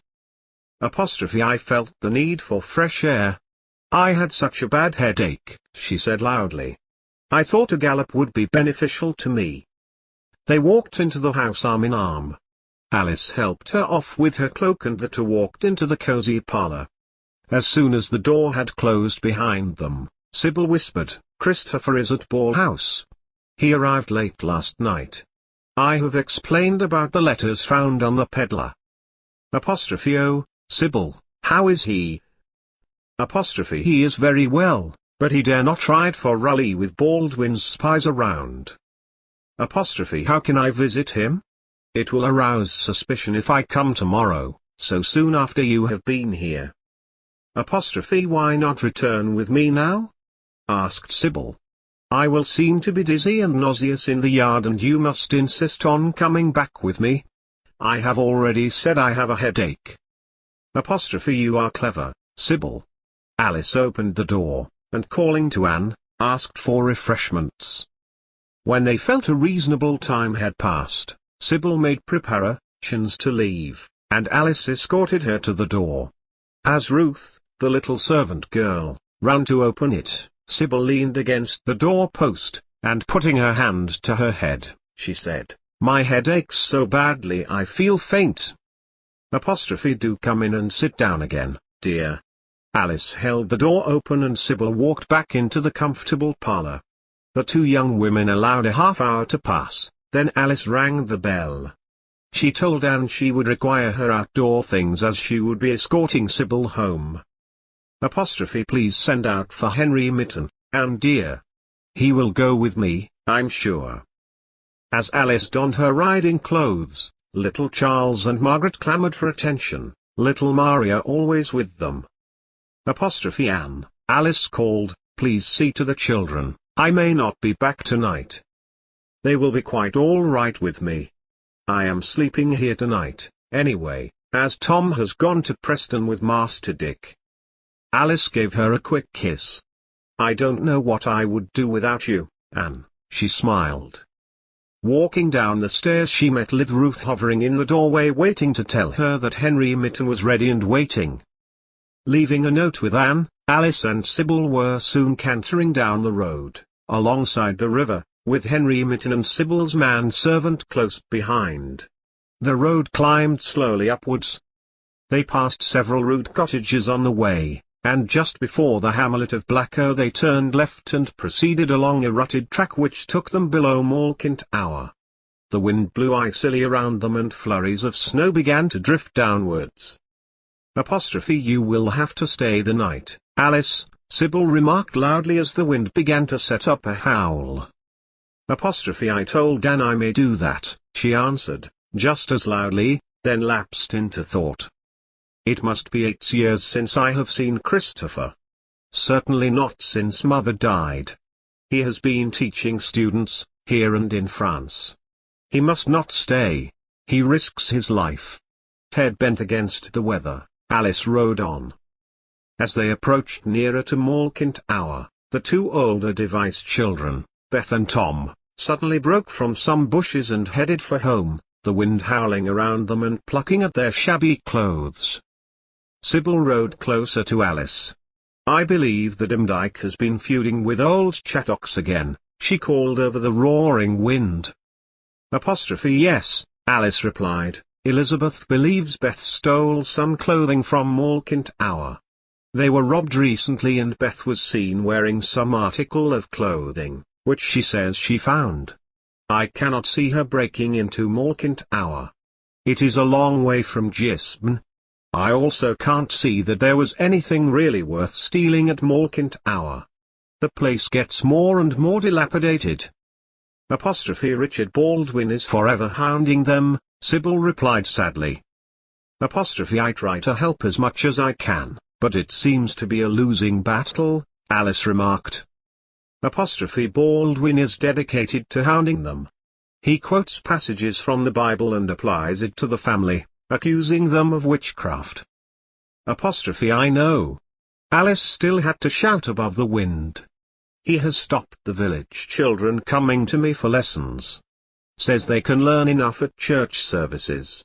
He doesn't believe in the lower classes being educated. His own children are not being tutored. The time will come when all are treated equal, Sybil replied, as the wind whistled and tossed the words between them. The snowflakes were swirling thicker now and Henry urged them to ride faster. Crossing a deep gully, they cantered down Whitemore Lane, then turning right again they spied ahead of them the welcoming glow of the lantern outside Ball House. William was anxiously waiting for them, and they were happy to enter into the enfolding warmth. Ball House had been built at the same time as Raleigh Hall. The rooms were large, great fires burned in the ingle-nook fireplaces and sheepskins were spread over the large stone flags of the floors. Henry Mitton went off with Sybil's manservant. Bolting the huge parlour door, William walked towards the fireplace and raised one of the stone flags to reveal a flight of steps. A figure came quickly up, and Alice cried, "Christopher!" Brother and sister embraced. Tears streamed down Alice's cheeks, which were bright and ruddy from the snow and wind. You look very well, my dear sister, Christopher spoke at last. The four friends knelt together, and with bread and wine blessed by Christopher, they celebrated a mass. Alice had so many questions to ask him. Later, said William, we must eat. Back into your hiding place, my friend, whilst I call the servants to prepare food. I will send them to bed once we have eaten. A repast was soon placed before them and William again bolted the door. Christopher joined them. Oh, remember when we were young and carefree? Alice said, having our parties at Reedley. When you and William were married, Sybil. What fun we had, John and Robert's here as well. Now our lives are turned upside down. I wish Mother and Father were here to chide us for our noise. They all looked into the flickering flames of the fire, remembering together. Noticing that Christopher was falling asleep, William took a candle. He must sleep in the guest room tonight. The servants are in bed and I will rise early in the morning to rouse him. We will devise a plan to smuggle him to Raleigh. I wonder how long he can stay in the area, Alice remarked to Sybil. He told me he landed at Hull this time, but he expects to leave from Warley's Creek and sail round the coast. He has to go to Samlesbury first, where he has business, and where he is sure of a welcome. William went to the door. I told Catherine Hewitt to wait on us. She holds fast to the faith. We are lucky to have her here. Her husband died last year, following imprisonment for recusancy, and I offered her a position and a home with us. She was glad to accept. I remember Catherine, said Alice. I have seen her at church long ago, and on fair days at Whalley. Back at Raleigh Hall, Dick and Miles were pondering over the note Alice had left, and on the information received from Anne. It isn't like Sybil to be taken ill. She is a strong girl, said Miles, she must have messages from Christopher or Robert. We must wait and see. Alice and Henry returned to Raleigh the following day. She and Dick were closeted in the privacy of their parlour for a long time, whilst Alice told him of William's suggested plan.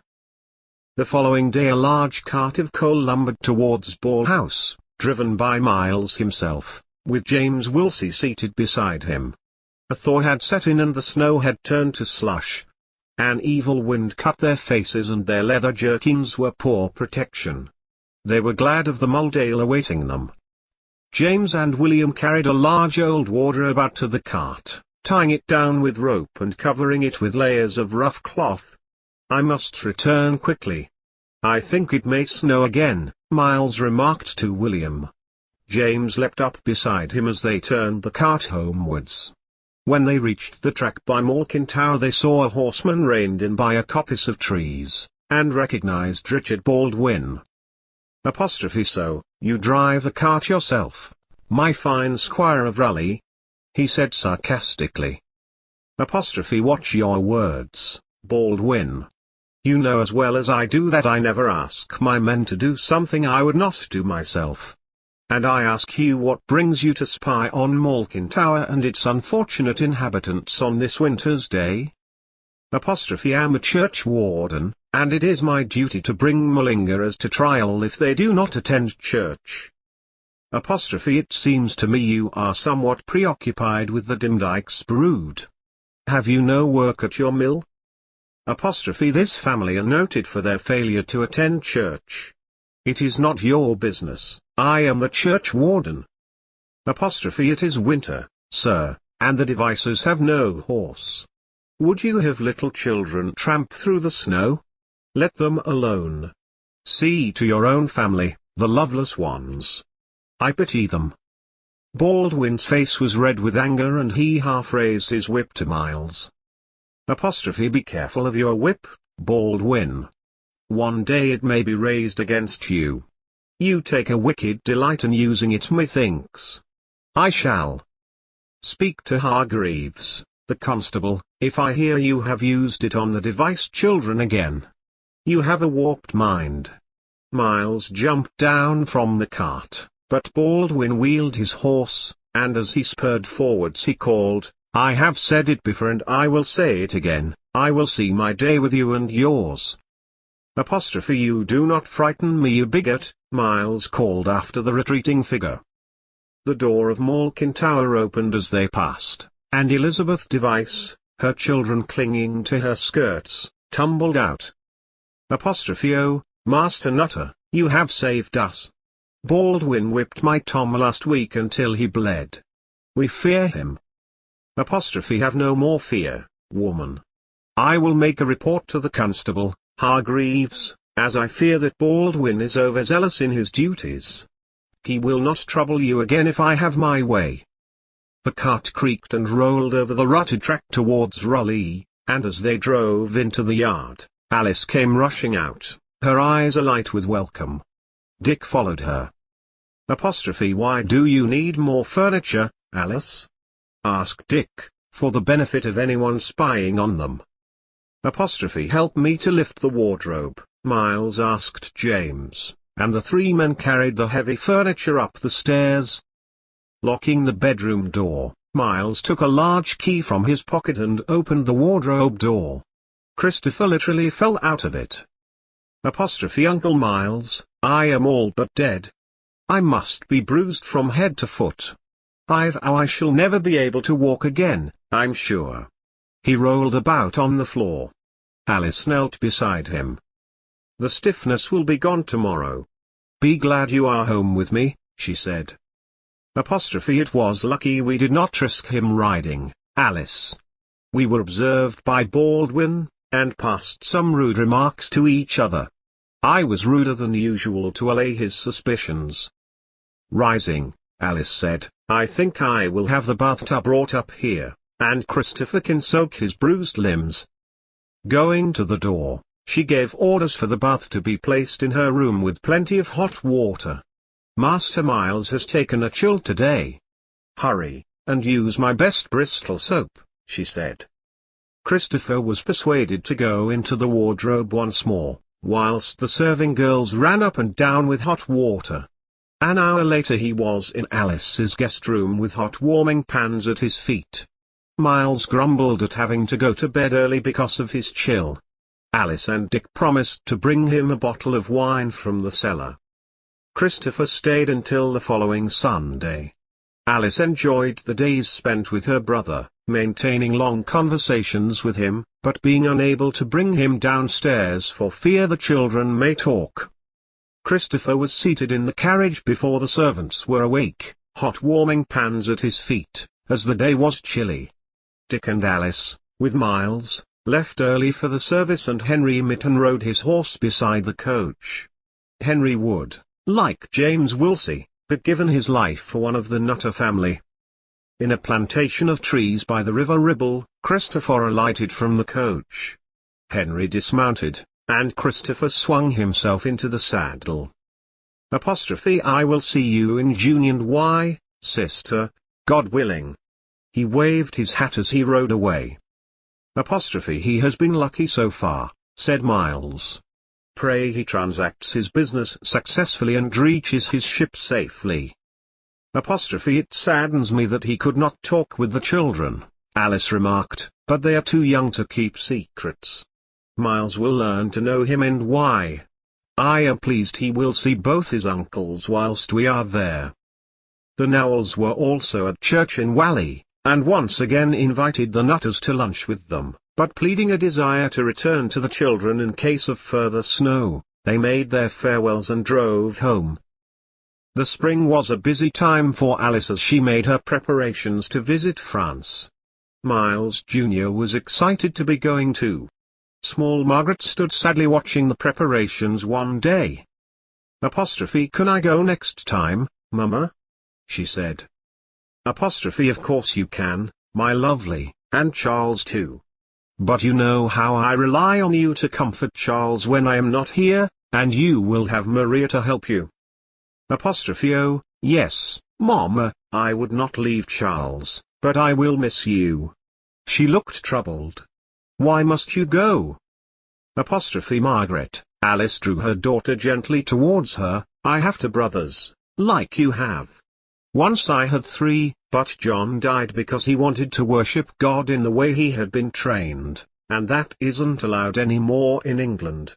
So, if Robert and Christopher come to see me here, they are in danger of losing their lives, and would certainly be put in prison, and maybe your father and grandfather also if they visited us here.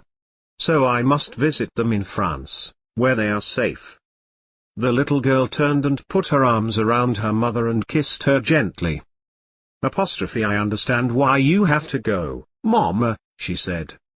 I will bring you a new gown and cap from France, and one for Maria also, and a toy for Charles, of course.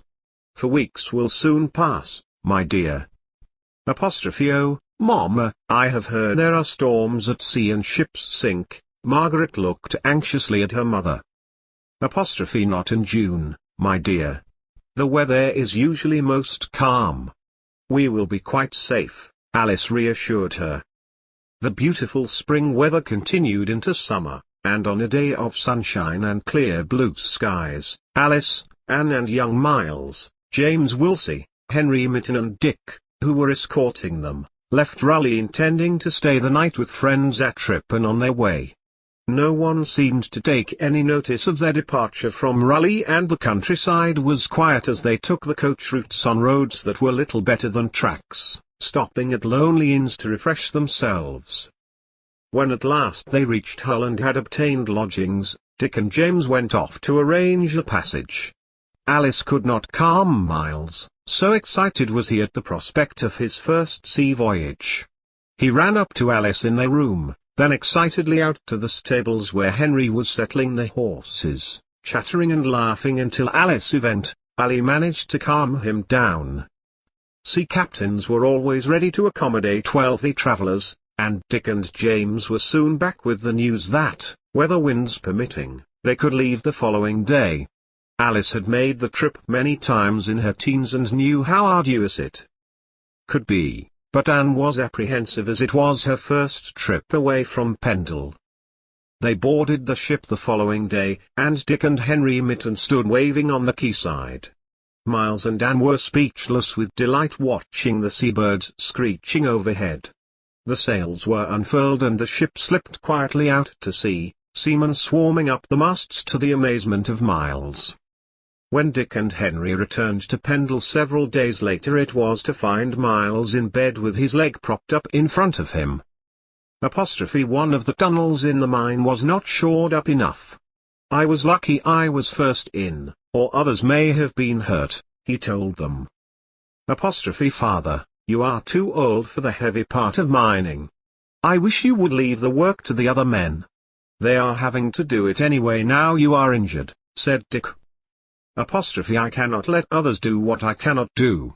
It is not my nature, returned Miles.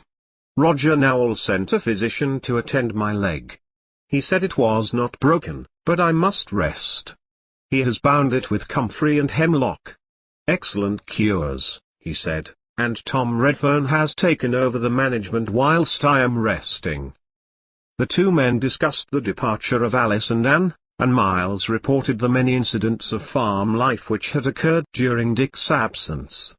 Then Margaret and Maria started excitedly calling to Dick. He joined the children, tossing Charles in the air to his delight and giving them sweetmeats he had purchased in Hull.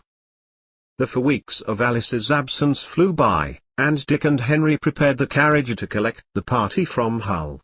Little Margaret was to go to meet her mother as she had been a great help in looking after Charles. Dick thought she deserved a treat.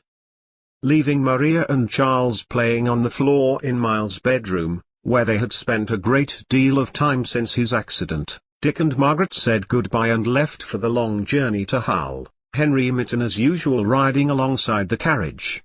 They rode into Hull on a bright July morning. The lovely summer weather had continued and the wayside grass was brown and scorched for want of rain. Alice, young Miles, James and Anne were already waiting in the inn. Mama, Mama, Margaret ran to Alice, who enfolded her in her arms. Then Dick was clasping them both to him. How I have missed you, heart of my heart. Pray never leave me again, he murmured, his lips brushing her silky black hair. Chatting happily, the reunited family exchanged news, and Miles was anxious to hear about his grandfather and the news from the farm.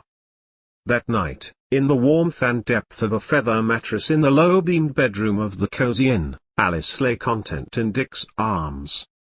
I am so pleased to have spent time with my brothers in unbridled circumstances, but I have missed you and the children, and father. Poor father. I am anxious to see him. I hope he recovers fully, Alice said sadly. I have missed you, Dick replied. I hope you do not want to venture away again for a long time. The sea journey is tiresome, but we were lucky with the weather. I don't know how Robert and Christopher suffer the wild winter journeys, replied Alice. I have never loved you more, Alice, said Dick sleepily. I love you. You are my life, Dick, and safe in his arms she slept. Leaving Hull the following day, they made their way quietly back towards home, staying on the way in the best inns they could find, making a holiday of the few days. Alice and Dick wandered down country lanes when the children were in bed, breathing the sweet honeysuckle-scented air, and later dining well in the quaint dining rooms, served by innkeepers anxious to offer hospitality to this obviously well-to-do family. When at last the familiar shape of Pendle Hill loomed ahead, Alice's heart lurched within her. Dear old Pendle, she thought. It is good to be home in your shadow. They rode into the yard of Raleigh Hall to a welcome from all the servants. Alice was eager to gather Charles into her arms, and likewise, Anne and Maria embraced each other tearfully and joyfully. When later Alice explored her garden to see what plants were flowering, she buried her face in thick tufts of mint which threatened to take over.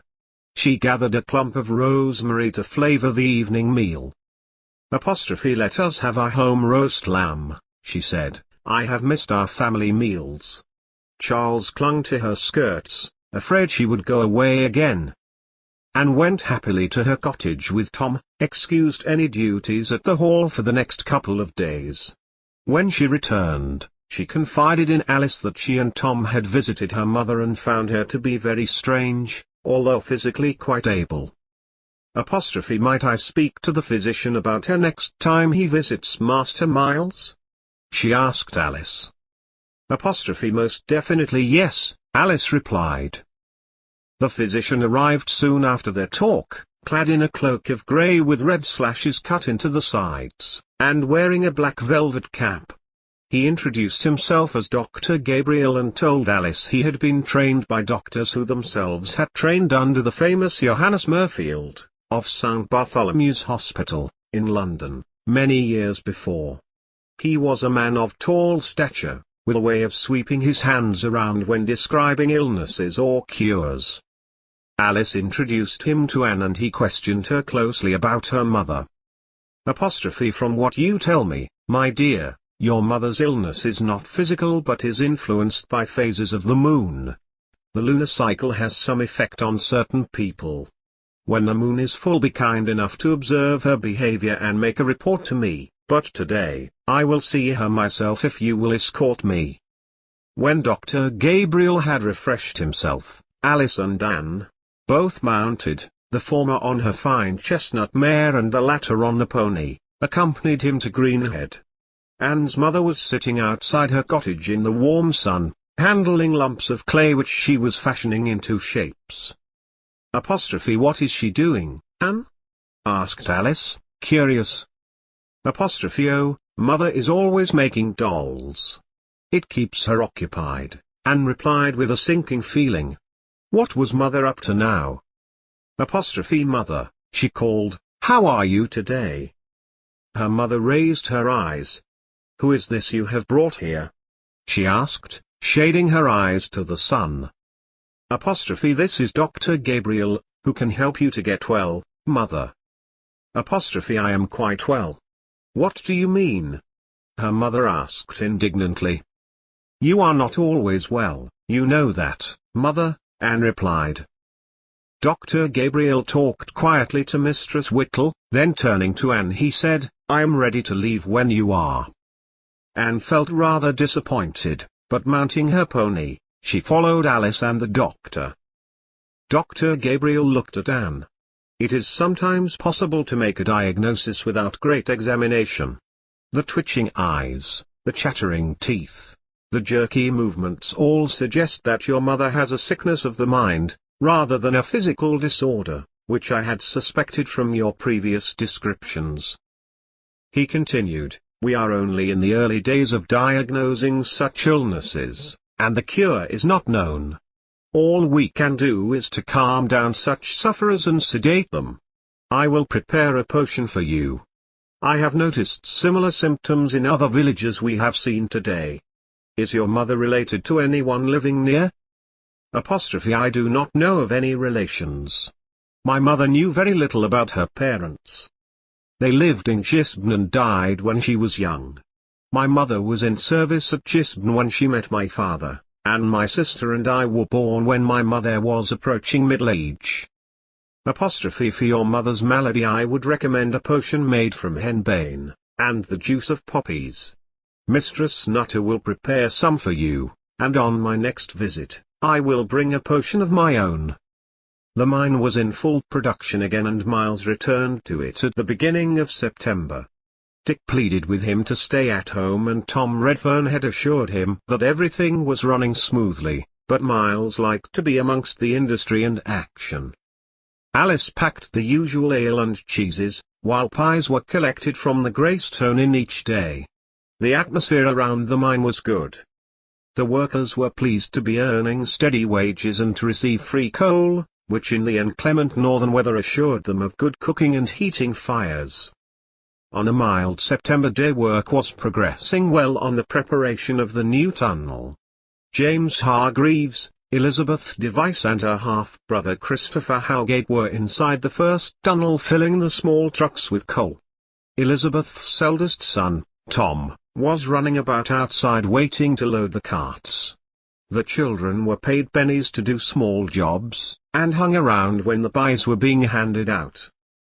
Quite suddenly, without any warning, a rumbling noise started and grew with intensity. Miles shouted to them to come out of the tunnel. Realizing they couldn't hear him, he rushed inside, shouting again. Come out quickly. Get out. Christopher Howgate came over to him, but Elizabeth was further in. Pushing him to one side, Miles started forward. Earth and stones were dropping around him. Elizabeth and her son hurried past. Miles waited for them, before he turned and ran towards the opening of the tunnel. Suddenly a beam fell in front of him and with it tons of soft earth. Miles plunged forward into blackness. Outside, Tom Redfern realized what had happened and dispatched several boys to the Greystones and Raleigh for help. Then he began tearing at the mounds of earth, helped by Christopher Howgate. They made little progress until a half-hour later when Dick and a contingent of men began shoveling the mounds of earth aside, shoring the tunnel up as they went. Alice was informed of the accident. Sending word to as many houses as she could, she mounted her horse and set off towards the mine. She arrived just as they were lifting Elizabeth and James free. Elizabeth's head was covered in blood and James was unconscious but alive. "Where is father?" Alice asked. "Inside," Dick tersely replied, shoveling the mounds of earth. Christopher Howgate was beside him. "If he hadn't come in to warn us, he would be safe now," he said with a start of business in his voice. "A great man, Miles. Never was another like him. Always in there with the workers, but always at home with the gentry." It was another hour before they reached Miles. His body was caught under a large beam and he must have died instantly. Silently, they carried him to one of the carts. Dick, white-faced and grim, jumped up behind the horse and drove off in the direction of Raleigh, Alice riding behind. Once again she was tasting the gnawing, familiar smell of tragedy. "When I am happiest, something always happens to fill me with despair again," she thought. Sadly, the little cavalcade reached Raleigh Hall, the house Miles' father had built when Miles himself was young equals and where Miles had spent his married life. Henry Mitten and James Wilsey helped to carry the battered body into the house. Alice called for hot water. She and Dan washed him and laid him on his own bed. Not until then did Dick give way to his anguish, and with harsh rasping sobs he sank to the floor by his father's bed. Alice held his head in her hands and together they let their grief overflow. Margaret and Miles came slowly into the room. This was their first experience of grief and the children tried to comfort their parents. 5 days later the funeral procession set out from Raleigh to Newch. Everyone of any note was there, their close friends, the villagers, and those from the mine who were not injured. Richard Baldwin rode slowly in the background. He and Miles had not seen eye to eye, but he had to show his respect for the dead man who had always been good and honest in his dealings with everyone. Roger Nowell and his wife joined the congregation at the church, and after the burial, the party returned to Raleigh Hall. How different was the atmosphere to the merry party spirit prevailing at Candlemas. It seemed impossible that Miles would not come into the room and ask everyone to try his new wine from France. Later, when everyone had gone, Alice and Dick sat together by the roaring fire. "This is how it will be now, dear," said Dick, "you and me, until the children are older. It will not be long before Miles joins us. As long as I have you, Dick, I know I will be safe. We will always miss your father. He was a good man and we have so many happy memories. He never seemed to recover fully from his accident. I wish he had stopped working at the mine." Father could not stay at home by the fire like an old man. He did not suffer, and for that, we must be grateful, Dick replied. Elizabeth Device was badly injured. Alice went to Morecambe Tower with James Wilsey, to take provisions and to see how she fared. It seemed her sight was impaired, a beam had fallen right across her face and moved the bone structure. Now one eye was slightly higher than the other. Her face was bruised and cut, her legs unable to hold her. Mistress Nutter, I fear my legs are broken, she said. I am sorry I did not come before. I will send for Dr. Gabriel immediately. Alice looked sadly down at the broken figure on the rude bed. We have no money for doctors, a shrill voice spoke from the shadows. Old Dimdyke shuffled forwards. The responsibility for the physician is ours. Dick and I are most concerned for your daughter. Your son was not injured. Why hasn't he helped you? Alice asked. Howgate help me? Dimdyke laughed a bitter laugh. He and his wife will not help me. He has forgotten us already. We are too poor, but he will pay. I will see that he pays, she added on a threatening note. Mistress Dimdyke, your threats will not help your daughter. She needs to regain her strength. To work in your mine? Not likely. Dimdyke replied angrily. I do not expect her to work in the tunnel again. We will find her lighter work when she is well. Alice left the house. Outside, the 4 children were playing with a wooden cart and the baby was in a makeshift cradle. Has Sellers been of any help? She asked Dimdyke, who had hobbled after her. He don't want her when he can't bed her, he, she cackled. Alice felt she was getting nowhere with the old beldame, and mounting her horse, she rode off with James Wilsey. Send Henry with whatever they need, she told him. No sign of Sellers round here, James said. I would have thought he'd try to help them. He is a dark horse, Alice replied. I would have expected him to take some interest in the baby. It looks healthier than the others. Maybe he will when it gets older. His wife seems to be barren, James said thoughtfully. Dr. Gabriel called at Raleigh Hall the next week. Roger Nowell thinks you may have need of me. I have potions to help you sleep and calm your grief, he said. Dear sir, grief is no stranger to me, replied Alice, but I have a woman in great pain who was injured in the mine accident. It would please me greatly if you would visit her with me. Tell me more about her state, Dr. Gabriel inquired. Her face appears crushed and she cannot see properly, Alice told him. Again, James Wilsey and Alice rode to Malkint Hour, this time with Dr. Gabriel in attendance. Alice opened the door of the rude cottage. Through the smoke she saw Elizabeth still lying on the bed, and the old Dimdyke crouched by the fire. Several children crawled listlessly around the floor, looking half-starved. I sent food and fuel for the children. Why do they look so neglected? Alice asked her. I am too old to deal with children. We have already eaten the food, she whimpered. Dr. Gabriel had followed Alice into the room.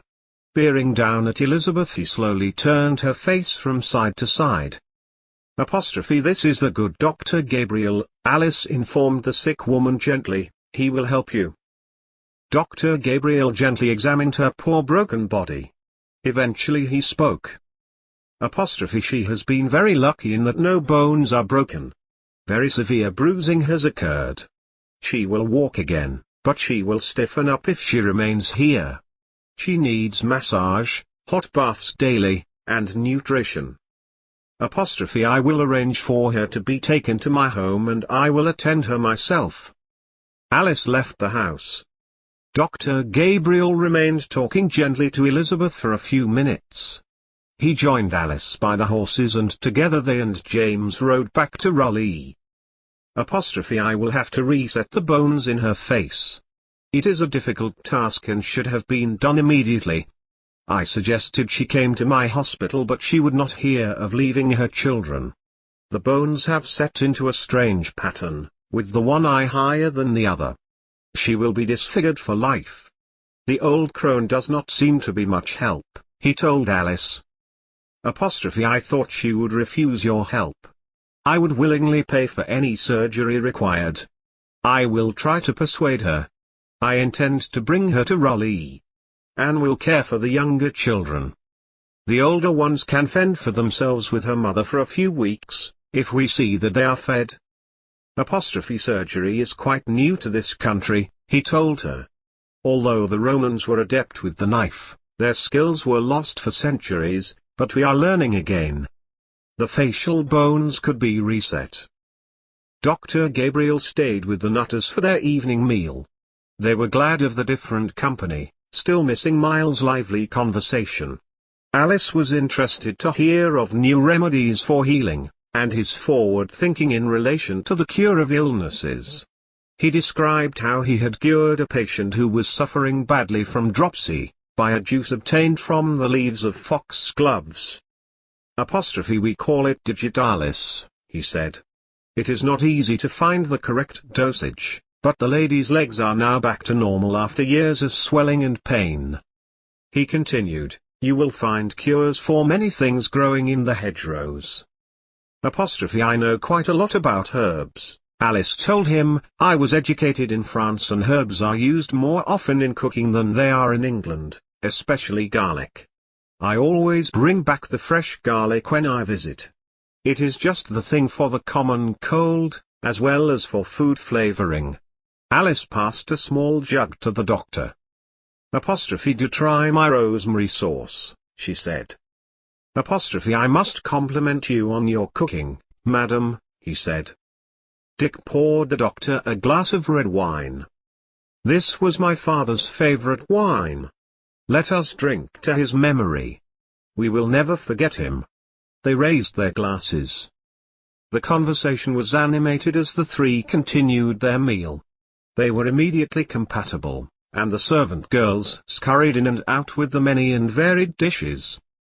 Dr. Gabriel was an interesting man, learned and far-seeing. He said to Alice, many of my fellow physicians have a great belief in the supernatural, and prior to Henry VI's founding the College of Physicians they often had no means of studying disease objectively. Apothecaries served the needs of most neighborhoods. To which comment Alice remarked truthfully, we have to go to Preston to find a decent apothecary. The local farmers consult the old women, such as Whittlord and Dyke, for potions for their cattle and children alike. It is common to see a child in Pendle with a rabbit's foot tied around its neck to ward off evil spirits that bring sickness. Of course, Queen Elizabeth's poor laws, with their basic hygiene legislation, are at least a step in the right direction, he said. Now medicine is a recognized and esteemed profession. If people will only listen to us we can stop the more barbaric treatments. My basis is the book written by Andrew Boord in 1542, Dietary of Health. I find it most enlightening, he said. Dr. Gabriel described his time in Padua, where the great Dr. Linacre studied, and where he himself had met John Keys, who had made a long report on the sweating sickness, in English, too. He was a devoted Catholic, said Alice. And was persecuted for it, the doctor replied. When at last the meal was over, darkness had begun to fall. Dr. Gabriel rose to take his leave. You have been most hospitable. I will come this way again. You will always be most welcome, Dick replied. The following day, Alice arranged for a cart to be made comfortable with mattresses and blankets. With James Wilsey and Henry Mitton, she rode to Malkint Hour. Elizabeth Device was tearful, and objected to being moved, but when Alice assured her the children were to go to Anne's cottage, she became calm. Only the older ones insisted on staying with their grandmother. The old beldame shrieked and cursed, complaining she was being abandoned. There is food and fuel, Alice told her curtly, and Tom and Beth are to remain with you. You will survive, but your daughter may not unless she receives care and attention. Back at Raleigh Hall, Alice gently bathed Elizabeth, who was in great pain, and massaged her body with balms and herbal plasters. Elizabeth's face was wet with tears as she tried to thank Alice. I will never be able to thank you enough for what you have done for me. I have never been in a hot bath before. You are so kind. We have known each other a long time, Elizabeth. The years have been kinder to me than they have to you. Now drink this hot posset and try to sleep. Alice gently held a cup to the other woman's lips. Anne was in the kitchen talking to the other servants when Alice went downstairs. Mistress Alice, whatever have you let me in for? Anne asked. Apostrophe those children are like little wild animals. Apostrophe it will not be for long, Anne, Alice replied. Elizabeth was in danger of being unable to rise from her bed. I intend to help her to move her legs a little more each day. When she can walk again she will be going back to Mulholland hour. Alice tended Elizabeth devotedly, saying to Dick that she felt he was helping her to recover from the grief of Miles' death. Anne brought the children to see their mother 2 or 3 times a week and the whole house was disrupted by their presence. There were sighs of relief all round when Elizabeth was able to walk around the room and asked to return to Mulholland hour. Apostrophe you have been good to me, Mistress Alice, but my place is with my mother and my children. She was quite definite, she wanted to go home. Alice had spent many hours trying to persuade her to have surgery to her face, but she would not hear of it. Apostrophe I do not care about my looks. I can see all right and I am able to care for my children. So Alice was convinced at last, and a cart was prepared to take her back, with her children, to Mulholland hour. Christmas had been a quiet affair because they missed Miles, but the children had been to the manger at Newch to see the baby Jesus in his stable on Christmas Day. On their return, a feast had been prepared. Tom, Anne, and Maria Redfern, as always, were guests at the table. Other servants waited on the family. 1 or 2 of them were jealous of the closeness between Anne and Mistress Nutter, but Anne had been in the service of Alice for many years before she married Dick, and they were more like sisters than servant and mistress. So both happily discussed their forthcoming babies, expected in the summer. Apostrophe I'm hoping for a son this time, said Anne. Apostrophe I do not mind, Alice replied. I have a daughter and 2 sons already. Let us pray they are well and strong. After the meal the children received their presents from the 3 wise men, Dick, James Wilsey and Henry Mitten dressed in Eastern garments. With shrieks of pleasure they pounced on the toys, books and sweetmeats. On New Year's Day 1592, the family went once again to Newch for the service. Roger and Ellen Nowell were outside, and the 2 families conversed. Apostrophe we all miss Miles, Roger said to Dick. Apostrophe none so much as us, Roger, but life goes on. If you have no other arrangements, why not bring your family along to Raleigh for meat? Apostrophe we will be delighted, he replied. Ellen Nowell was pregnant with her 4th child, and back at Raleigh Hall, the 2 women happily compared notes. Apostrophe Anne is expecting a baby also this year, Alice told her. Next Christmas there will be 3 more children to buy presents for, and she laughed. Little William Nowell rushed into the room. Charles is a rocking horse, may I have a rocking horse? Dick took him on his knee. I will make you a rocking horse. In fact, if you come with me you may find one already made. Dick was clever with wood and he took William to his workroom upstairs, and there in the middle of the floor was a rocking horse, surrounded by piles of wood shavings. Apostrophe now we will find a bridle and perhaps your mamma can make a saddle for you. Dick carried the wooden horse downstairs and the grown-ups admired it. I have some velvet, and I will make you a fine saddle, Ellen told her son.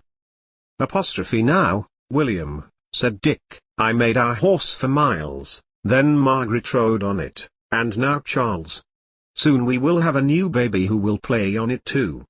You will share your horse with your brothers and sisters, won't you? Apostrophe oh yes, Uncle Dick, I will, he assured him solemnly. After the meal there was more conversation, then farewells were said, and the Nutter family promised to visit the Nowells in the near future. On the way home, riding in the carriage with Ellen and the children, Roger leaned towards his wife. Apostrophe we never receive better entertainment than we do at the Nutters. They are a rich family. Apostrophe they are a generous family, Roger. Ellen rebuked him quietly, I love Alice. She is my dear friend. Apostrophe well, they hide their papist leanings these days. Alice does not mention her brothers. They stay in France, much better for everyone. I do not mind if she is a papist. She is nicer than anyone I know, replied Ellen firmly. Your other friends have not been so kind to me, nor so welcoming in their homes. In fact, I would feel friendless in Pendle without her. I am sure you will never be without her, dear, replied Roger. I am grateful to her for her kindness to you. He covered her hand with his in a rare show of affection. The horses were making good time along the deeply rutted road, and the thought of the warmth awaiting them in their comfortable home made Ellen snuggle deeper into her cloak. I wonder if Dick will sell the coal mine now his father is gone. He never showed any interest in it. I think I will ask him in a month or two, said Roger. Oh, Roger, you always look to your own advancement, Ellen replied. Well, are you not glad I looked to advancement and married you, my dear? He asked with a twinkle in his eye. You are cruel, sir. Surely you did not marry me for my money alone? Well, Ellen, my father thought I had been single long enough and he sought to make me settle down. It is my good fortune he found you for me. You are very patient with me, and you bear me beautiful children. What more could I ask? I could ask that you spend more time with me and talk to me more, as you are doing now, she replied. Oh, it is the excellent Bordeaux wine talking, Ellen, and he laughed. Taking William on his knee, he said, now, when we arrive home, we shall find the horse a saddle. In June, Anne gave birth to a baby boy several weeks earlier than expected. She was very ill and the child was small and fragile. Anne was unable to return to serve Alice and rested in her cottage, where Tom hovered anxiously. Her baby was christened Jacob. Alice and Dick became godparents at the ceremony at Newch. 2 months later, Alice also gave birth to a son, lusty and strong. They called him Christopher. A large party was held to celebrate the christening. The house was full of well-wishers. Roger Nowell walked in the rose garden with Alice, who had strolled out for some fresh air. She showed him the bed of damask roses. The original cutting had been brought to England from Padua by Dr. Thomas Linacre, a learned Fellow of All Souls College, Oxford, who had died several years ago. John had brought her the cutting, and she treasured it, remembering her brother each time she filled a vase with the perfumed flowers. Alice always felt at a disadvantage with Roger Nowell. He was always presumptuous, and as usual he spoke bluntly. I admire you, Mistress Nutter. Whatever disaster strikes you, it never bows you for long. Master Nowell, she replied, I have my children to consider. In my quiet moments I have plenty to disturb me. I lost my mother and my brother in 1 month when I was very young, and last year, we lost Dick's father. But I have my prayers to sustain me. How are your brothers? He asked. I have had no news recently, but I trust they are safe in France, she replied. I enjoyed seeing them last year. You may not be allowed to visit them again, he replied. I hear a law is to be passed forbidding travel to France, and also forbidding children to be sent there to be educated. Do you threaten me? She asked. You give nothing away, Mistress Nutter.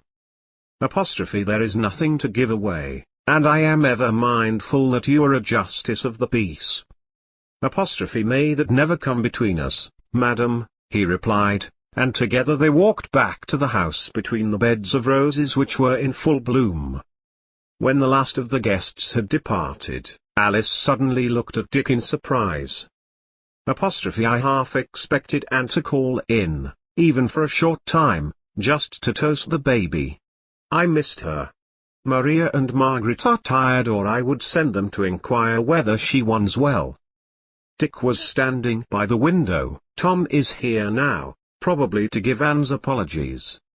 Alice joined him at the window and watched Tom walk down the garden path. They walked to the door to meet him, Apostrophe Whatever is the matter, Tom? You look grievously sad, said Alice, looking inquiringly at him. Apostrophe Jacob died this morning, madam. Anne would not let me tell you sooner. She did not want to spoil your day. Apostrophe Oh, Tom, I am so sorry. I will go to Anne now. Alice sped from the house, down the garden path towards the riverside to Anne's cottage, where she and Tom had been so happy. It is always thus, thought Alice. My happiness has always to be impaired by misfortune and tragedy. Reaching Anne's cottage, she went quietly inside. Anne was sitting holding her head in her hands. Alice knelt down beside her and put her arms around her friend. The baby was buried at Newch several days later. Book 2. The Demdike family continued on their downward spiral. Although Alice tried to help them, her offers were often spurned, but Elizabeth would always accept food and clothing for her children. In 1595 Elizabeth gave birth to another daughter, Alison, whose father was not known. Alice and Dick discussed this event over their evening meal. Apostrophe Do you think Sellers is the father? Asked Alice.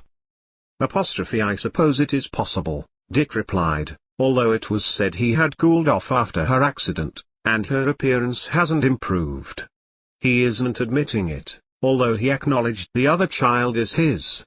The children are all growing up, but James is ever backward and not much use on the farm. Young Roger Merton is my best apprentice. Apostrophe Will you ever start the mine again, Dick? Asked Alice. Apostrophe No, I have no heart for it. People can get their coal elsewhere now, and while the farm prospers there is no need. I collect enough coal for ourselves, dear, he replied. Apostrophe Mama, Papa, come and see the puppies. Children's excited voices preceded the entry of Miles, Margaret and Charles, with their ever-present shadow, Maria. Alice rose to her feet smiling. Margaret took her hand and led her through to the kitchen, Dick following. In the basket was their wolfhound, licking 4 small puppies. Apostrophe Don't touch them, children. She will be on her guard now, Dick warned them. Apostrophe Can we keep them? Asked Miles.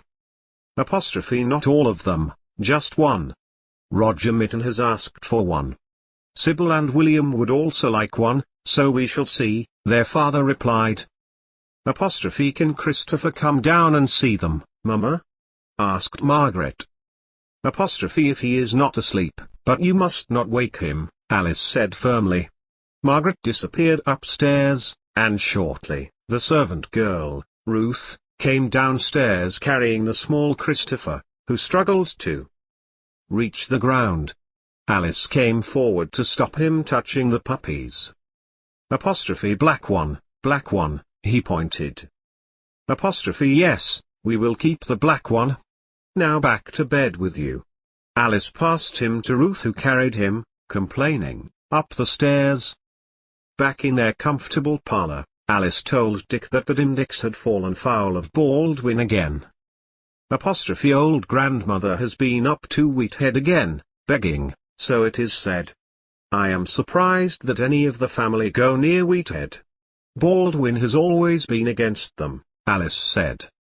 Apostrophe She's asking for trouble, Dick replied. Apostrophe Well, apparently she was more or less in the kitchen one day begging for milk. Young Anne Baldwin gave her a drink, then Richard turned up with his whip and drove her away. Dimdike had told Anne she could cure her cough with herbs. When Richard heard this he grew very angry. Apostrophe Where has this story come from? Dick asked. Apostrophe Christopher Baldwin told Ralph Bannister. They are quite good friends when Christopher can escape from his father for a few hours, Alice replied. Apostrophe Ralph says Anne Baldwin is very delicate, she continued. It's damp around Wheathead, and it is said Baldwin keeps poor fires. Sybil says Baldwin was raging. He said he didn't want Dimdike's spells and potions. Apostrophe I've heard the boy receives many beatings from his father. The man seems to take a pleasure in it. He is warped, replied Dick. To happier subjects, Alice continued. Let us give a feast at Halloween. The children can duck 4 apples and we will have turnip lanterns. An excellent idea, my dear. It will do us good to relax. Dick replied. Alice turned her mind to the preparations, happily discussing who they would invite. We'll invite almost everyone, Alice said, and a list was hastily made. October 31st was a bright, frosty day. The sky was blue and the sun shone onto the changing colors of the giant oaks, sycamores and limes which lined the river bank. Alice was busy all day with her final preparations. Guests started to arrive about 5 of the clock, welcoming lanterns hanging outside the hall to light the dusk. Daylight gate, said Dick to Alice as they stood for a while looking out onto the road for their visitors. The time of day I like the best, just before dark. Servants ran to stable the horses and lights shone out of Raleigh Hall in welcome. Christopher Baldwin can't come, mother, young Miles told her. Ralph and I both asked him. His father says it is a pagan festival. What is a pagan festival, mother? Oh, Miles, it's just fun. Baldwin sees wrong in everything. Pagans were people who had not heard of Christianity, and they had their own festivals. They had never heard of God, so they worshipped other things, like the sun and the moon. They were not wicked people, just ignorant. Who knows, their ways may have been better than ours. Maybe they didn't hang, draw and quarter their priests, as our people do. Alice looked sad. Then brightening she said, Go and enjoy yourselves. Baldwin shall not cast a blight upon this feast. He has never heard of warm-hearted happiness. His children are deprived of everything. You can give Christopher some sweetmeats tomorrow.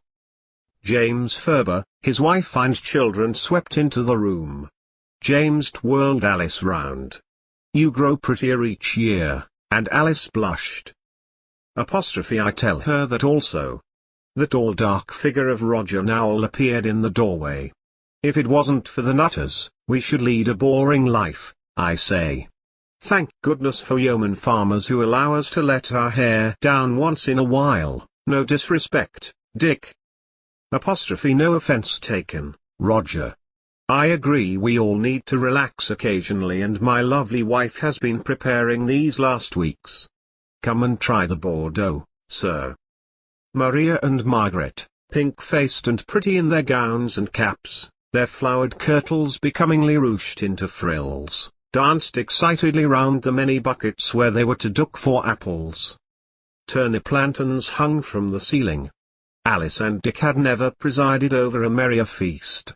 Henry Mitten was skilled with the flute, and feet tapped to the music. Around 10 o'clock the guests began to leave, and only a few close friends remained. Sybil and William Bannister, and James Ferber and his wife, whose children had begged to stay the night, and who were even now being prepared for bed by the patient Anne. Maria still had her own bed in Margaret's room and spent more time at Raleigh Hall than in their own small cottage down by the river. When the children were asleep, the adults talked contentedly by the fire. Affairs of state passed them by in Pendle, and their Roman Catholic faith was well hidden. Talk moved round to Alice's brothers, Robert and Christopher. Christopher South brought me a letter from Christopher. He stayed 2 days, Alice said. He stayed 2 days with us also, replied James Ferber. He was safer with you, James. You are more isolated at Ferber, Alice told him. When he left us, he was off to York. I trust he is safe. We never hear news, and it is dangerous to inquire. As the children get older, it is not easy. They do not understand it is a matter of life or death to harbor a Catholic priest in these times. Alice looked into the fire. The flames flickered, casting shadows on the walls, and she sighed. James Ferber rose to his feet. "I think we should go, dear." His wife arose, and Sybil and William Bannister also. "We, too, need to be going. Your mother will be anxious, Sybil. She expects us back tonight." Goodbyes were said, then Dick and Alice returned to their fireside, lingering in the warmth and talking companionably together. Quite suddenly there was a clatter outside and a tapping on the lighted window. Dick hurried out of the room. As he opened the outer door, a man almost fell into the house. "It's Christopher South," said Alice, rushing forward. "Are you hurt?" "Please move my horse. I am being followed," he gasped. Dick ran outside, quickly led the horse around the back of the farm to a barn in the field, and then returned to the house. Alice came to the door of the parlor as Anne came down the stairs. "Boil the kettle, Anne. One of our guests has returned. His horse cast a shoe." This was for the benefit of Ruth and her fellow servant girl now peering through the stair rails. "To your beds, girls. You have an early start in the morning," Alice called peremptorily. They scuttled off. Anne took in the scene at a glance and hurriedly prepared a hot posset. Dick opened the secret door in readiness. "What has happened, Christopher?" Dick asked. "Baldwin is on my trail. I found a poor, unwanted newborn baby dying in a pool of water. I was baptizing it when Baldwin came upon me and suggested I had drowned it. Some poor servant girl's downfall, more likely," he said. "Well, no one from here," said Alice. "What happened to the poor little thing?" "I had to leave it and escape as quickly as I could. I was near the mill, but cut off uphill and he lost me. I don't intend to stay, just change my horse." "You must stay in the hiding place. You're in no fit state to venture out again tonight. Take off your wet clothes when you are inside. There are clean clothes already prepared." Dick opened the secret door and ushered him inside. "He may have gone for now," Christopher suggested. "Roger will not be interested in Baldwin's allegations. He has been feasted here tonight and has supped well. He will be asleep. Now down into the cellar and rest. We will speak in the morning." They had no sooner closed the secret door when they heard the sound of horses, loud shouts, and a pounding on the door. Dick opened it to find Baldwin, his face like thunder, standing by his horse. "We search for a popish priest. Is he here?" he asked. "How dare you disturb our peace so late? We've had guests all evening, but all have left now. You have no authority to question me. Now leave." Dick spoke angrily. "Yes, you had guests. Turning a peaceful October evening into a pagan celebration. No wonder evil is abroad. We have found a dead child left as a sacrifice to Satan." "What rubbish you speak, Master Baldwin. Why should a dead child have been a sacrifice?" Alice appeared in the doorway with Dick. "How old was this child?" "Newborn, madam. Newborn, and left for the devil," he replied loudly. "Left because its mother wished to hide her evidence. Some poor servant girl brought low, out of marriage. Why turn everything into Satan's work, sir? It is simply human failing." Alice was angry now. Baldwin looked disconcerted and ill at ease for a second, and Dick seized his chance. "Do not trouble us further with stories of the devil, dead babies and lost priests. Why are you not at home with your wife and children? It is late to be out riding, is it not?" he asked. "It is All Hallows Eve, and I do not trust these heathen villagers. I am a church warden and must be vigilant against the powers of darkness." "You are a dangerous man, sir. You see evil where there is only ignorance and fear," Alice told him sharply. Apostrophe what of the priest? Baldwin suddenly remembered his mission. Apostrophe what priest is this? Asked Dick. Apostrophe there was a priest with the child, stated Baldwin. Apostrophe with a newborn baby? Alice sounded incredulous. Ignoring her, Baldwin said, he would make for the nearest papist stronghold, which I consider to be here. Apostrophe watch your tongue, Baldwin, said Dick with a steely glint in his eye, we attend the Newch and we worship there every Sunday. Apostrophe your wife's brothers are priests. You do not fool me with your apparent about turn. Apostrophe are you suggesting that one of my brothers is here? Asked Alice. Apostrophe it was not one of your brothers. I know them both and would have no hesitation in summoning the constable had it been one of them. Apostrophe good neighbor that you are, said Alice sarcastically, and what have they ever done to you or yours? They follow the papist doctrines of Rome, which are heresy to me. I will search them out where I can, Baldwin replied with a fanatical gleam in his eyes. Apostrophe I feel sorry for you, sir. You miss so much happiness by your bigotry. Alice turned and went into the house. Apostrophe leave my land immediately. Dick told him. The matter of a dead baby is for the constable. The matter of a man you say to be a priest is none of my business. So saying, he stepped into the house, closing the door. Baldwin turned to his companions. We will inform the constable. They left the yard and all was quiet again. On the stairs young Miles crouched. What is it, father? What did Baldwin want? Apostrophe he thinks we have a priest here, because your mother's brothers are priests. Apostrophe Uncle Robert and Uncle Christopher are good men. They were kind to me in France. Why should they be in danger if they were here? Miles asked. Apostrophe we have tried to shield you from persecution, Miles, but as you grow older you will become more aware of it.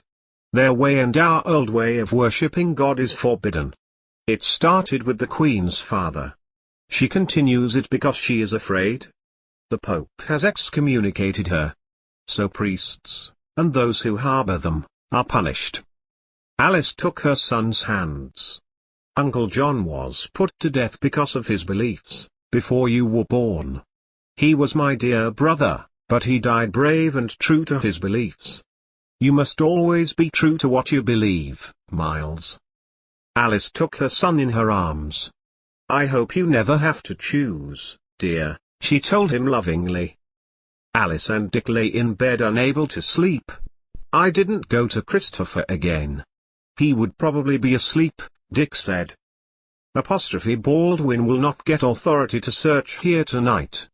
Roger would not believe his story. He was here himself only hours ago. Apostrophe they may come tomorrow, dear, but Christopher is safe where he is. We must make a plan for his escape. Dick fell asleep planning the escape. The following day, Roger Nowell J.P. and Nicholas Aston J.P. rode into the yard of Raleigh Hall. Dick had been expecting them and raised his hand in greeting. He signalled for Henry Mitton to take their horses. Dismounting, Roger and Nicholas followed Dick into the house. Apostrophe sorry to be returning so soon, Dick, Roger said, and on seeing Alice, smiled, an excuse to see you again, madam, he bowed. Apostrophe we half expected you, sir. Master Baldwin was quite hysterical last night, speaking of priests and dead babies, Alice told him. Apostrophe he had me from my slumbers early today, Roger replied, and, of course, I am bound to ride out and investigate the complaint. Having spent the evening here myself, I assured him I saw no priest, but he would have me harass you. Apostrophe I can believe it, sir. Baldwin has no love for us, she replied. And carried tankards of mulled ale into the pleasant dining room which only the night before had resounded with happy laughter. The two men drank deeply, then bowing to Alice, they took their leave. Apostrophe I am sure Baldwin's spies will have seen us make this visit, Roger. said to Dick as he walked up to his horse. Dick nodded in understanding. Sybil Bannister arrived to collect her children and looked at Roger and Nicholas in surprise. "Back so soon, sir?" she asked. "What is the attraction?" She grinned at Alice, who replied, "Oh Sybil, Baldwin has been on a witch hunt again. This time he has been talking of sacrifices to Satan and hidden priests. Good gracious, and all in the short time since we left." "I am afraid so," said Alice. "Come inside and I'll tell you about it." Arm in arm they walked into the house. As Dick watched Roger and Nicholas disappearing in the direction of Wheathead, Thomas Ferber galloped into the yard leading two ponies. "You have had visitors early today, Dick. What has brought Nowell back so soon?" Dick led Thomas into the house, and calling for ale, they joined the laddies. With children and puppies tumbling all over the floor, there was no opportunity for private conversation. They all stayed to dine, and in the early afternoon, the Nutters waved them goodbye. Dick and Alice dared not open the hiding place until the children were asleep and the servants had retired to their own quarters for the night. Christopher looked well and rested despite his cramped conditions. He ate ravenously the fresh food they gave him. "You cannot leave tonight, Christopher. There is still a hunt for you. I managed to account for your horse because of all the visitors. Thomas Ferber has ridden off on it and left his own for you." Dick continued, "My plan is for you to ride in the coach on Sunday. James will ride your horse and change places in the coach with you at a suitable spot." "Oh Dick," said Alice, "will this plan work again?" "Have you a better suggestion? It worked last time and there were no inquiries. If we sent him off alone, he will not get far. No, he must dress as James and go out to the coach house early. James will already be there. Christopher will get in the coach. We will join him. Miles and the children can miss church this Sunday." He was quite adamant. Sunday dawned bright and sunny. The Nutters departed for Whalley early, Henry Mitton driving. "I think Baldwin has been persuaded that the priest he saw did not make for Raleigh," Dick said. "Probably because we had a feast and there had been too many people about."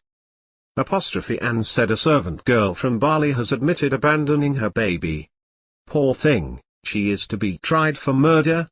She cannot have been in sound mind so soon after childbirth.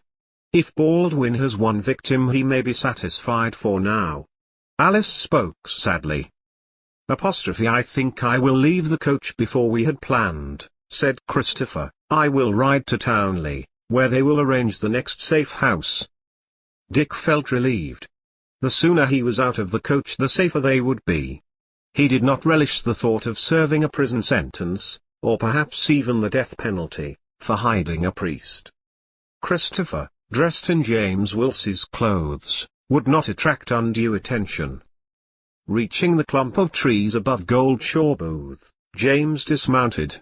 Christopher took his place on the horse, and he climbed into the coach. Christopher waited until the coach was on its way to Whalley, then, breaking cover, he galloped past the home of the Nutters of Greenhead, down the hill past Wood End Farm. "I must not visit my father at Sammersbury this time. He has already suffered enough because of me.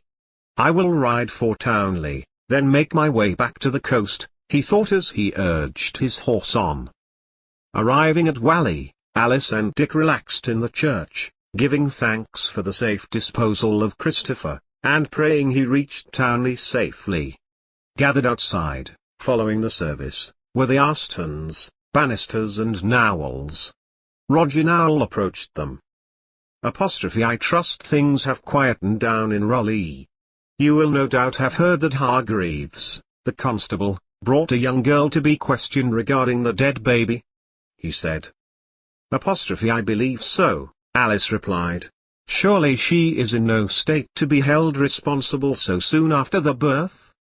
"I'm afraid Baldwin is pressing for her to be sent to the next assizes," said Nowell. Apostrophe surely the poor girl has been punished enough? Cried Alice. Apostrophe madam, we cannot have servant girls disposing of their unwanted children in this way. Others will follow suit. However, the girl is ill with fever and Ellen has taken pity on her. It may be a blessing if she does not live to be taken to the gallows. Her mother has walked from Barley to be with her. Apostrophe let's return home quickly, Dick, said Alice. I have such a feeling of depression. I haven't mind for a quiet afternoon with our children. There are too many sad stories these days. Ellen came up to Alice as she walked towards her coach. Do you go so soon? She asked. Apostrophe yes, Ellen. This matter of the servant girl you have in custody at Reed has upset me, Alice replied. Apostrophe I am caring for her, Alice, she is very ill. I will do what I can, Ellen replied. Saying goodbye, Alice and Dick climbed into their coach and Henry urged the horses forward. Just over an hour later they were removing their cloaks in the warmth of their own home. The children were happy to see them, and they enjoyed their Sunday meal, always a happy affair, and as very often happened, Anne and Tom Redfern shared it with them. Later that week came news that the poor servant girl had died at Reed. Crossing herself, Alice gave a silent prayer of thanks that the girl had been spared certain execution. The whole family attended church at Whalley a few weeks later. No word had been heard regarding Christopher South, and it was assumed no news was good news. Apostrophe we should go to Whalley more often in the summer, Dick said to Alice. The Newch is nearer but it is nice to go further and encourage the children to extend their acquaintances. As they left the church, Ellen Nowell came forward. Apostrophe please come and take meat with us before you go home. It is so long since I talked with you. Apostrophe can we, dear? Alice asked Dick. Apostrophe yes, of course. Anne will not prepare the meal until she sees us. It will be a change for you and the children. Roger Nowell was ever the genial host. Alice and Dick stood by the window sipping a glass of red wine, whilst Roger pointed out new plants he had introduced to his garden. Apostrophe the damask roses are from Padua, he said. Apostrophe did Dr. Gabriel obtain them for you? She asked. He saw the ones I had brought back from France, given by Dr. Lineker. He said he would look out for some on his next visit. Apostrophe I should have known that you would beat me to it in the matter of plants and herbs, he said, smiling. I shall gather you a posy and see how yours compare with mine. After the meal, Roger offered Dick some tobacco and Alice wrinkled her nose. Apostrophe you set a bad example, Roger. Since Miles died, Dick has not indulged in tobacco. Apostrophe come, Alice, let us go to my parlour and talk. Ellen took Alice by the arm. They could hear children tumbling excitedly in the large airy nursery overhead, so they were glad to retire to Ellen's parlour for some peace. Once inside Ellen turned excitedly to Alice. Have you heard about the Starkeys?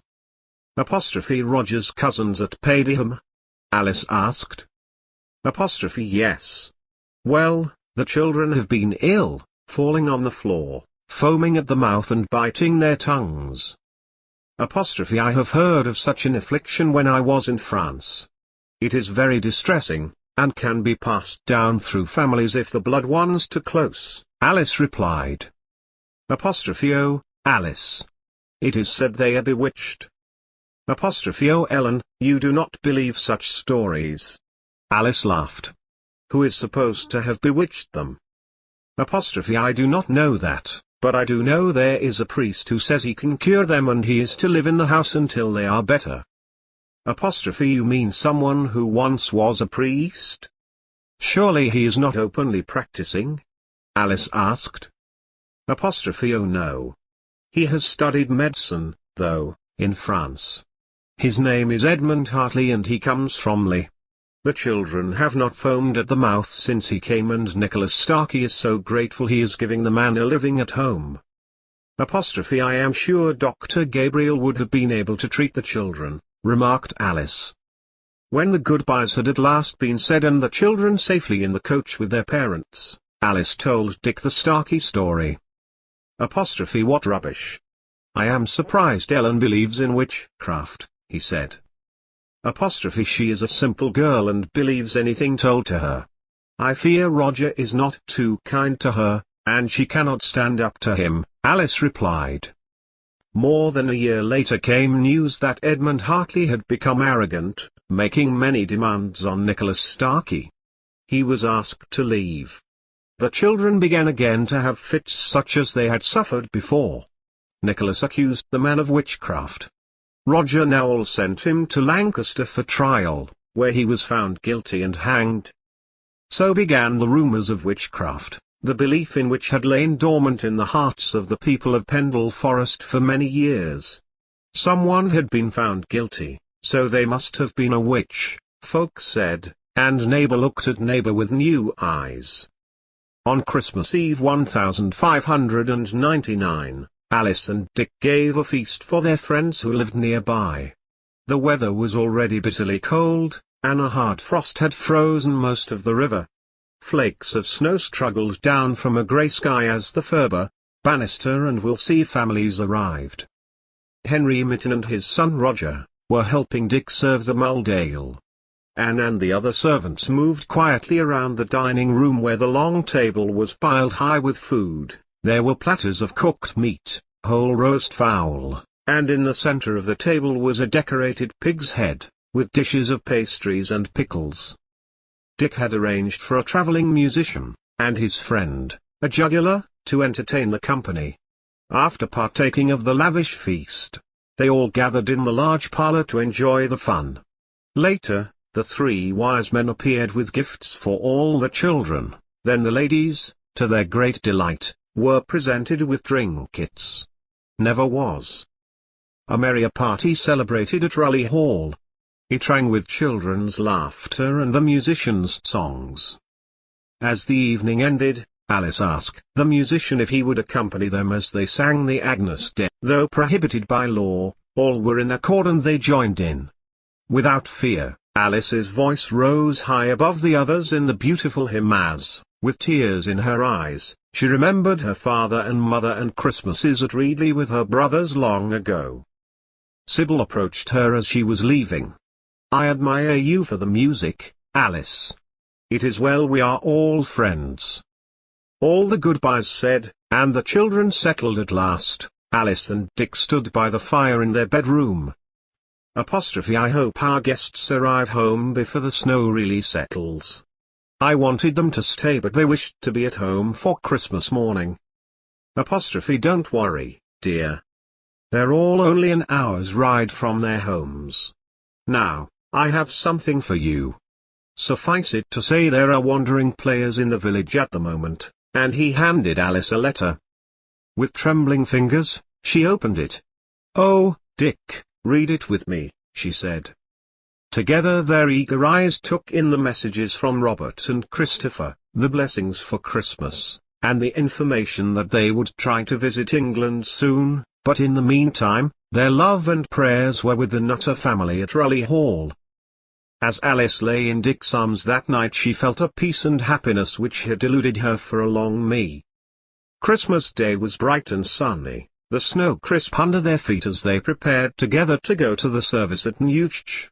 Christopher was to stay at home with Anne, but the other children would go with Alice and Dick.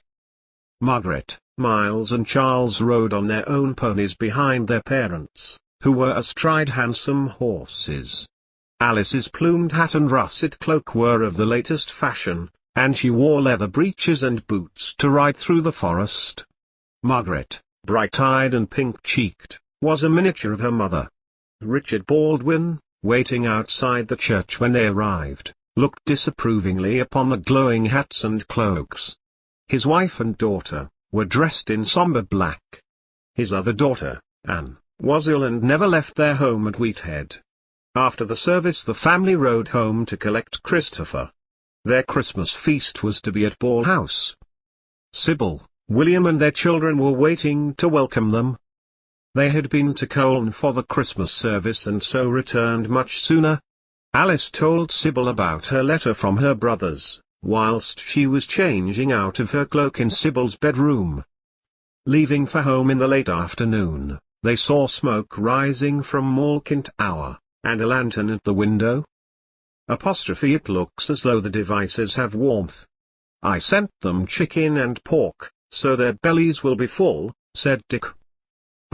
Yes, things seem to have settled down again, thank goodness, Alice replied. Perhaps Baldwin is leaving them alone at present. In May came a letter signed R. Askew suggesting that Alice and Dick journey to York to visit him. In the quietness of their bedroom, Alice said, "Please let us go to Robert. No one suspects who the letter is from, and I may not chance having him here. It will also be a change for us, Dick." So, several days later, Dick and Alice, accompanied as always by James Wilsey and Henry Merton for safety, rode off towards York. Staying 2 nights in inns, they reached York at noon, and were soon housed in an inn Robert had suggested on Micklegate.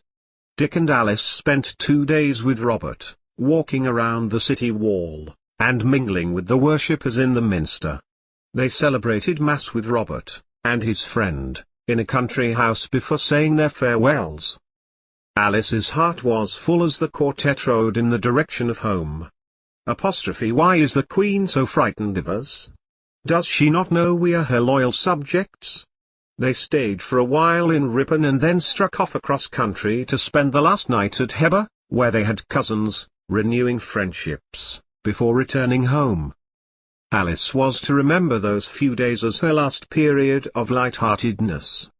Cruel fate was once again waiting to destroy her happiness. Later that month a rider splashed with mud cantered urgently to the back door of Raleigh Hall. Dick, coming across the yard, hurried forward to help the man dismount. "I carry a message for Mistress Alice Nutter," he said. "I am her husband, Richard Nutter. Come into the house and my wife will give you refreshment whilst we talk." "Henry," Dick called, and the man moved forward. Dick took him to one side. "Wash the horse down and put him with ours. We want no questions asked." Inside the house Anne was organizing food and drink for the stranger who was now with Alice. As Dick walked into the room he introduced himself. "I am Roger Ashton. I have bad news for you. I am afraid Robert, and several other priests, were taken at Wisbech and are imprisoned." Alice put her hands to her face. She knew what that meant. "Oh, why didn't he stay in France?" she said. "It is no good to be in France, madam, when the word must be kept alive here. We hope for the day when the real church is once more recognized here as the one true church," said Ashton. "I know," Alice replied, "and I am a good Catholic in my heart. But why can it not be recognized that all men do not worship in the same way? Why do we have to wage war against the different ways of worshipping God?"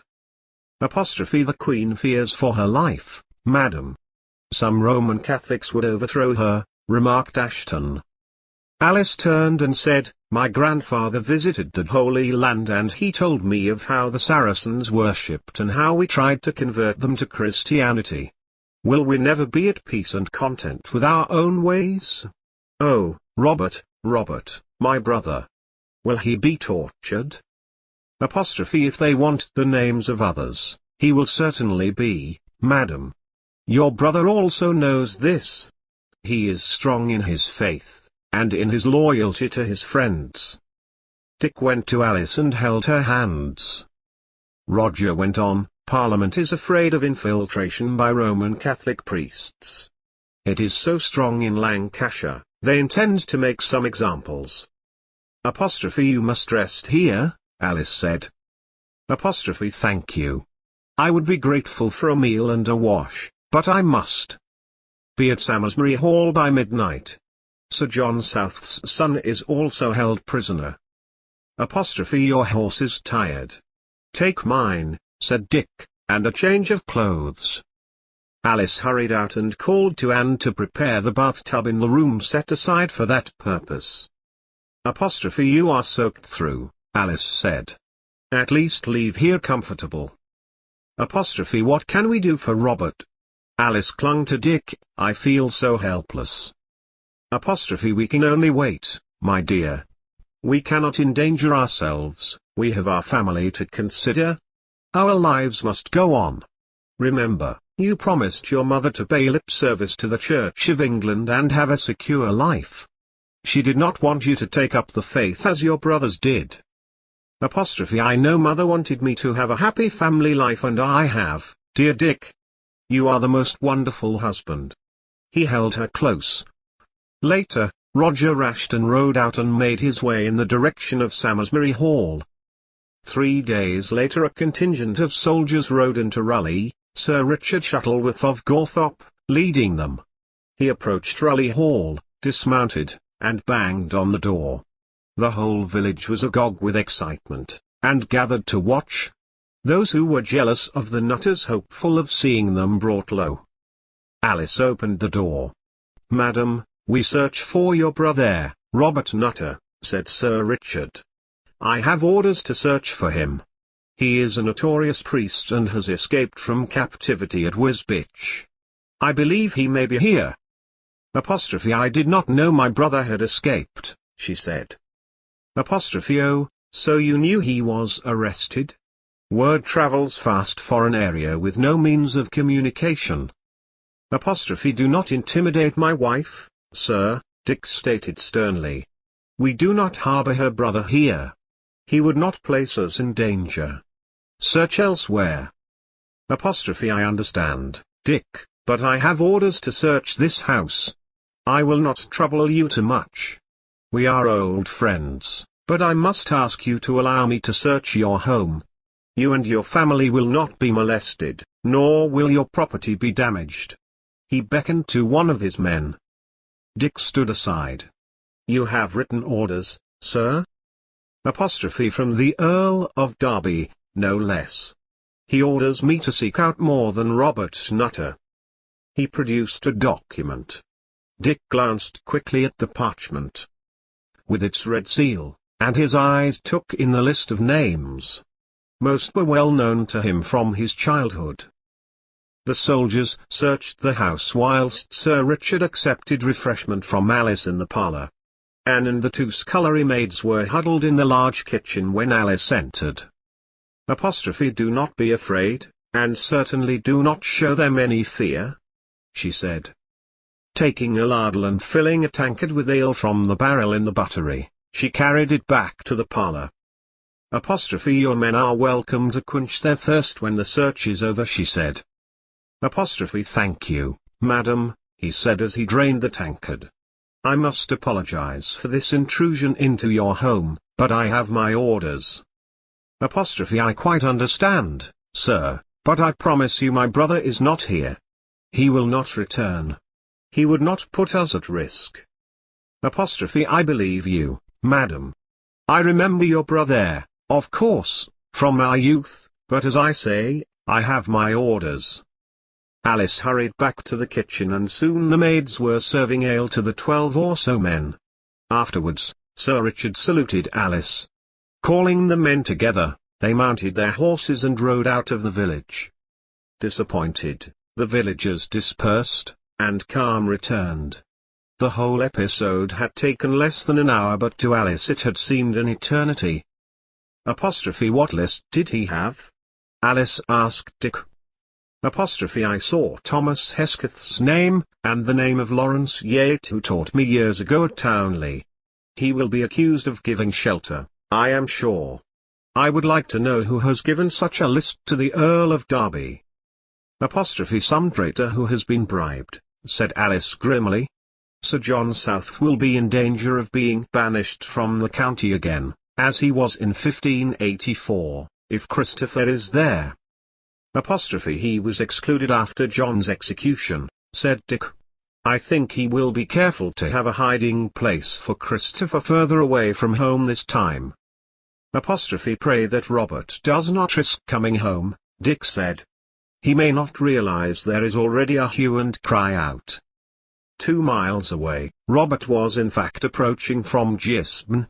Dick was right when he suggested Robert may not know the search was on, but the Earl of Derby had decided to teach all priests and recusants in Lancashire a lesson. As Sir Richard Shuttleworth and his men rode out of Raleigh, it was their intention to drop down into Colne, where the road from Raleigh meets the Gisborne road. Tomorrow, Dick explained. Oh no. He was so good to me at Douai. It's not true, say it's not true. He's a good man. Oh poor mother, and turning, he ran down the passage and up the stairs to his mother's room. She was sitting on the bed with Anne kneeling beside her when Miles rushed in. She held out her arms to him, Miles clasped her in his arms. Tears poured down their faces. Alice stayed in her bedchamber for a week. Dick was worried at her lack of energy and will to do her household tasks. Sybil Bannister and Ruth Ferber had been to console with her, and on a grey, miserable day, Ellen Nowell rode into the yard with her eldest daughter. Alice took refreshment with her and Ellen pleaded with her to walk in the walled garden. Yes, Ellen, I do need some fresh air, she spoke sadly, but allowed herself to be led outside. Dick, leading his horse into the yard, was relieved to see Alice out once again, and smiled gratefully at Ellen. Walking round the rose garden, Alice stooped to remove some dead heads from the roses, and when she returned to the house she felt calmer than she had done at any time since the news of the execution. Dr. Gabriel has sent you a potion to help you sleep, dear, said Ellen. I will accept it now. I have slept very badly since Robert's death and Dick has suffered with me, she smiled. Dear Dick, through all my tragedies he has remained solid. With him at my side I feel I will surmount anything, and going through to the kitchen, she told Anne she would dine with the family that evening. When Ellen left, Alice continued to sit quietly in her pleasant parlour. Margaret and Maria came in, and without speaking, sat on either side of her, smiling happily to see her downstairs again. Christopher rushed in. Mama, are you well again? He cried. Yes, dear. Mama feels much better, she replied as he climbed onto her knee. She buried her face in his soft hair and tears ran down her cheeks. Mama, why are you crying? Charles asked. Because I am happy to have such lovely children. God has given me so much, and taken so much. You are my dear consolation. Dick was happy to see Alice in the dining room, and holding her close he whispered, You have me, and you have the children. We will give thanks for them. Pray God Christopher stays in France, Dick, Alice whispered. At Christmas the whole family were invited to a feast at Reed Hall. Maria was included in Ellen's invitation. Isn't Ellen kind to remember how close Maria is to us, said Alice, passing Dick the letter to read. We must go, Alice, Dick said. Oh, I know. I will look forward to it, although Roger Nowell always brings me bad news. He is the justice of the peace for this valley. He has no choice, Dick replied. If he delegated it to someone else you would feel slighted. I hope he never has to bring more bad news. Alice looked sad. I may not see Christopher again. I do not relish the thought of a trip to Douai, and he must not come here. You have always enjoyed your visits and you could take Margaret next time. Oh Dick, I loved Douai. The gardens, the weather, and meeting old friends. It's the long journey to the port, and the sea voyage I find exhausting. We will see how you feel next year, he said and squeezed her hand. Alice told the family about the Christmas feast as they sat down to supper that night. Maria blushed with pleasure when she realized she was included in the plans. I wish Christopher Baldwin was going, she said. The Baldwins never socialize with anyone. Indeed, Richard Baldwin would put a cloud on my revelry, said Alice. Oh, Maria doesn't want Richard to go, just Christopher. Miles winked at his mother. So that is the way of it. I wondered why Christopher rode to church and back with us now. I thought it was to accompany Miles. Alice said. Maria blushed at the banter. Maybe Christopher will be able to lead his own life someday, she said. He will not find it easy with a father such as he has, said Dick, and he will have to work in the mill. Christopher would like to be a farmer. He tires of the corn mill, said Maria. He is planning to rent a cottage and start with a few animals. Have you a cottage he could tenant, Uncle Dick? Maria asked. It would start a holy war if I gave him a cottage, or attempted to lure him away from his father, Dick replied. Only you can stand up to his father, Maria said sadly. Well, I never. This is a surprise to me. Have you spoken with Christopher often? Asked Alice. Mama, she speaks to him at every opportunity, Miles grinned. Yes, as often as I can, like you do to Ruth Bannister, retorted Maria. Oh, what is this? Secrets are out today, Alice smiled. And what of you, Margaret? Do you seek to share confidences with anyone we know? No, Mama, there is no one I am drawn to. I would like to do what you did and go to study at DY. Charles would like to go also. May we?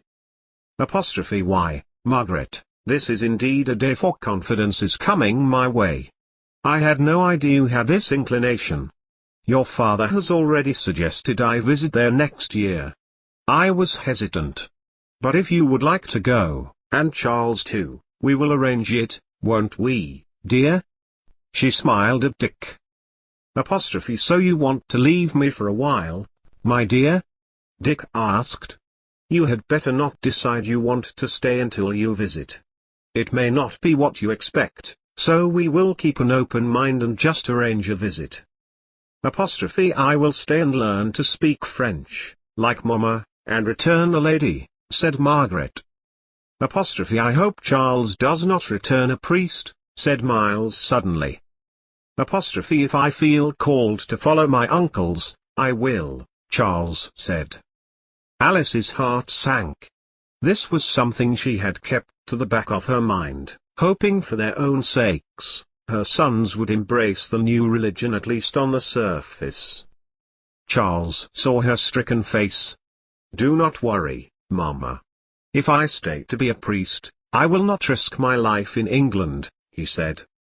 Let us eat. The food grows cold, said Dick. We will discuss all these new affairs again.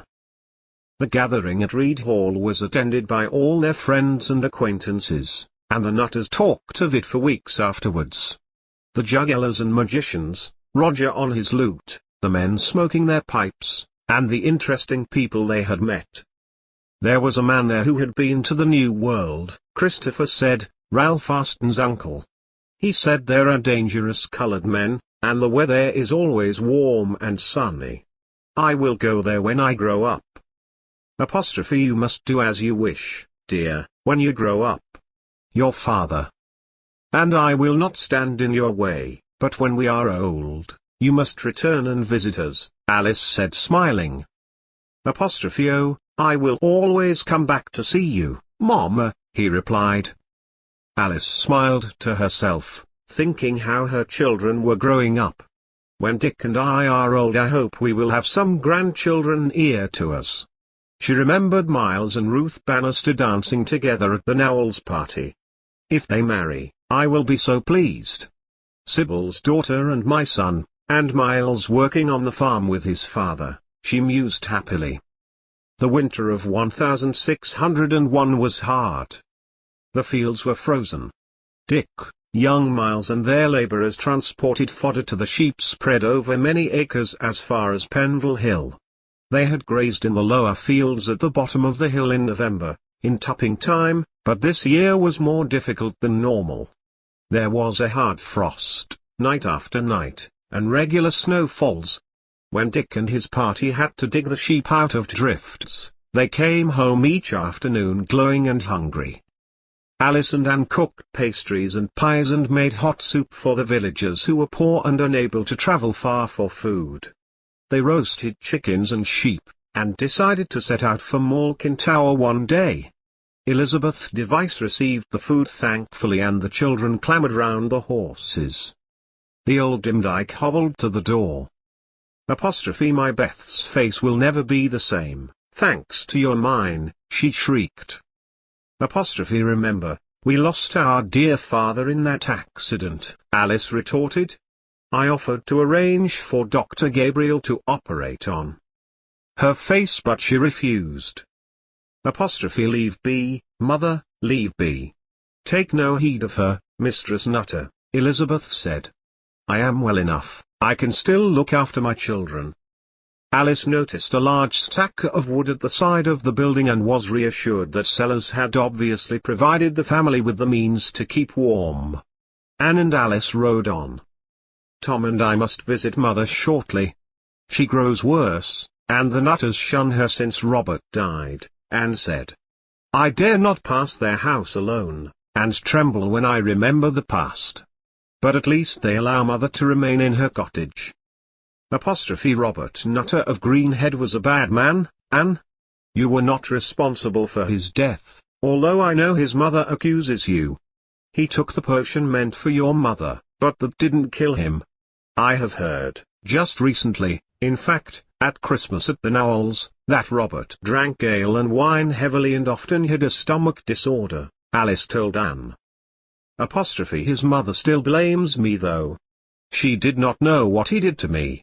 His father wished to spare her the knowledge, but I can't help thinking she would judge me differently if she knew.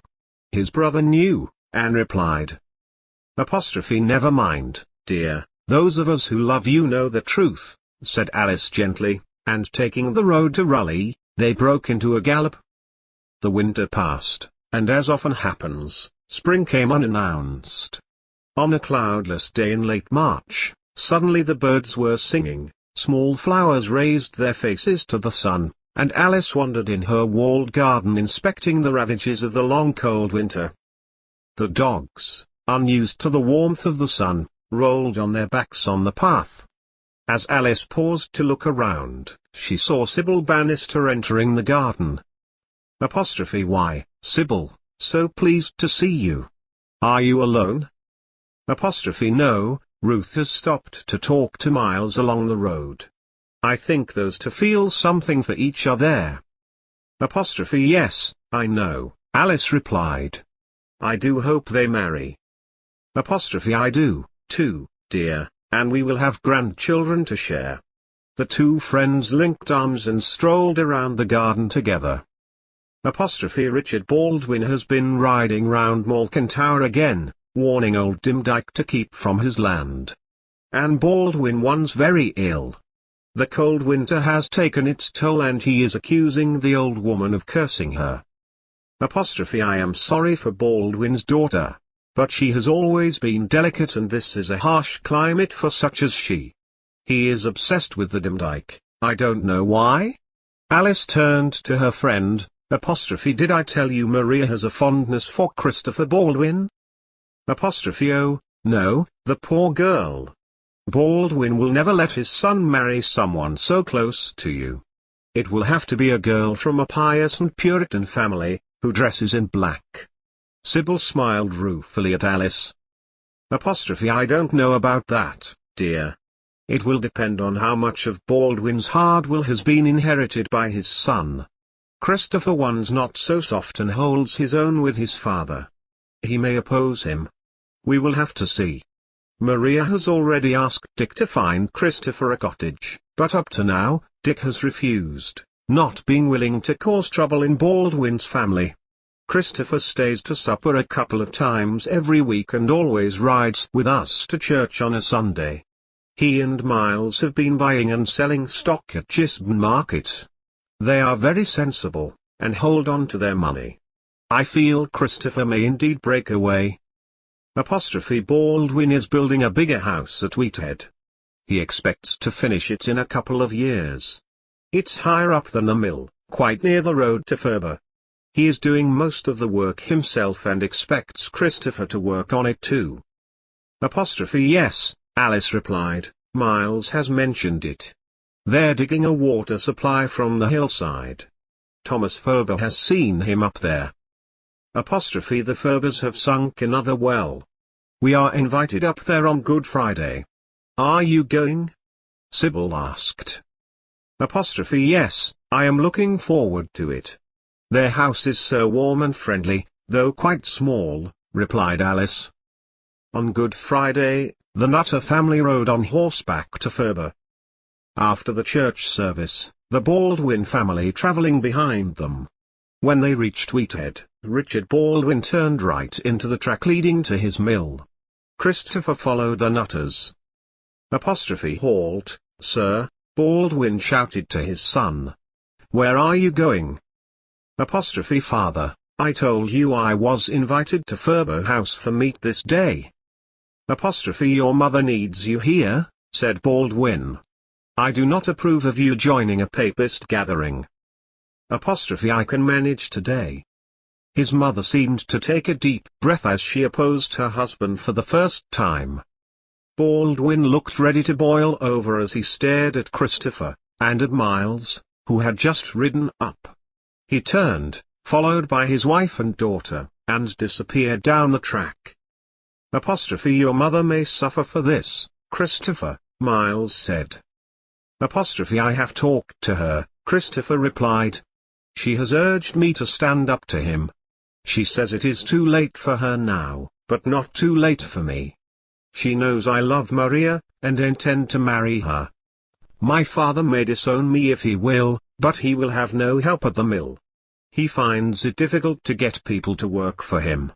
Anyway, I have money of my own now, enough to buy some stock. It will be a start. Maria and I will marry as soon as I find a cottage. The two friends urged their horses to catch up with the rest of the family. They passed Higher Wheathead, and pressing on by Jackson's farm, they soon reached Ferber.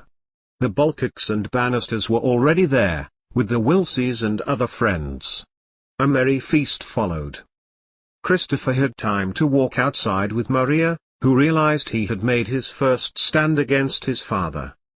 The whole matter of Christopher's opposition to his father had to be forgotten when his sister Anne died. The Nutters attended the service at New Ch, together with all their neighbors. Sympathy was extended, particularly to Mistress Baldwin, a sad, thin figure, holding on to her son and remaining daughter at the graveside. On the following Sunday afternoon, Maria and Christopher walked through the fields below Wheathead where the yellow primroses were just budding. They stood together on a small stone bridge in a hollow, and Christopher picked a primrose. Giving it to Maria he said, "Press this in your Bible. It is a token of my love and a promise that you and I will be married soon." They climbed the hill and stood looking down into Raleigh. One day you will be mistress of a house such as Raleigh Hall, he said. Oh, Christopher, she replied, a small cottage is all I need, as long as I am with you. You have grown up in Raleigh Hall and I will make you mistress of one as grand.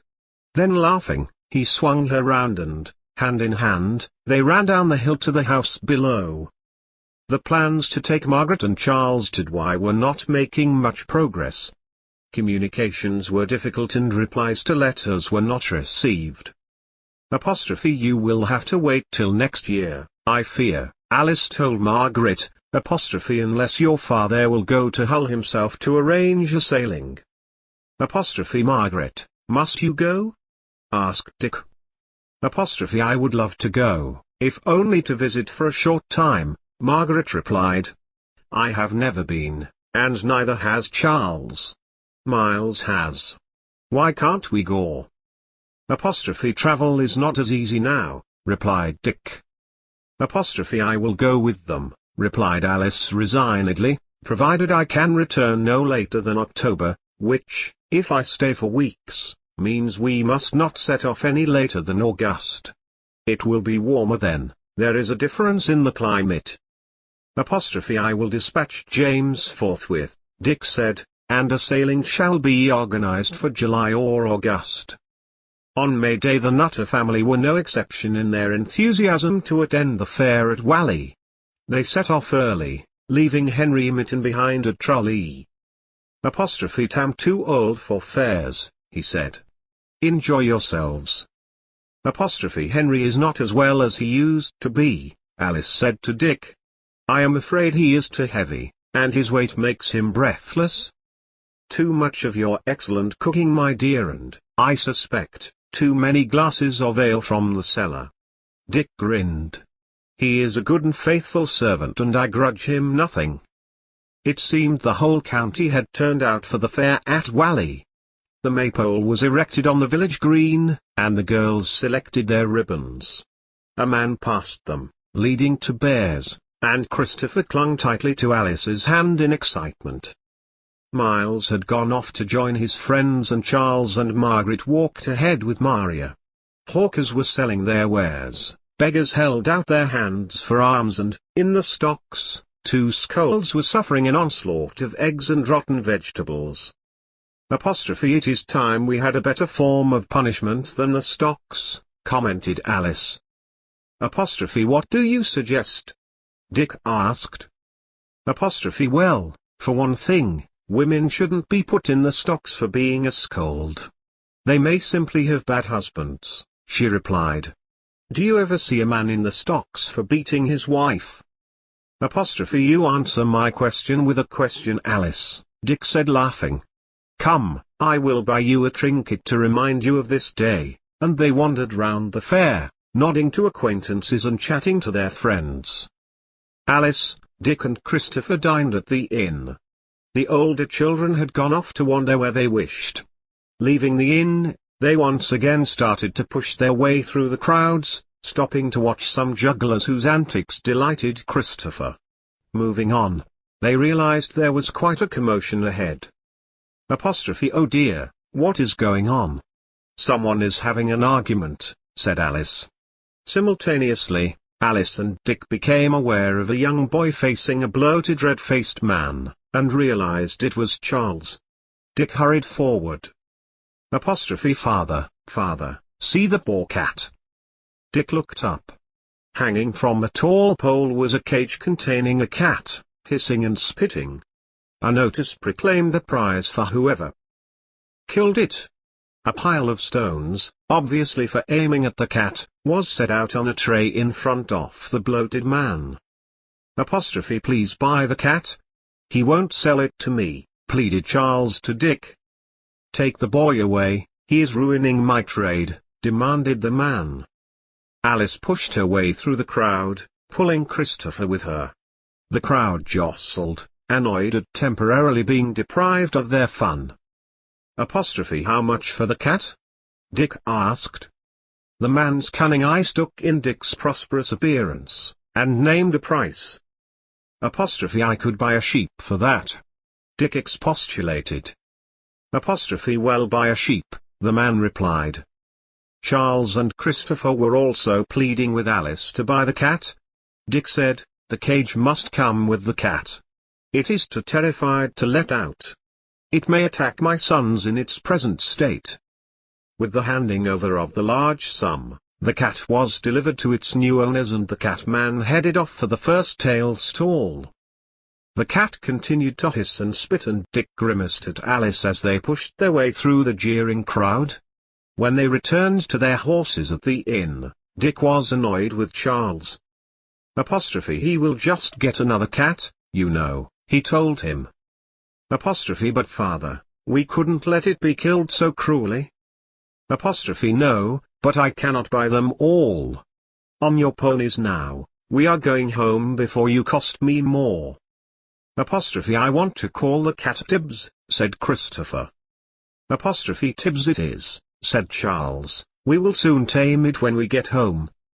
The cat did indeed recover from its fright and in no time at all was an accepted member of the family, holding its own with the dogs who tried to chase it, by facing them and hissing and spitting. When Alice spotted in her rose garden, Tibbs could be seen rolling in the sun and following her progress through the garden. Plans were arranged for the trip to France. In August, Dick set off with James Wilsey to escort Alice, Margaret and Charles to Hull. Miles insisted on accompanying the party at the last minute. "You will be glad of company on the way home, father," he said. "Of course I will, son. Do you wish you were going to Douai with your mother?" "Not this summer. I enjoyed my visit before, but it won't be the same now." "You mean since Uncle Robert's death?" "You mean Uncle Robert's execution," Miles said bitterly. "We cannot dwell on these things, Miles. Life has to go on." "When I went to Douai, grandfather was still alive and Christopher wasn't even born," Miles ruminated. Staying at their usual inns on the way, the party finally rode into Hull a week or so later.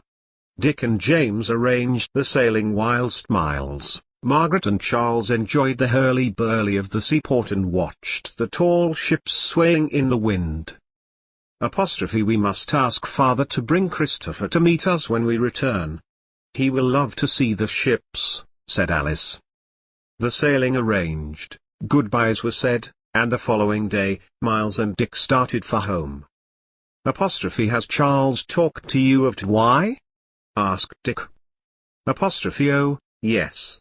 He once obsessed with it," replied Miles. "Your mother and I have discussed the possibility that he might wish to become a priest. We will not deter him." "Become a priest? Isn't he too young?" "Not really, if he is to begin his studies."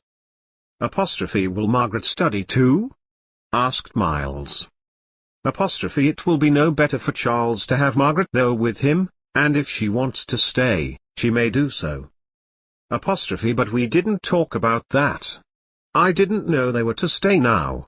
"Oh, father, I thought they were only going to see what it was like.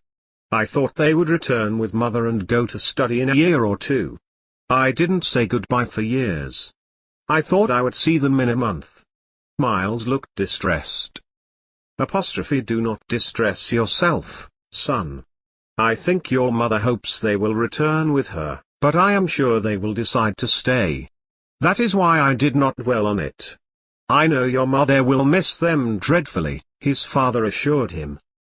"I will miss them, too, all the time." Miles looked miserable. "You have chosen to be a farmer and follow after me. You will keep the estates for the family. When mother and I are gone we will know it is in safe hands," Dick assured him again. "Father, I pray it will be many years before I am left alone to run the farm." "Life is capricious, dear son. Fate deals cruel blows. We live in a cozy corner of a vicious society and we are not immune from disaster, as you know. Your mother has seen 2 of her brothers executed for their faith, and some of their friends also. We lost grandfather tragically. You must always be prepared for misfortune so that you can face it when it comes." The 2 horsemen cantered slowly along the track, each busy with his own thoughts. Aboard ship Alice, James and the 2 children dined with the captain in his cabin. Margaret and Charles had been overawed by the sailors' expertise in swarming up and down to hoist the sails, and chatted continuously about the events of the day. When Alice and Margaret were preparing for bed, they said their prayers together. "I pray you have a happy future, Margaret dear, and that you are always strong in your faith." "I hope to learn much at Douai, mother. I do so wish to remain there." "Wait and see what it is like, dear. You may decide to return," her mother replied. "Charles and I have talked about it and we know we will stay." "It may not be what you imagine, my dear," and smiling, she kissed her daughter good night. Towards the end of August a messenger brought the news Dick was expecting. Margaret and Charles were to remain at Douai and Alice was sailing back with James on 1st September. Round the table that evening talk flowed excitedly between Miles, Christopher and Maria. Can I go to visit them when I am older? Asked Christopher. We will all go, but you must promise me you will not stay. I don't want to lose all my children to France, Dick smiled. I do not want to be a priest. I am going to be a sailor like Sir Francis Drake, and sail to other lands and see colored people and wild animals. We will see, Christopher, his father assured him. So no one will stay and help me run the farm, said Miles shortly. You have good men to help you, and when you marry Ruth Bannister, things may change, Christopher retorted. Hold your tongue. Who says I will marry Ruth Bannister anyway? Asked Miles indignantly, and hurriedly picked up his knife. Dick smiled and cleverly steered the conversation into more relaxed channels. A week later, Dick and Miles set off to meet Alice's ship. Christopher, who was delighted to be accompanying them, was also sad because Margaret, his little mother, would not be returning with her. When they arrived in Hull, they booked their rooms at the usual inn. Christopher, although very tired as he had never been on a long journey before, was anxious to see ships for the first time. After breakfast on the following day they joined the milling throng on the quayside, and Dick made inquiries about the arrival of ships in the next few days. Communications were always poor.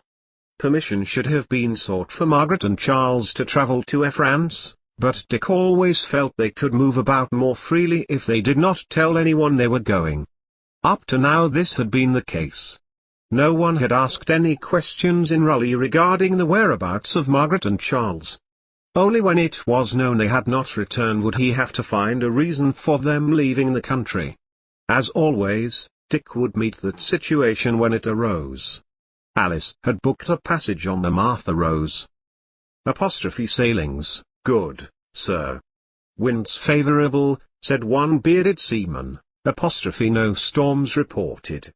She should be in late today or tomorrow. Well, Christopher, we can't wait about the quayside all day. We'll explore and then return. Oh father, do not let us go too far away. I wish to see the ship sail in, Christopher replied. It will take an hour or two from first sighting. We'll keep coming back. He led Christopher away, passing the heavy nets of fish, the bartering seamen, the cries of hawkers and the shrill screaming of the sea birds. They wandered up and down the narrow streets, pausing to buy cockles, mussels and hot meat pies. Dick, Christopher and Miles arrived back on the quayside in the late afternoon to the cry Martha Rose ahoy. Christopher exclaimed in delight to see the graceful ship in full sail heading slowly into port. Christopher could hardly contain his excitement watching the preparations for docking the ship. It seemed an age before the ship finally slid into the dockside, and another age before the gangplank was lowered and the tall figure of James Wilsey strode down it with the smaller one of Alice, clad in her green riding suit, behind him. Holding her long skirts, she stepped daintily from the gangplank into Dick's arms. Alice hugged Christopher, then Miles, and Christopher again. Tears were streaming down her cheeks. I have two tall sons left to me, thank God, in this country. Tell me how Maria and Anne are? And linking up she set off along the quayside. Dick sighed as he looked at James. Seemingly we are left with the baggage, he grimaced ruefully. As they reached the inn, Alice turned to see Dick and James not too far behind. As they caught up, Alice said, I was so excited I could not eat. Dick ordered food from the innkeeper. They had so much news to impart to each other. It was a merry gathering. Alice's news of Charles and Margaret was eagerly awaited. She told how Charles was immediately content with life in the seminary at Douai, and of Margaret's pleasure in being taught by the nuns. Margaret and Charles are happy, said Dick. We will all visit them next year.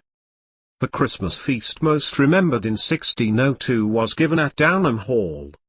The Astons threw open their doors to all the local landowners and gentry. Yeoman farmers, prospering more since the dissolution of the monasteries and church land, were often better off than the gentry, but in Lancashire and Yorkshire there was little class distinction when it came to prosperity at least. Dick and Alice drank hot punch and discussed various local affairs with Roger Nowell and Nick Bannister. Baldwin tried to indict Dick as a witch last week, said Roger. He blames her for the death of his daughter. What rubbish! Alice exclaimed defensively. Anne Baldwin was delicate from birth and always had a racking cough. It's damp and cold at Wheathead.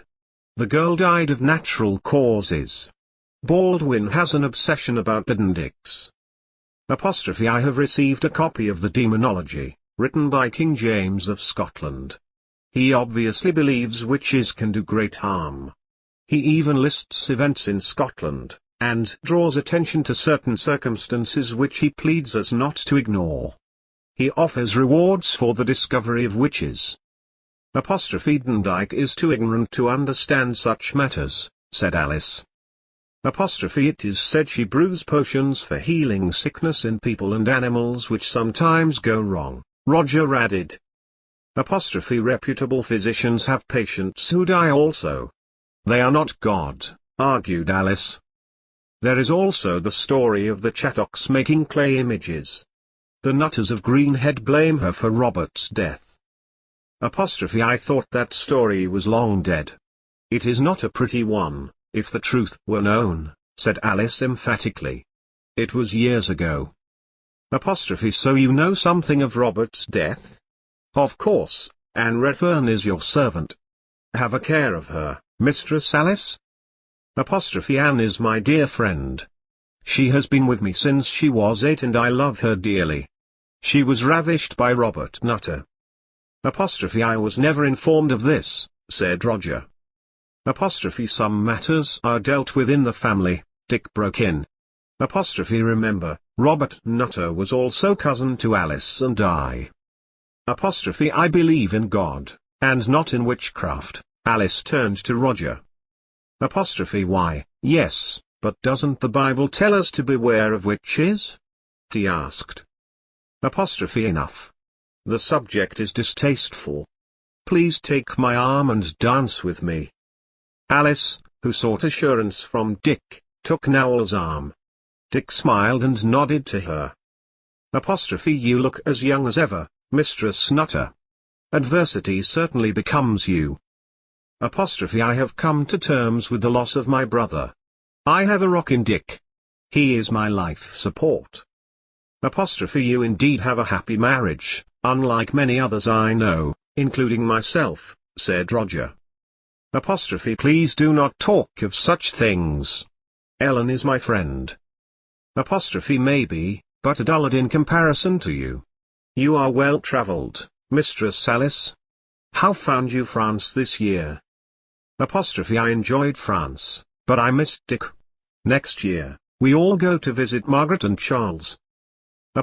So, Charles leans towards the Roman Church. That must trouble you. If it should reach certain ears that your son trains as a priest, you know the penalty, he grimly reminded her. I would know who was the informer. He promises that he will stay in France, said Alice. I seem to remember your brother Robert promising his mother the same thing. Master Nowell, you distress me. Please may I sit down? Roger Nowell, holding her closer than was necessary, whirled her through a door into an oak-panelled study. The mistletoe hangs here, he said, and kissed her soundly on the lips. You forget yourself, sir, Alice spoke coldly. Kindly return me to my husband. Roger smiled a sardonic smile, and holding her elbow, he led her into the room and through the crowd. You make a handsome couple, Nicholas asked and teased, looking Roger up and down. Roger was resplendent in wine velvet, and Alice's gown of dark blue complemented it. He bowed towards Dick and then drifted away. Dick teased Alice. You didn't dance with him very long. Apostrophe I do not like him, Dick. Despite his apparent friendliness, there is something inside him which disturbs me. I fear he patronizes us. Maybe he considers himself our superior. Apostrophe he was born into wealth and gentility, but if he hadn't married Ellen he would have had to search for another rich wife. He and his father were in great debt, for all they were gentry. Don't let him worry you. I will always be your staff to lean on. Come, let us dance. Dick and Alice joined the line of couples in a lively jig. In the library, Roger Nowell was in conversation with Nick Bannister. I will make Dick Nutter an offer for the Greystone land and the coal mine. Apostrophe I doubt he'll sell, Nick replied, though he's never been up there since his father's accident. Wilsey and a few others take what coal is needed for Raleigh Hall and the village. Apostrophe nevertheless, I believe the area worth further investigation. Roger, seeing Ellen peering from the doorway, muttered to Nick, my watch and ward is here. We'll speak of this again. Apostrophe my dear, you are looking for me? Taking Ellen's arm he left the room. Nick watched with sardonic amusement. Supper was served in the large hall. Servants replenished plates as quickly as they were emptied, with a selection of hot and cold meats, roast, baked, boiled and fried, all laid on platters down the center of the table. There were sheep being roasted in the kitchen, and goose, game and pork in plenty. There were vegetable dishes, pies and puddings, and a profusion of French wines and October ale. The puddings were decorated with crystallized rose petals, violets and marigolds. There were fruit jellies, herb and gooseberry sauces, cream fillings and preserves, also decorated with marzipan and candied fruit.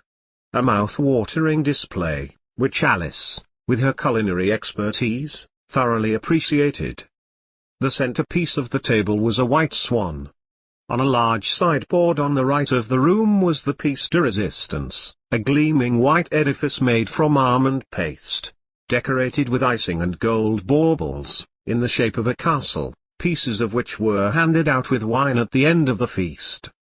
At this point, carol singers gathered in the room, and the whole company joined in. Driving home in the carriage, Alice snuggled up to Dick, and remarked sleepily, that was a lovely feast. Apostrophe I enjoyed it too. Dick kissed her head pressed close against him. Book 3.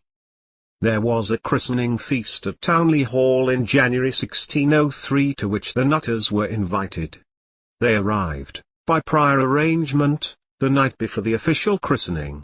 After all the children were in bed, the adults gathered together in the small chapel where masses had been celebrated since 1395. Mary Townley held her seventh son in her arms. Anne Townley of Carr Hall, and her husband Henry, stood godparents as the baby was christened Christopher, by his namesake Christopher South, once more risking his life by holding a mass at Townley Hall. John Townley was financially much oppressed by the fines he had to pay for recusancy, and much discourse was held on the subject as the close friends supped together after the ceremony. Christopher South left the house during darkness, taking letters for Alice's children in Dalwarty. The following morning Alice took a walk round the wooded grounds of the hall.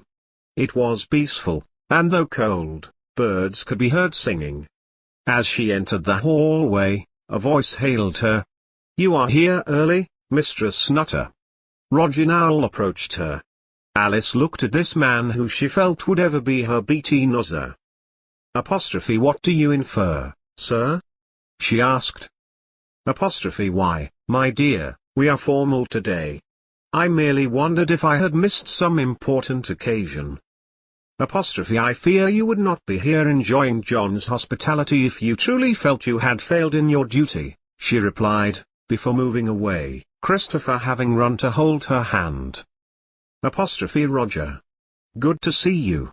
Dick held out his hand. Taking it, Roger replied, I would like a private word once the formalities are over. Apostrophe you sound stern, Roger, what ails you? Apostrophe merely a matter of business we could do. Apostrophe such as? Dick replied. Apostrophe can I speak of it later? Apostrophe out with it, Roger. No time like the present. Apostrophe I wish to make you an offer for the land and coal mine at Greystones. Apostrophe that land, and what is on it, is not for sale, and will not be in my lifetime. Dick, with a furious glint in his eye, strode away. Roger had the grace to look embarrassed. Nicholas Bannister joined him. Apostrophe do I gather you broached the subject of the mine at Greystones? Dick looked mighty annoyed. Apostrophe damn him and his independence. Roger drained his glass. He may not always be flying high, and he'll be waiting. The dinner party was merry. Friends and neighbors jostled together with many pleasantries, and partook of the lavish feast spread out on tables in the hall. The children ran along the corridors, laughing and playing.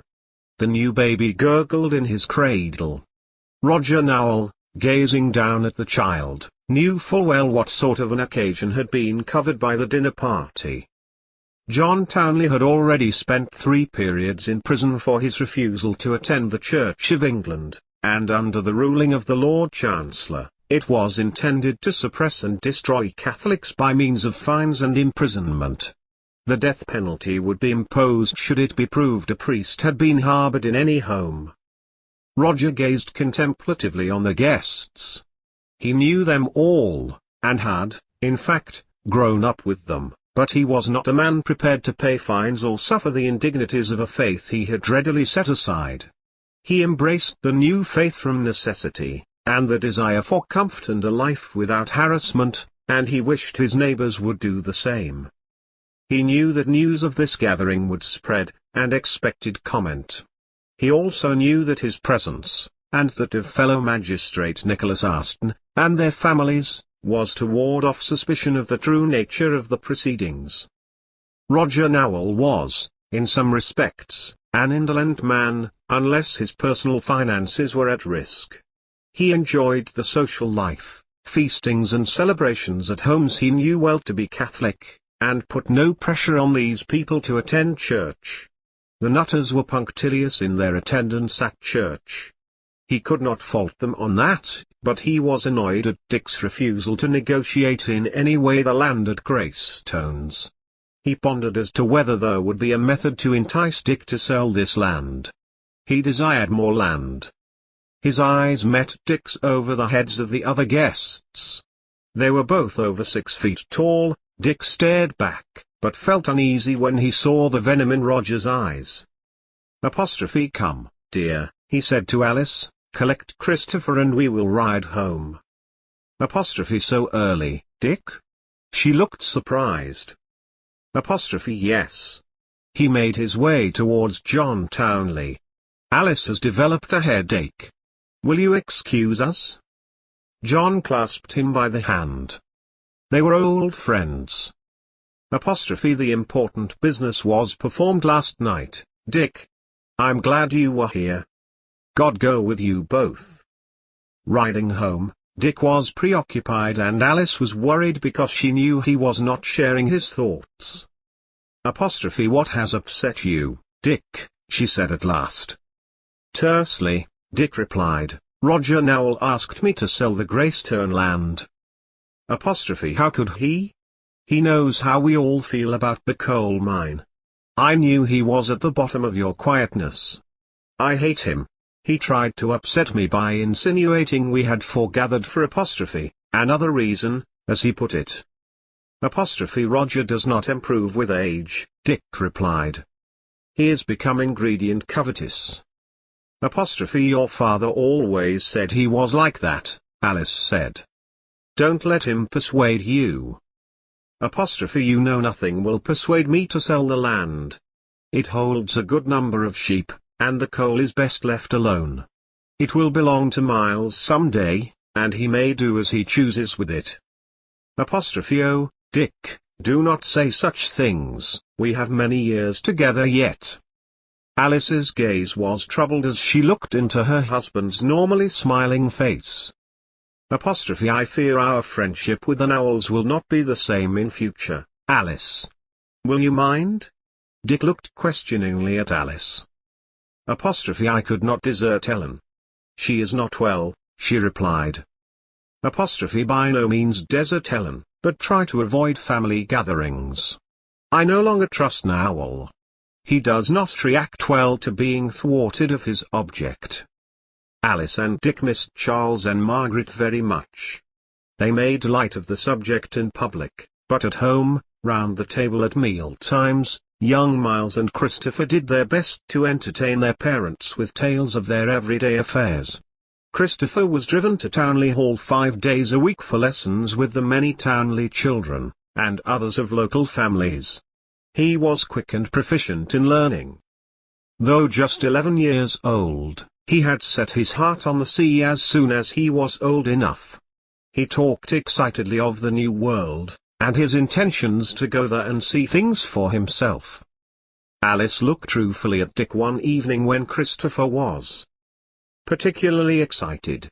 He had been to Townley Hall that day, where a seafaring man had entertained the children with his stories of sunny islands, black people, exotic fruits and colored birds.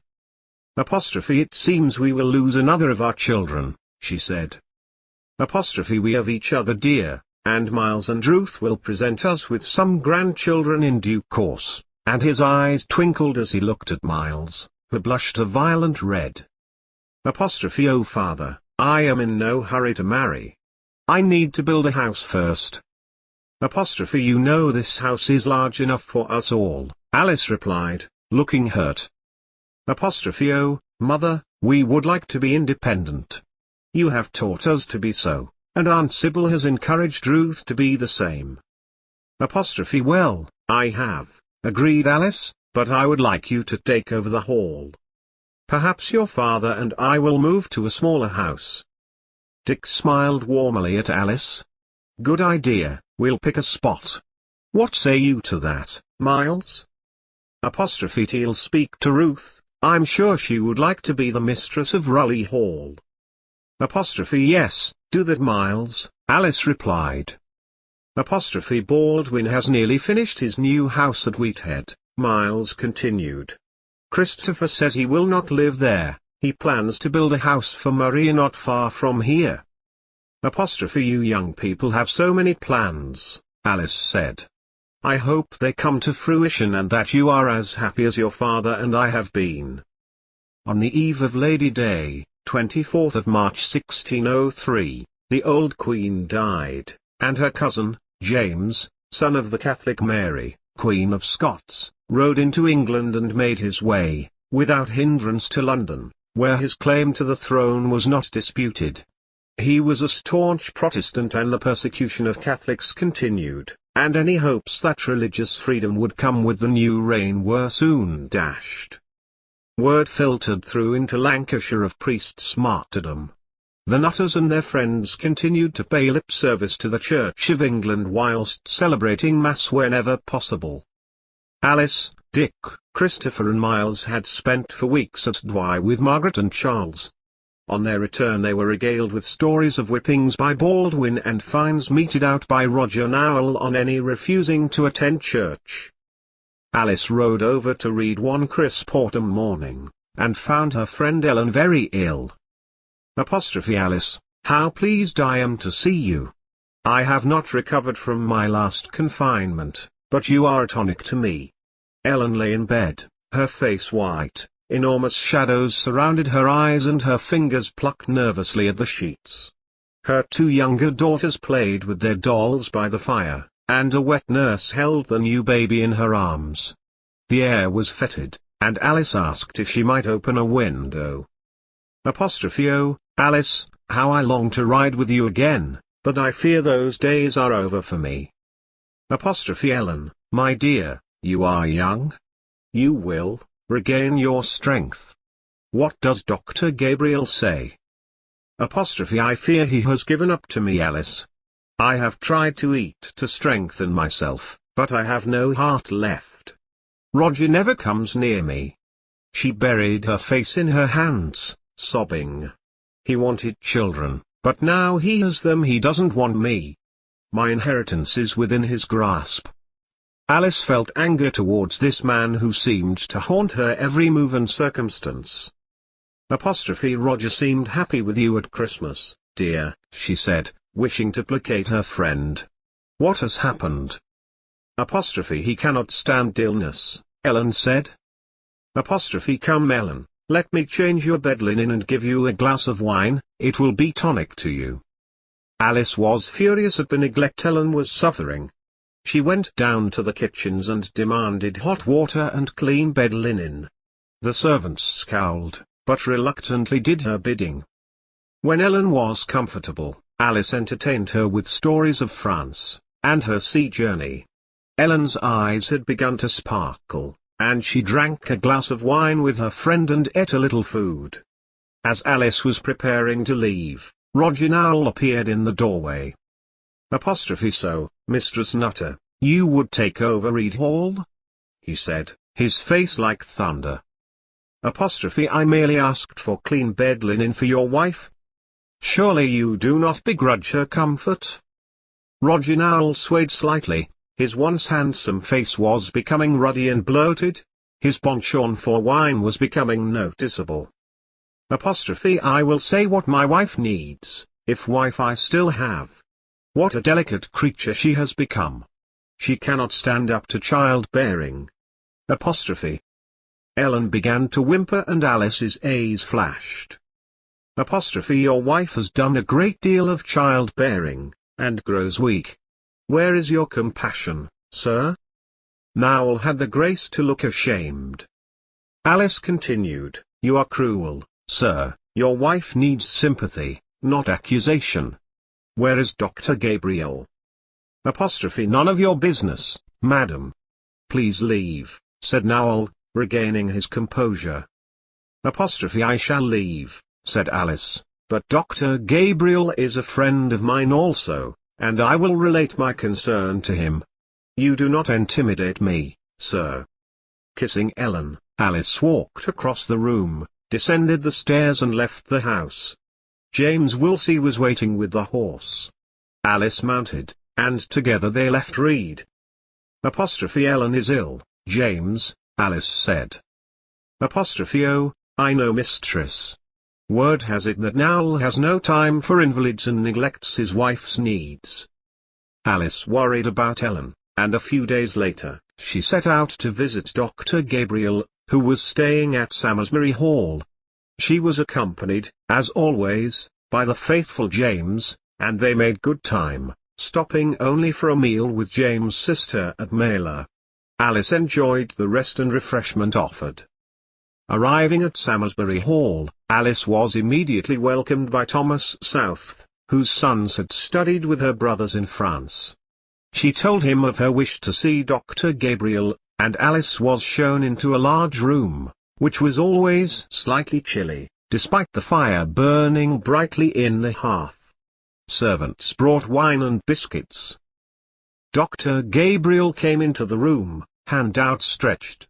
What is the purpose of your visit, madam? You are not ill, I hope? No, sir, I come on behalf of Mistress Nowell. I fear she is very ill, and her husband was so cold to me when I tried to cheer her. I am afraid Mistress Nowell will not recover, my dear. Her husband did send for me. He knows there is no hope and hides his true feelings by drinking too much. Her blood is poisoned and I cannot find the source of the affliction. She suffered badly in her last confinement. She has given birth to 10 children. She is now worn out. She seems to have lost the will to live, Alice said. Yes, my dear, her husband is a hard man and does not return her love. She fades like a flower without sun. Alice was shocked by these revelations. Bidding goodbye to Sir Thomas and Dr. Gabriel, she returned with James towards Reed Hall. On arrival she was shown immediately into Ellen's bedroom and saw at once that her friend was sinking. Taking Ellen's hand in hers, she knelt at the side of her bed. Let us remember the happy times we have had together, Ellen, she said. I remember your lovely garden, Alice. You have been my only true friend in Pendle. Remember the Christmas feasts when the children were young? Alice felt tears running down her cheeks as the wasted fingers clutched at her hand. Roger Nowell walked into the room and quietly knelt down beside her, and the three prayed together. Ellen died the next day. A messenger brought the news to Raleigh Hall, with an invitation to the funeral. When Ellen had been laid to rest, friends and neighbours congregated at Reed Hall. Roger Nowell made his way over to Alice. "Forgive my behaviour towards Ellen," he said. "I was beside myself with grief. I did not know what to say to her. I have my regrets to live with now. We will not speak of it again, sir. There is nothing to gain. Ellen was my dear friend, and I grieve for her and for her lonely children." Roger's eldest son and daughter made their way over to Alice. "We thank you for your kindness to our mother. She loved you dearly." "I'm sorry I was away in France when she needed me," Alice replied.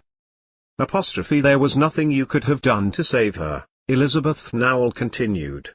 "Now tell us how Margaret and Charles are faring, we miss them so." Alice gave them the news from Dwell. "I will ask my father if I may go to Dwell to visit them," William Nowell told Alice. Roger, who had overheard, smiled at his son. "You have great expectations, young sir, but we will inquire into this," he said.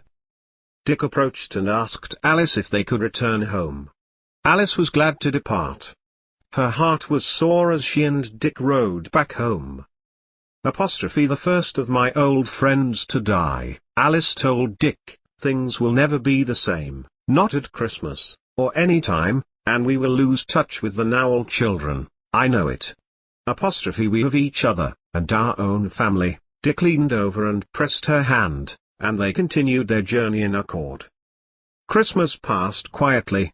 Alice and Dick were happy to receive messages from Charles and Margaret, and together with Miles and Christopher, spent Christmas Day at Ball House with the Bannisters. Miles and Ruth were to be betrothed on Ruth's 18th birthday, and Alice and Dick offered to build a small house for themselves. "Mother, Ruth and I want to start our married life together in a small house. Raleigh Hall would not be the same without you. We will build on Slipper Hill. We have chosen the spot, and Uncle William has given us the land. I did tell you we were considering this." Miles looked hurt. "Yes, dear," Alice smiled at her son, "if you insist. Will you take one of the servants?" "Catherine Hewitt wants to come with us. She is a widow and devoted to Ruth," Miles told his mother, who looked inquiringly at Sybil. "I will be happy to spare Catherine," Sybil smiled. "Now, how long is the betrothal to be?" The old friends discussed the plans for the wedding. A date was fixed in 1605. It was hoped that Charles and Margaret would be able to return for the occasion. Alice nursed secret fears about Charles, wondering whether it was common knowledge he studied to be a priest. In February 1604, to add to her worries, came a proclamation from the king that all Roman Catholic priests were to leave England. Late in 1604, Baldwin began a further harassment of the Dundicks. He used as a weapon a recent Act of Parliament, again instigated by King James, that any person who would use, practice or exercise any witchcraft, charm or sorcery, whereby any person shall be killed, destroyed, wasted, bind or lamed in his body should receive the death penalty. At supper one evening, when Maria had joined them, Alice noticed that the girl looked pale and drawn. "Is something the matter, dear?" Alice asked. "Christopher's father has forbidden him to marry me," she replied sadly. "Christopher is over 21 and may do as he wishes," said Dick. "He wants his father's blessing, but his father says my grandmother Whittle is a witch. Is it true, Mistress Alice?" "I do not believe in witchcraft, whatever proclamation our king may make. As for your grandmother, she is a sick old woman. Her mind has become unhinged because of hardship and poverty. Dr. Gabriel has visited her and prescribed remedies which calm her. That is not your fault and Baldwin should not blame you, replied Alice. Christopher has been working on the cottage on the Bar Road at Blacko. I am sure he intends to marry you, no matter what his father says, Miles added. Oh, yes, but his father makes it hard for the family, said Maria. Christopher is renting some land from me, Dick said. He has a way with rearing animals. His father needs Christopher at the mill, but Christopher does not need him. He can earn his own living with his livestock. When the cottage is finished, I am sure Christopher will ask you to marry him, dear. Mother and father say the same thing, said Maria, brightening up. I hope we can get married whilst Margaret and Charles are here for Ruth and Miles' wedding. Well, they will be if you make it next year. Alice looked happy. Then we will all be together again, if only for a short time. Baldwin had Elizabeth Device in the pillory again. He caught her begging at Colne, Maria told the family. Elizabeth has a license to beg, Alice retorted. If I see her in the pillory, I will have her set free. Her health is not good, and if she is begging she must need our help. I must go and visit her. The villagers are calling her Squinting Lizzie, since her accident at the mine, said Maria. The villagers are ignorant, and know no better, said Alice sadly. The next day was cool, but dry, and Alice made up her mind to visit Malkint Hour. James drove a cart filled with wood and Alice carried panniers of food. Several of the Device children were playing outside. The youngest, a little girl about 18 months old, was tied by a rope to a tree stump. As Alice walked up to the door, it opened, and James Device stood there, smiling vacantly. Alice walked past him, peering through the smoke. She saw Elizabeth lying on a makeshift bed, and her mother, old Dimdyke, in her usual posture, crouched on a stool by the smoking embers of a fire. Elizabeth, why did you go begging? Why did you not send Jamie to me? You know I will always help you. I wasn't begging, mistress. I was just visiting a relation, and on my way home I met Baldwin. He arrested me, accused me of begging, and charged me. The magistrate at Colne believed him and had me put in the stocks. There is no justice for the poor, mistress. We starve because of your mine. He, shrieked old Dimdyke. Shut your mouth, mother. We do not starve, and Mistress Nutter is not to be blamed because of Baldwin's viciousness. Teal, pray for him, still and loud. I will. The old woman shrieked again. Alice turned her back on the old woman and spoke to Elizabeth. Why is the baby tied up? She asked. She wanders, and the others get tired of her. She needs fresh air, and I cannot get out. Sellers had me released, but not before I had suffered injury at the hands of some ruffians who threw stones at me, replied the woman bitterly. I shall see Roger Nowell and complain that Richard Baldwin is harassing you. There must be some action he can take. Alice stated. He whipped Jamie again this week and he blames mother for cursing his daughter. I heaped curses on him in Colne that he will not forget, she said menacingly. I would do him an injury if I knew how. Elizabeth, do not speak so. It is dangerous. You must promise me you will ask for food, and you know I will give protection if you are in trouble. Now, I will take the little girl. What is her name? Janet, mistress. Well, I will take Janet to Jane Bulcock. She is not working so much for me just now, and she will care for the child until you are recovered. I will pay her. Alice walked to the doorway and looked out. Alison, she shouted. A girl of about 10 years, ran towards her. Look after your mother, and send James to me with a message if Baldwin troubles you again. I know you are young to have this responsibility, but you must care for the other children. I am taking Janet, she is too much for you." Alice untied the small, struggling baby girl. Screwing her face up at the unpleasant smell emanating from the raggy clothes, she set the child in front of her on her horse. "Mistress Alice, you will catch some illness through tending the likes of the devices," said James. "They have always been feckless." "Feckless or unfortunate, James?" asked Alice. "They seemed reasonably respectable when I first knew them. Elizabeth was pretty and lively.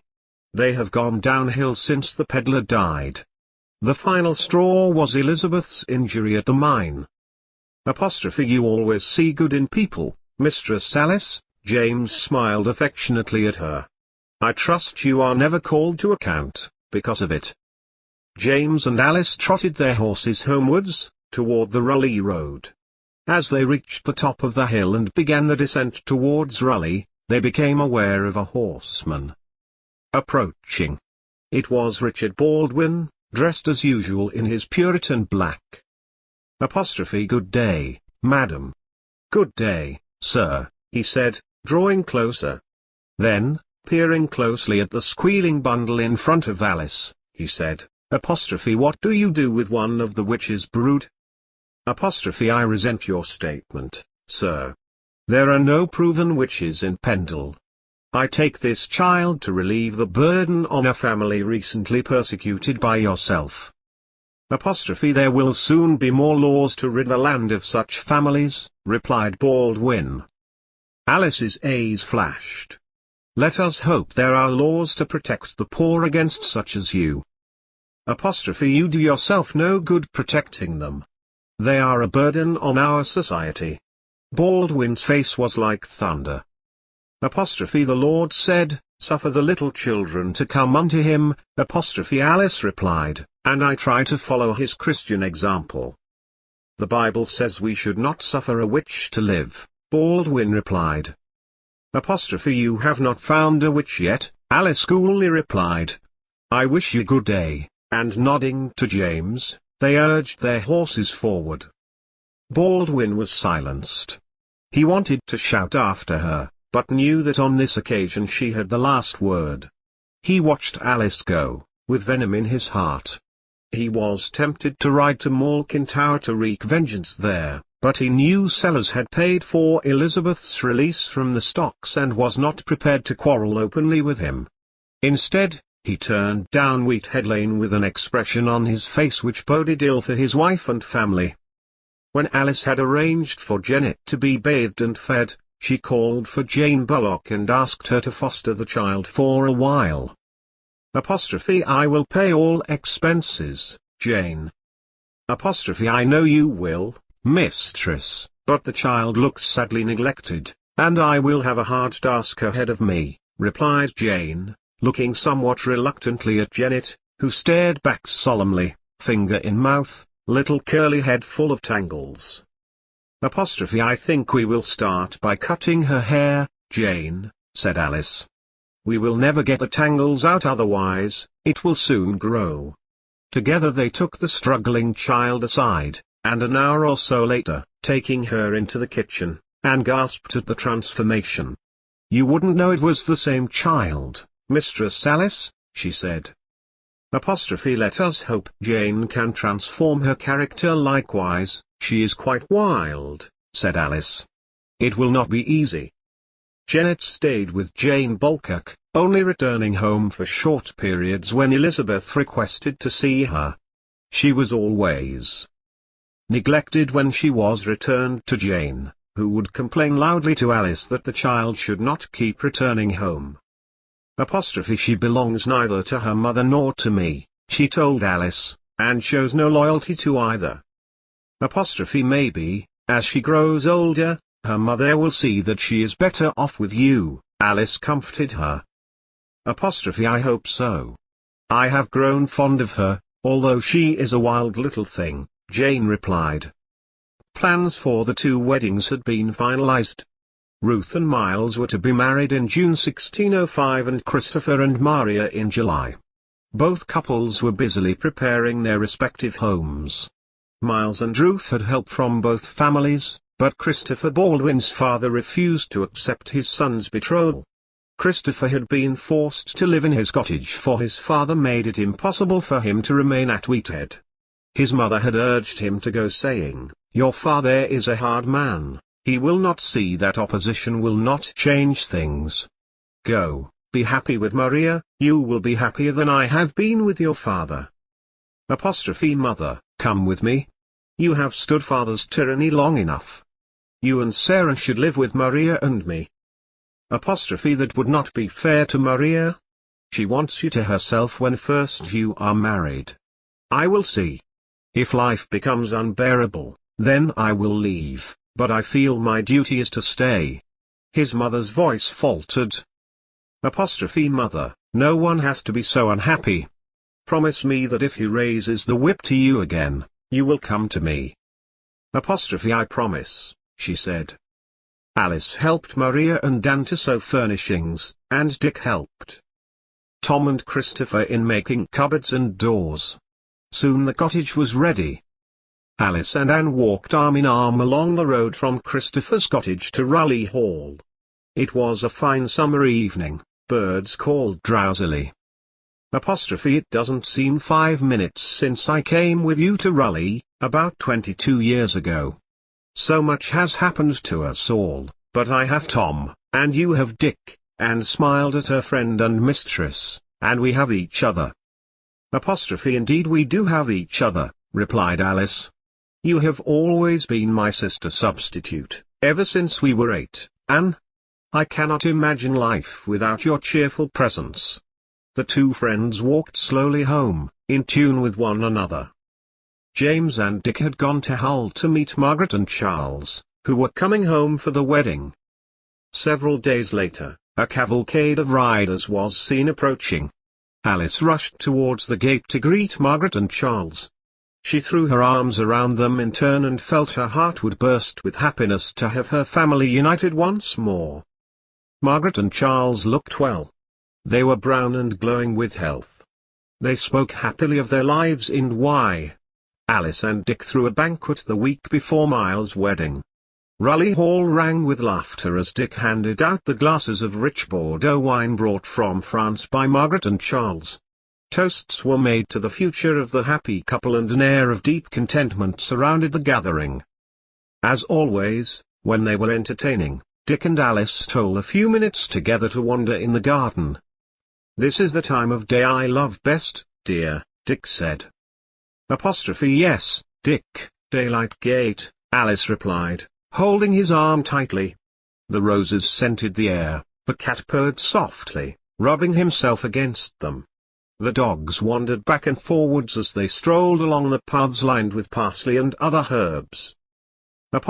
Come, we must not neglect our guests, Alice, and Dick bent to kiss her as they turned towards the kitchen door. The wedding at Newch brought crowds. It was a cloudless day, the villagers had not needed much persuading to make the day into a holiday. A maypole fluttered in the breeze as Ruth passed by in her father's carriage to Newch. All their friends were there to see them married. After the wedding ceremony they all returned to Ball House, where they happily accepted the gifts and congratulations from their family and friends. After the celebrations they were carried, by their friends, in the local tradition, to their new house, on Slipper Hill. In the usual way, Ruth threw her posy into the crowd, who, after cheering, headed back towards Raleigh Hall and the promise of more ale and food. Alice and Dick had made their way back to Raleigh and were waiting as happy laughter announced the arrival of the young people, headed by Charles and Margaret. Sunlight filtered through the trees and danced on their faces. There was nothing to mar the happiness of all. The weeks passed quickly, and the date for Maria and Christopher Baldwin's wedding approached. Alice and Anne were busy preparing food and sending out invitations. The whole village turned out, as they had done for Miles and Ruth, to watch the wedding party leave for the ceremony at Newch. Alice and Dick had insisted that Maria be married from Raleigh Hall, which had been her home, far more so than the cottage where Tom and Dan snatched occasional days or nights. When the wedding party returned from Newch, Christopher felt sadness momentarily sweep over him. He had not really expected his austere father to wish him well, but had hoped for some sign of paternal affection, although he knew in his heart that his father lacked any softness. The couple were standing by the table receiving the handshakes and good wishes, when a sudden silence filled the room. Christopher followed Maria's eyes to the door. Standing on the threshold were his mother and his sister Sarah. He opened his arms wide as they came towards him and enfolded them in a great hug. With tears running down her lined cheeks, his mother turned to Maria.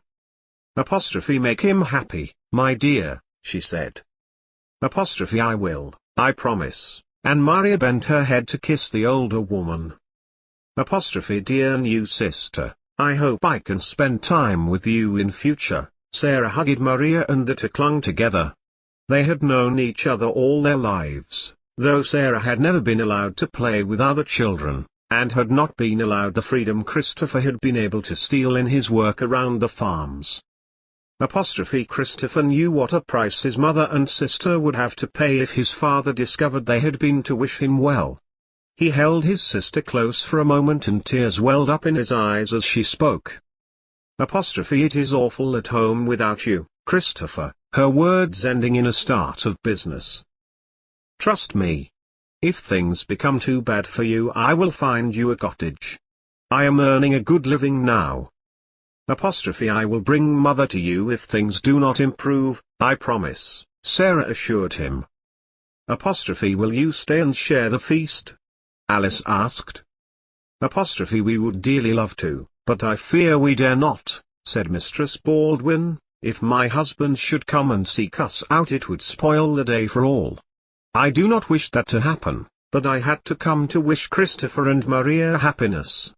Mother and daughter walked slowly from the scene of the celebrations. If ever I am lucky enough to meet a man who wants to marry me, I shall take you with me, mother dear, said Sarah as they walked slowly down the road. Yes dear, I fear the time is coming when we will have to find a sanctuary somewhere. We have no means of support, and your father would search us out if we do not have protection, her mother replied. When in sight of their home, they saw Richard Baldwin waiting for them. In his hands he held his whip. The persecution of Catholics continued, and insurrection flourished, culminating in 1605 with the Gunpowder Plot and the subsequent execution of Guy Fawkes and his friends. At the same time, the Ecclesiastical Commission, headed by Sir Richard Shbourne, dealt with many individuals who had been accused of witchcraft. A general feeling of hysteria reached out from London, and insidiously began to spread through the land.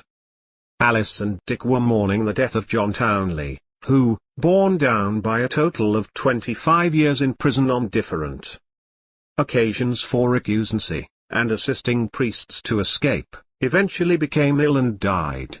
They gathered together with their Catholic friends to comfort his widow and children. On their way home from Townley Hall, Dick complained of sickness. Once at Raleigh he went straight to bed. He tossed and turned all night, shivering and burning alternately. Alice sent James Wilsey with an urgent message to read, where Dr. Gabriel often stayed. He came immediately and examined Dick. His expression was serious as he turned to Alice. I have tended other patients with the same symptoms. You must keep giving him drinks in order that he does not dehydrate, even when he is sleeping. You must raise his head and pour the liquid into his mouth as often as possible. I will leave some laudanum to calm him. Dr. Gabriel explained that only time, and Dick's own strength could fight the illness, and Alice must be patient and pray. Promising to return the following day, the good doctor rode away, his heart heavy. He had seen so much of the sweating sickness, he knew Dick would have to be strong to recover. Dick's fever continued. Alice bathed his forehead, stroking his face. Tears welled up in her eyes and dropped onto his face. She felt her heart was breaking. How could such a strong and healthy man be struck down? Day followed day. Dr. Gabriel paid regular visits, and implored Alice to rest. She could not. She lay beside Dick on the bed, praying and crying, "Oh, God, if he dies, make me die too." And so the days passed. Dr. Gabriel visited again and listened to Dick's breathing. He said gently to Alice, "I must stay a while. I am afraid he has contracted pneumonia now." Alice was incoherent with grief. She had not eaten or slept for days. Dick was now unconscious. Dr. Gabriel feared for her sanity when she knew Dick would not recover. An hour later, he died in her arms. The doctor tried to extricate her from him, but she screamed, "No, no, Dick, take me with you." Miles came and lifted his mother in his arms. She had shrunk in the last week. He held her to him whilst her body was racked with sobs. "Hear me," said Dr. Gabriel, "you have children who need you. Drink this potion, you must sleep." Alice fell into a deep stupor. She was unable to move. Miles arranged the funeral. Dick was to be buried with his father at Newch.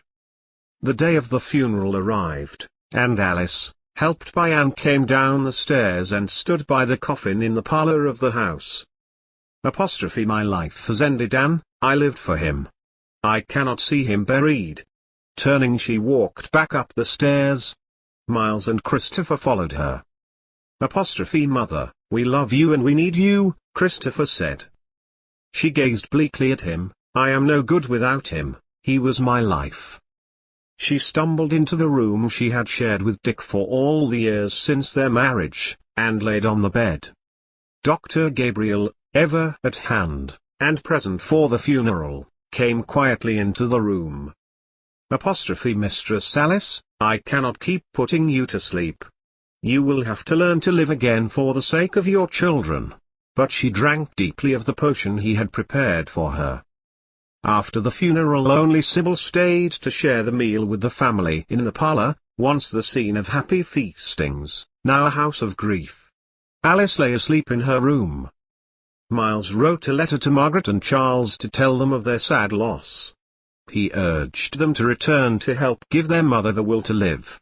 Alice lay in bed, day after day, her mind ranging back over the years, the good times and the bad times, always with Dick to share them, but never again. Sybil Bannister visited, pleading with Alice not to reject her children. "Dick would not have wanted you to ignore them like this, my dear. They love you, they fear for your sanity. Please try to respond to them. They have lost their father, you know." Miles and Christopher came to bid her good night when Sybil had gone. Alice held out her hands to them. "Forgive me, my children, I love you dearly, but I grieve for your father too much." They held her to them, whispering their love, telling her the pain would ease with time. They would try to help her bear the grief. 2 months later, Charles and Margaret arrived in Raleigh. Alice was still confined to her room. Miles and Christopher had been unable to revive even a spark of her former self. When she saw her 2 children who had been so long in France, she collapsed on the floor, her body racked with the sobs which had been so long withheld. Charles and Margaret lifted her and held her to them, their tears mingling with hers. At last Alice calmed and her anguish returned as she realized Charles was on English soil whilst known to be training as a priest. "Charles, Charles, you risk yourself by returning here." "Mother, Miles and Christopher feared you were in a fatal decline. We had to come, we love you. Father would not have wanted us to let you fade and die. We have lost him, we do not want to lose you also." "Charles, your father and I were so close, I fear I cannot carry on without him." "You must, mother," said Margaret, "and Miles has some news for you." Miles came forward. "Ruth expects a baby in the autumn," he said, looking hesitantly at his mother, giving her this news which, had Dick been alive, would have been the cause of much rejoicing. Am I to deny my child a grandmother? He asked bitterly, hurt written all over his face. Oh, Miles, Alice held out a thin, pale hand. She had lost weight in the months since Dick had died. Her once raven hair was streaked with grey. Her face seemed lined and old in comparison to when Margaret had last seen her. Alice rose to her feet, and leaning on Miles, she said, "I will come downstairs and we will have a family meal." They all smiled with relief. I will try to become strong so that I will enjoy your visit, she said, looking at Charles and Margaret. But Charles, we must not spread the word that you are here. It will be dangerous. I know, Mother, Uncle Thomas has been here and he thinks I should stay at Ferber a while. Will you come and see me there? Oh, yes, but you do not need to go today. Now Miles, bring Ruth to me. I am happy I will have a grandchild. I will try to live without my dear husband, but it will be hard. Alice looked at Charles. He was so like Dick had been when he was young that her heart lurched. Dick is not dead whilst Charles lives, she thought, but that is not fair. He lives in them all. For the first time since he died, Alice smiled. God gave you a good husband, you have happy memories, Mother, be grateful. Charles pressed her hand. Slowly, Alice took up the reins of household management again. Her garden, long overgrown, lay accusingly in the sunlight when Alice walked through the gate for the first time in months. The cat they had rescued from Wally Fair rubbed his head affectionately against her as she took up a small trowel and was soon digging the weeds away from the damask roses. She felt strength returning to her as she inhaled the smell of the warm, damp earth. Charles prayed with his mother each night. He rode down in the darkening evening from Ferber House, dressed in the rustic garb of a farm worker, and it seemed that his presence went unnoticed. Either that, or no one was prepared to stir up strong feelings at this time. Communications, always bad, kept Pendle reasonably isolated from the rest of the country. Margaret spent all her time with her mother, helping in the kitchen and spending endless hours talking together. Alice felt a peace within her, and an acceptance settle upon her. She threw herself once more into the life of the village, to the delight of all, teaching one or two of the village children whose parents were willing to let them learn to read. Anne, her servant and friend, who had indeed kept her alive these last months with dainty morsels to tempt her appetite, was able to relax and spend some time with her husband Tom, in their cottage. Life again took on some semblance of normality in the Nutter household. James Wilsey and Henry Merton helped Miles to run the farm, and organized the collections of coal for distribution amongst the local houses. The devices were included in their round. Alice was grateful to Miles for his part in the work of the farm. At least one of our children is interested in following his father, Alice thought. Christopher still said he was going to be a sailor, and travel the world.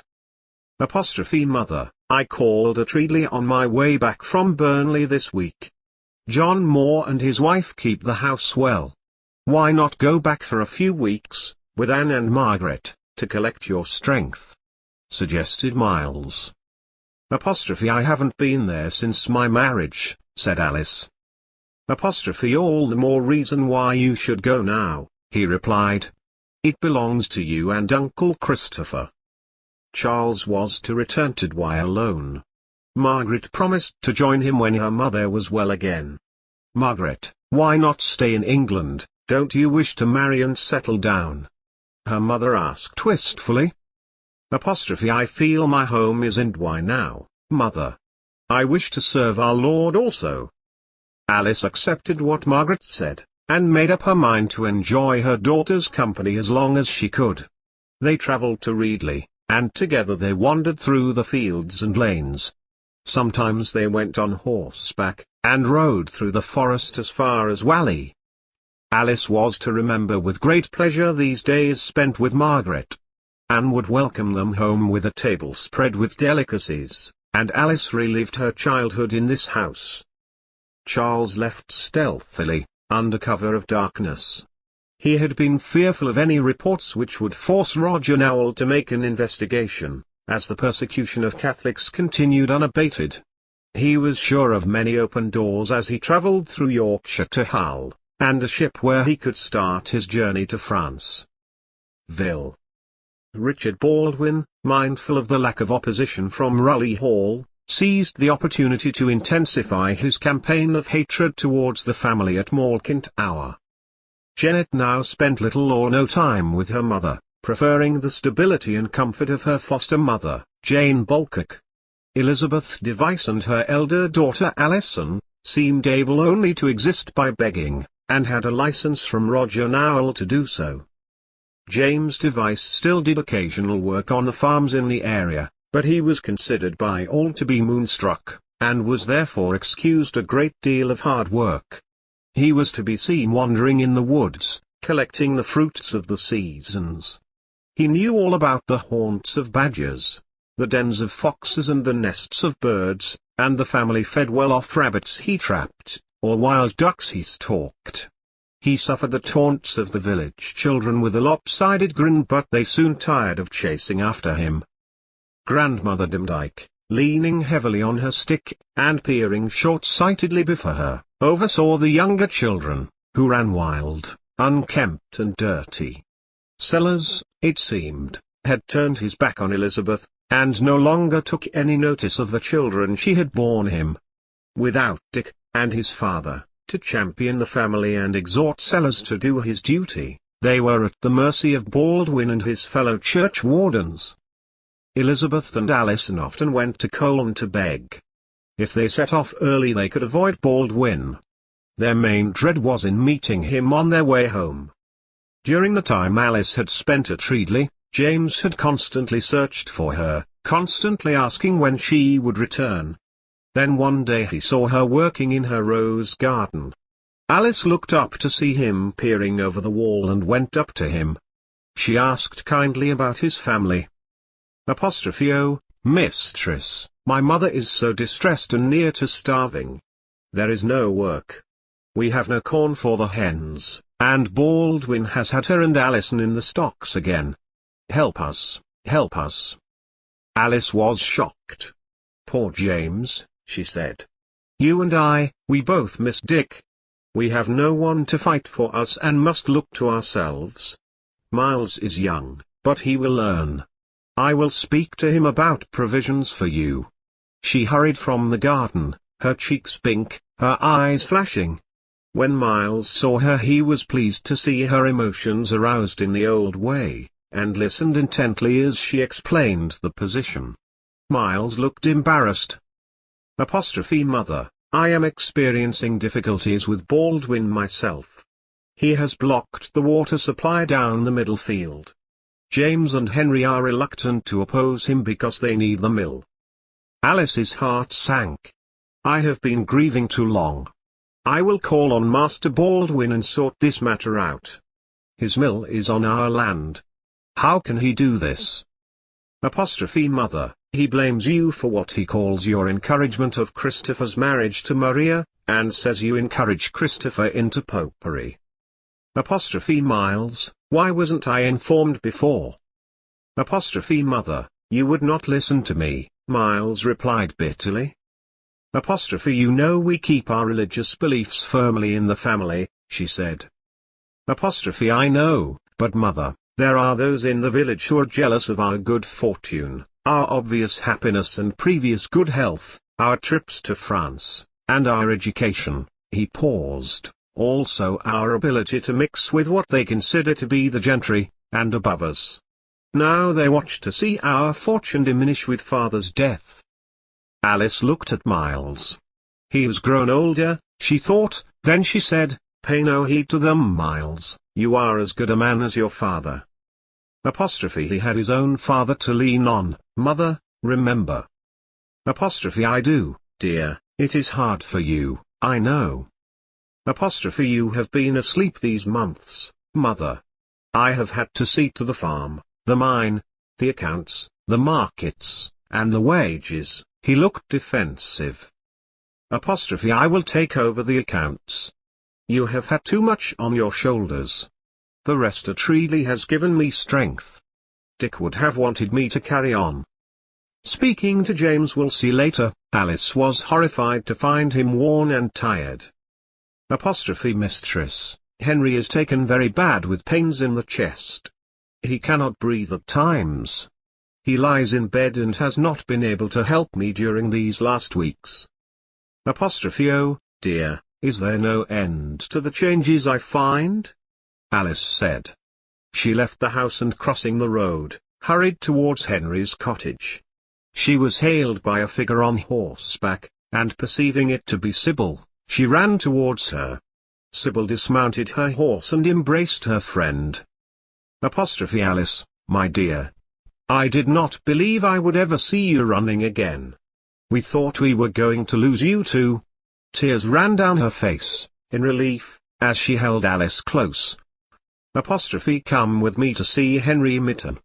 I only learned today that he is ill. Together they walked down the river path towards Henry's cottage, and opening the door, they stepped over the threshold into a small room, very clean, but sparsely furnished, then through into a bedroom. Henry was lying in bed. He smiled weakly at Alice. I'm mending, mistress, but it's taking time. I need to rest. When I walk about I cannot breathe well.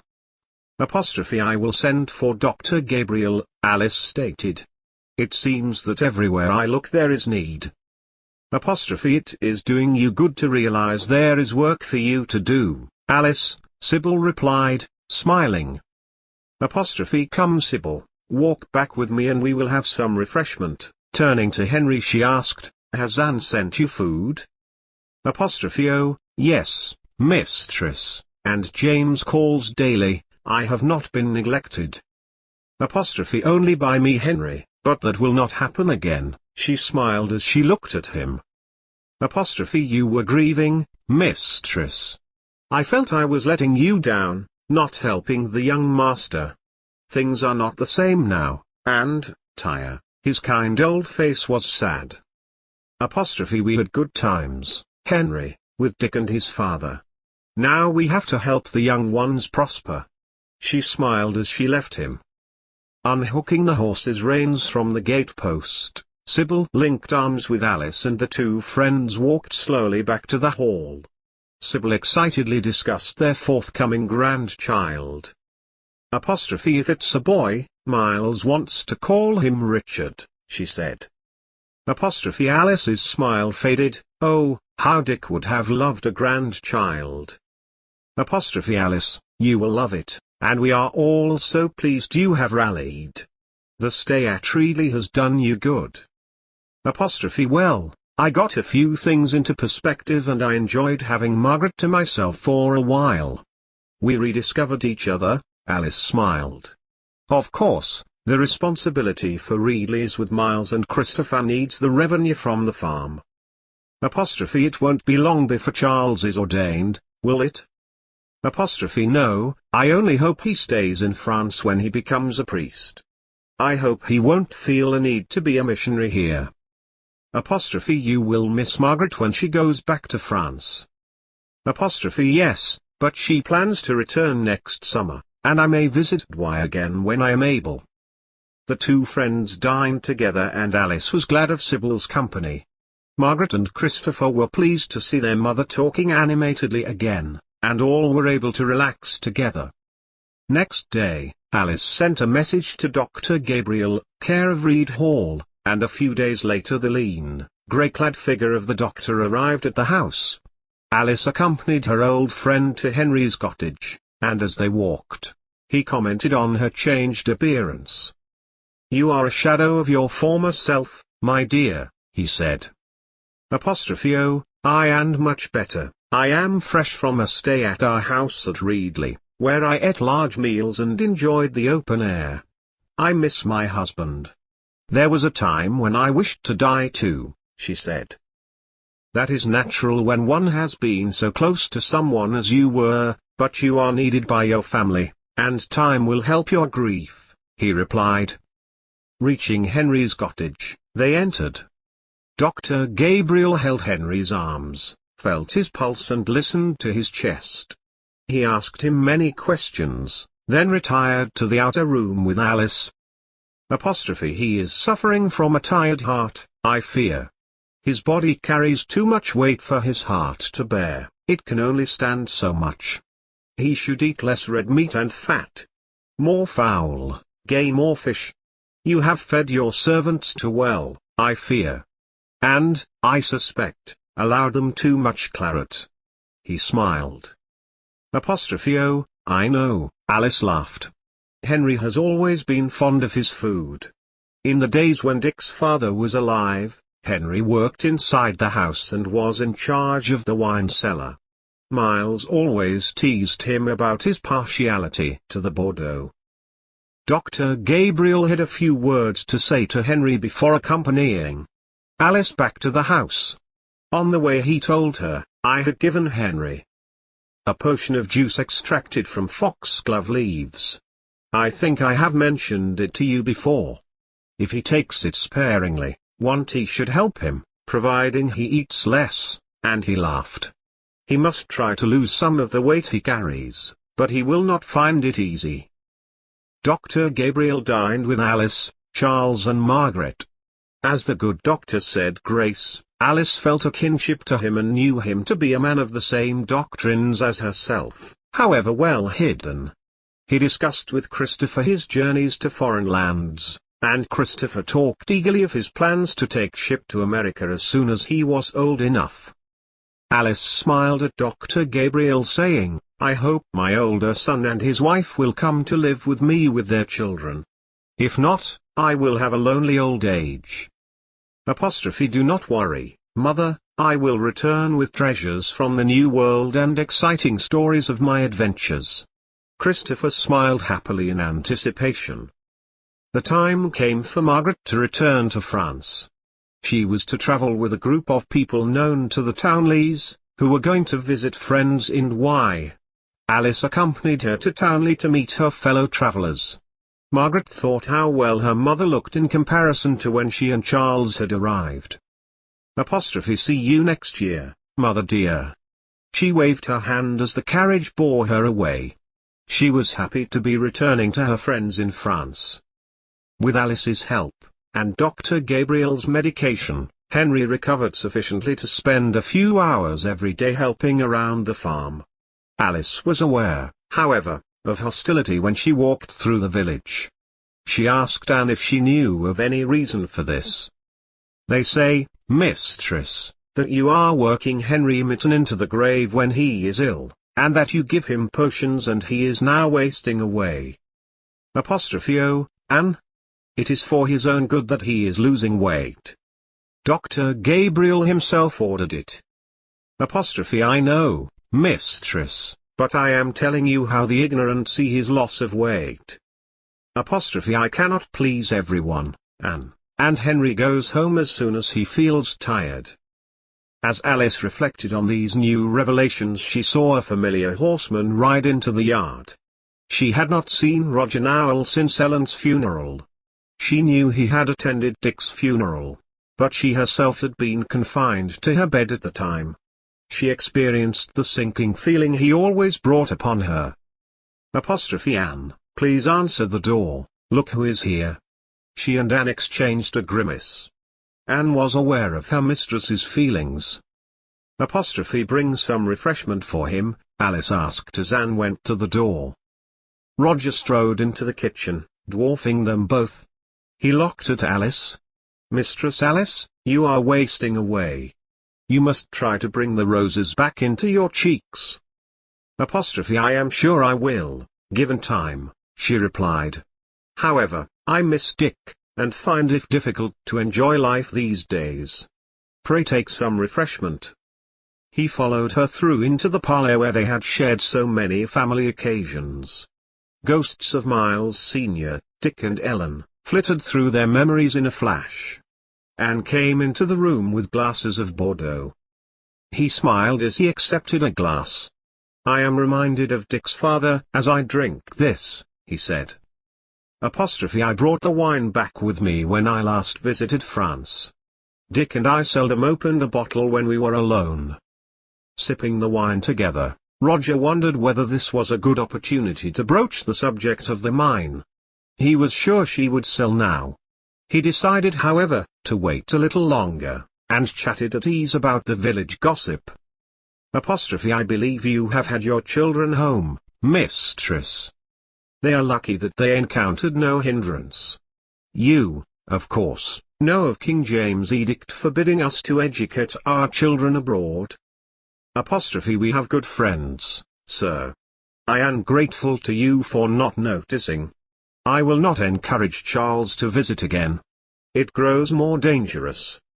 He is very like his father, Nowell said, looking directly at Alice. You saw him? Of course, I saw him. He stayed at Furby mostly, didn't he? Yes. You proved to be a friend, Alice said, looking faintly surprised. Did you not always know I was a friend? We had our good times, of course, she replied. I always had a duty to perform, Mistress Alice, as you know. I had to bear bad tidings to you. It was my duty. I try to do what I can, and I try to avoid certain instructions, but the Earl of Derby grows more relentless in his searches, and local Puritans, such as Baldwin, hinder me. I am for an easy life, if possible. Alice looked at Roger Nowell. He had grown large in his middle age, and his face, once handsome, was coarse and ruddy. Too much overindulgence, she reflected, and her thoughts went again to Dick, who had been lean and strong. The years had not changed him, he had been moderate in his habits. Why, oh why was Dick taken from me when he was so healthy, she thought sadly. You have lost your exuberance, Mistress Alice, Roger remarked. I miss Dick. You have suffered personal tragedies before and recovered, he said. I will never recover from Dick's death, she replied, and continued, I just live from day to day until I join him. I trust you will have many years before you. I believe you are soon to be blessed with a grandchild? Yes, I look forward to that. I have two already, and I take great joy in them, he replied. Poor Ellen would have loved her grandchildren, said Alice. Life is so cruel. Indeed, yes, we can comfort ourselves with happy memories, not given to everyone, mistress. Oh, I do not mean to complain. I did indeed enjoy a blessed family life for over 20 years. Does Miles run the farm ably? Asked Roger. He is doing his best. I fear I neglected him in the first months following Dick's death, but I am picking up the threads again, and James Wilsey is a good shoulder for him. And Henry Mitten? Asked Roger, rather too carefully. Alice's eyes flashed. I can tell by your expression, sir, that you know Henry Ailes. I brought Dr. Gabriel to him. The old Alice showed for a moment. Roger smiled. Of course I know you sent for Dr. Gabriel. He was staying with me at the time. Mistress Alice, we live in strange times. All are not as educated. As you and I, and some are bigots. One of these is Richard Baldwin, as well you know, and he constantly bombards me with complaints. He accuses the Dimdyke brood of witchcraft, which, as you must know, is King James' own particular bent, and calls for them to hang. What can a mere justice of the peace do when faced with evidence of a sort? I understand your predicament, Alice replied soberly. He accuses the Chattocks of keeping images, and accuses you of protecting them all. Roger leaned back, sipping from the glass and enjoying the mellow taste of the wine. Twirling his glass, he went on, I came to visit you as an old friend. I also came to warn you. King James is a superstitious man, and he looks for evil everywhere. I am bombarded with literature from him. The hysteria spreads among the ignorant. Master Baldwin and I have been enemies for years, Alice replied. For a God-fearing man he has little humility, and since the death of his daughter he is bitter. Add to that his son Christopher's marriage to Maria, the Chattox's granddaughter, for which his father does not forgive him, and you have the basis of the campaign against me. He stopped me teaching the village children again, you know. Alice, too, sipped her wine, her hand trembled slightly. Have a care not to antagonize him further, mistress, Roger said slowly. Why? What can he do to me?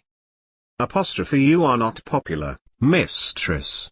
It is known your son is training to be a Catholic priest. Will there never be freedom to worship as we please? Asked Alice sadly. Not in our lifetime, it would seem, he replied. Roger rose to his feet. Thank you for the refreshment, mistress. May I call again? Certainly, you are most welcome, she replied. When he had ridden away, Anne came into the room. How did his visit go, mistress? She asked in the manner of an old friend. Anne, Nowell claims there is bad feeling against me. Why? Mistress, you know Baldwin is at the root of it. He rants that you champion the Dyke and her brood, and bring disrepute on the neighbourhood with your papist leanings. Tom has heard it said in the alehouse in Barrowford. The people need some real hardship, then they would forget me, Alice remarked bitterly. Maria and Christopher are also slighted. They persecute my mother also if she ventures abroad, and she has been better of late. When Miles and Dick were alive no one dare utter words against us, Alice said sadly. Mistress, I must tell you that Christopher, your son, is being subjected to abuse as he rides home from his lessons at Townley Hall. He was stoned one day. His face was bleeding and he would not let me tell you. Oh, my God, is there no end to it all? Alice put her hands to her face. Send Christopher to me the moment he arrives home. Mistress, he bade me not to tell you. Why did I not notice his face was bleeding? What sort of mother am I? She rocked in sadness, and Anne, placing her arms around her, whispered words of comfort. Alice did not wait for Christopher to arrive home. Instead, she saddled her horse and went to meet him. She passed a group of villagers and called, "Good day," watching for their response. Christopher Howgate was there, Elizabeth Device's half-brother. He lifted his hand, but his eyes did not meet hers. She sensed some embarrassment in him, and for the first time in all the years she had lived at Raleigh she felt an unease. She trotted her horse slowly alongside the river. As she reached the bottom of the hill which led to fence, she saw Christopher in the distance, slowly picking his way down the stony slope. Mother, he shouted, how good to see you out and about. He joined her and together they turned for Raleigh. As they drew nearer to the collection of rough dwellings again she noticed he looked about him warily. From the corner, a small boy aimed a stone. Papist, papist, he shouted. His mother, coming to the door of the cottage, saw Alice and pulled the boy inside. What was all that about? Alice asked as innocently as possible. Children who do not even know the meaning of the word, mother. They have learned it from their elders, he replied bitterly. Has this happened before? Alice asked. Yes, sometimes worse. Because you are with me today they are less sure of themselves. I will ask James to escort you in future. No, mother. I am not a child. I will not be intimidated. I have had my jerkin off to them before and will do so again.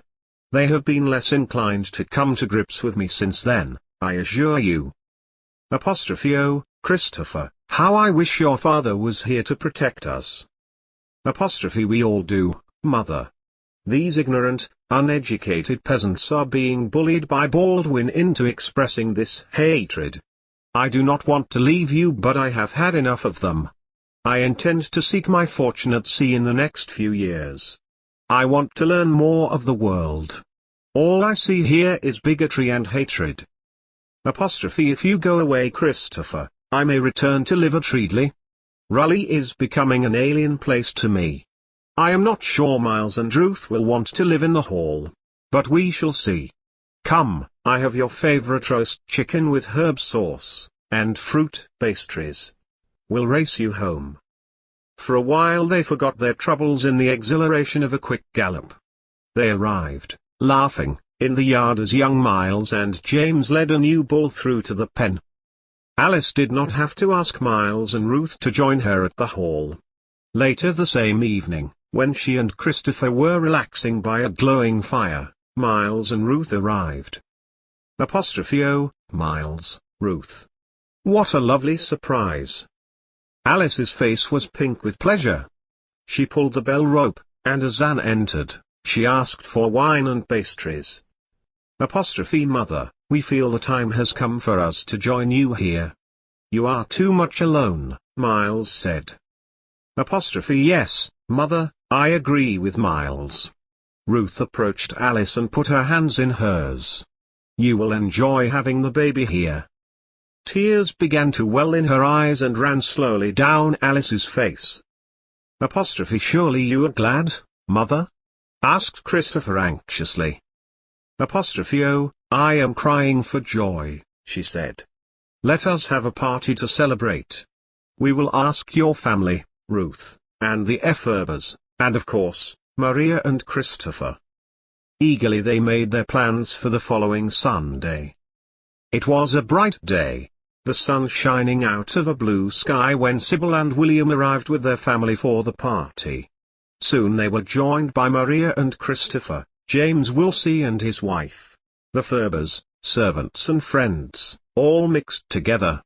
Alice happily presided at the table, the first happy occasion since Dick's death. Small girls, Anne's assistants in the kitchen, ran in and out with the food, and even the dogs sensed a normality once more in the household at Raleigh Hall. Henry Mitten was welcomed when he arrived later in the afternoon. Alice pressed a glass of his favourite Bordeaux wine upon him. Apostrophe I am sure one glass will not harm you, Henry. He smiled at her fondly. She had been like a daughter to him. The following week, Miles and Ruth moved into Raleigh Hall. When Ruth had her first baby, Alice felt the hall was home again. As she stood by the window, holding young Richard William, she looked back into the past when she had stood by this self-same window holding Miles, watching for Dick and his father to ride into view. Quickly she pushed the thoughts from her mind, and turning she smiled at Ruth, who was lying back on the billows.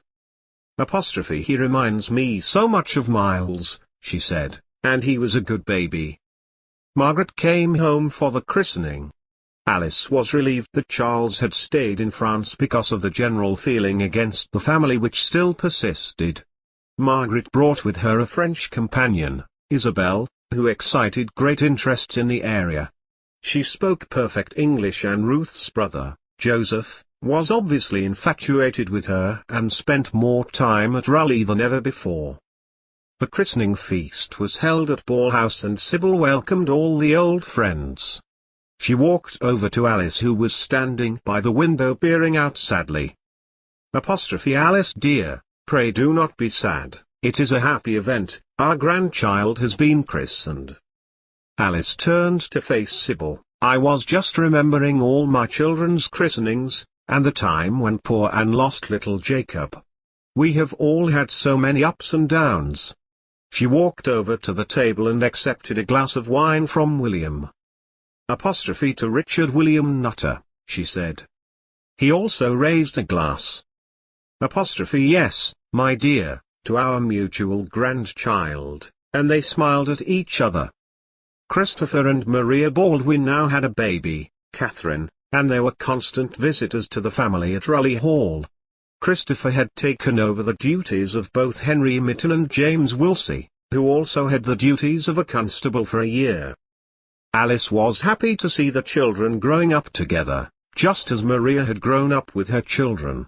Richard Baldwin still had not made any approach to his son, but his mother and sister sometimes called to see the babies. Alice knew that this was always when Baldwin was at market, or at the court at Reed, but at least the two women had the opportunity to watch little Catherine grow. When the time came for Margaret and Isabel to leave Raleigh, William approached Alice and said, "I am going to apply for permission for Joseph to travel abroad. He insists on accompanying the girls. He says he wants to marry Isabel. I cannot imagine Isabel wanting to live in the cold north of England after living in Douai, even though it is not as hot as the south of France. It is much milder than here," Alice replied. No, I am afraid Joseph is in for a broken heart, his father replied, but I will let him go, if he is given the permission.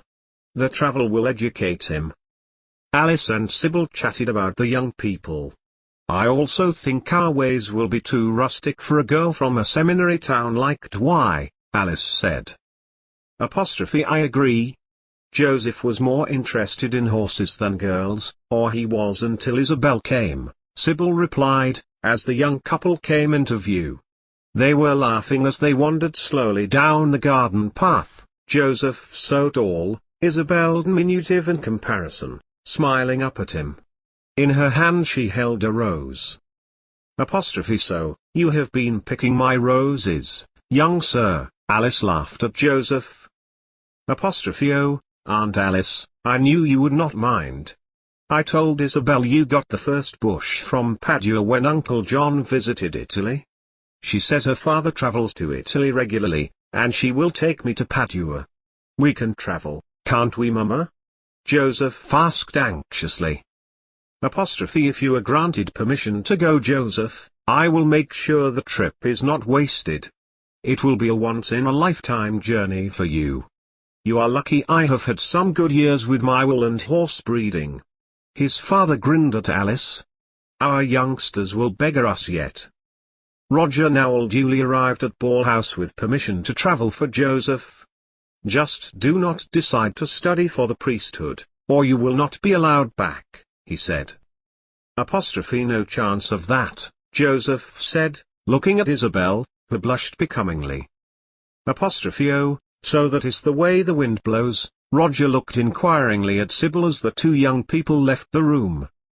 Joseph is hoping Isabel will return with him, she said. How is Mistress Alice these days, he asked Sybil. Sulfretting for Dick, she replied. She is a handsome woman, and rich. She may marry again, he remarked. Alice will never marry again. She is still obsessed with her memories of Dick. They were ideally happy together. No one could replace him. Sybil glanced at Roger Nowell quizzically. He was standing with his arm leaning on the fireplace, in his hand a glass of their finest wine. "I wonder if he thinks Alice would have him?" "Little chance of that," thought Sybil. She smiled to herself. The clock ticked the minutes away, and William, sensing some tension, refilled his own glass. Baldwin still harbors ill will towards the Nutters, he said to Nowell. I am tired of Baldwin's accusations, Roger replied. He rants against the Dimdike and Chattocks, accusing them of witchcraft. I am for a quiet life, but he goes above me sometimes and actually sends messages to Lord Derby himself. He is a dangerous man, William replied. Roger finished his wine and turned towards the door, nodding to Sybil, who quietly smiled back. William went outside with him. Thank you for your help in this, Roger. Joseph is pleased. You are welcome, William. Anything for an old friend. William watched him mount his horse. With his servant in attendance he quickly disappeared into the distance. Although he had not mentioned it to William and Sybil, Roger intended to call that rally on his way home. He held permission for Christopher to travel abroad also. He was shown into Alice's parlour. She rose as he entered. "Why, Master Owl, I have been expecting you. Christopher asks each day if you have brought his permission to travel. He does not intend to stay with his brother, I hope?" Roger asked Alice. Oh, no. One studying for the priesthood is enough, don't you think? She said. Christopher wants to go to sea, this is a taste of adventure for him. I could not promise him a safe return if he had been. You know that if Charles comes again he will be in grave danger? I will not be allowed to look the other way. I understand, sir. Alice and James Wilsey accompanied the party to Hull. Whilst there, Alice had conversations with sea captains. There was no doubt of a place for Christopher, when Alice offered to invest money in a voyage the following year. Life is hard at sea, young man, one captain said, looking at Christopher. I know, sir, I am strong, he replied. Alice smiled at her youngest son. Your heart is set, then? She asked. Quite set, mother. I wish to find out more about the world. I feel too obstructed here, there is no freedom. You may find there is less freedom in other parts of the world, young sir, the captain replied, and looking at Alice, but he will learn the hard way, as they all do. The goodbyes all said, Alice and James waved at the young people, smiling excitedly together. The ship slipped anchor, the sails billowed in the strong wind and she sailed smoothly away. The time moved inexorably forward. Alice knew the only member of her family to remain at Raleigh would be Miles. She was grateful he had married Ruth, and united the two families, and she was happy watching young Richard growing all the time. Book 4. Alice was in her rose garden one afternoon in late summer. The berries on the rowan trees were bright orange in the rays of the sun. Horse chestnut and sycamore leaves were starting to show their autumn colors, a few roses still bloomed, and blackberries grew in profusion alongside the wall. A clatter of hooves announced the arrival of a horseman, and looking up, Alice saw Roger Owl. Assuming a smile, she walked towards him. Good day to you, Mistress Alice, you look in fine humor. The roses are back in your cheeks. The weather has been kind to me, she replied. How is your grandson? He asked. He is growing and thriving, and how are your grandchildren? She asked. Very well, thriving also. I understand your son and his family have moved to live with you here. Yes, it makes me very happy. I am not so lonely. Please come inside and take some refreshment, Alice replied. Roger Owl followed her into the house, a sardonic glint in his eye. His hair now receded from his florid face. He looks old, thought Alice. He was soon reclining in the familiar parlour, visited by him so often in the past, and then a lull after his offer for the mine had been turned down, by Dick. How are your stocks of coal? He asked. We have sufficient for the village and the local houses such as Sybil and William at Ball House.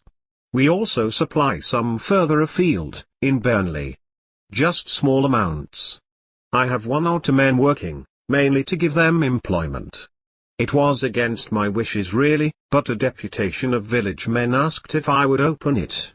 Miles oversees it, of course. I have a mind to invest further this way, he said. I would take it off your hands, if you were so inclined. No, I do not need to sell it. Dick wanted to leave the estate whole for our children, she said. That land has been in the family for 2 generations now, and I will keep it that way. She looked sad, and Miles lost his life in it. They were silent, remembering Miles Sr., and his love of life. Maybe the memories are too sad? He asked. Apostrophe Master Owl, I know that you do not need this land. You desire to extend your boundaries, that one's all. I fear you covet what is not yours. Apostrophe I resent your implications, mistress. Apostrophe. Apostrophe do not harbor resentment, sir. Apostrophe well, I would prefer to deal with the man. You have too much to say, he replied dully. Apostrophe Dick and I had an equal say in everything. I am not a shrinking violet, sir, but an educated woman, and I manage this family's finances as well as any man, better than many. I fear this conversation is at an end. She rose, please take some refreshment, let there be no animosity between us, and she pulled the bell rope. Roger Nowell accepted the refreshment with good grace. He had not really expected her to sell, but delighted in arousing the spark in her, and was rarely disappointed. He took a bite of a pastry and a look of appreciation came over his face. Apostrophe I must compliment you, mistress. Did you make these, or your servant? Apostrophe I made them, sir, I enjoy cooking. It takes my mind off my loneliness. The atmosphere became more relaxed and they chatted amicably about village affairs. In the late afternoon, Alice sat down in the parlour to read a letter recently arrived from France, giving her much news. Charles had been ordained a priest and Margaret was still in Wye. Alice missed her very much.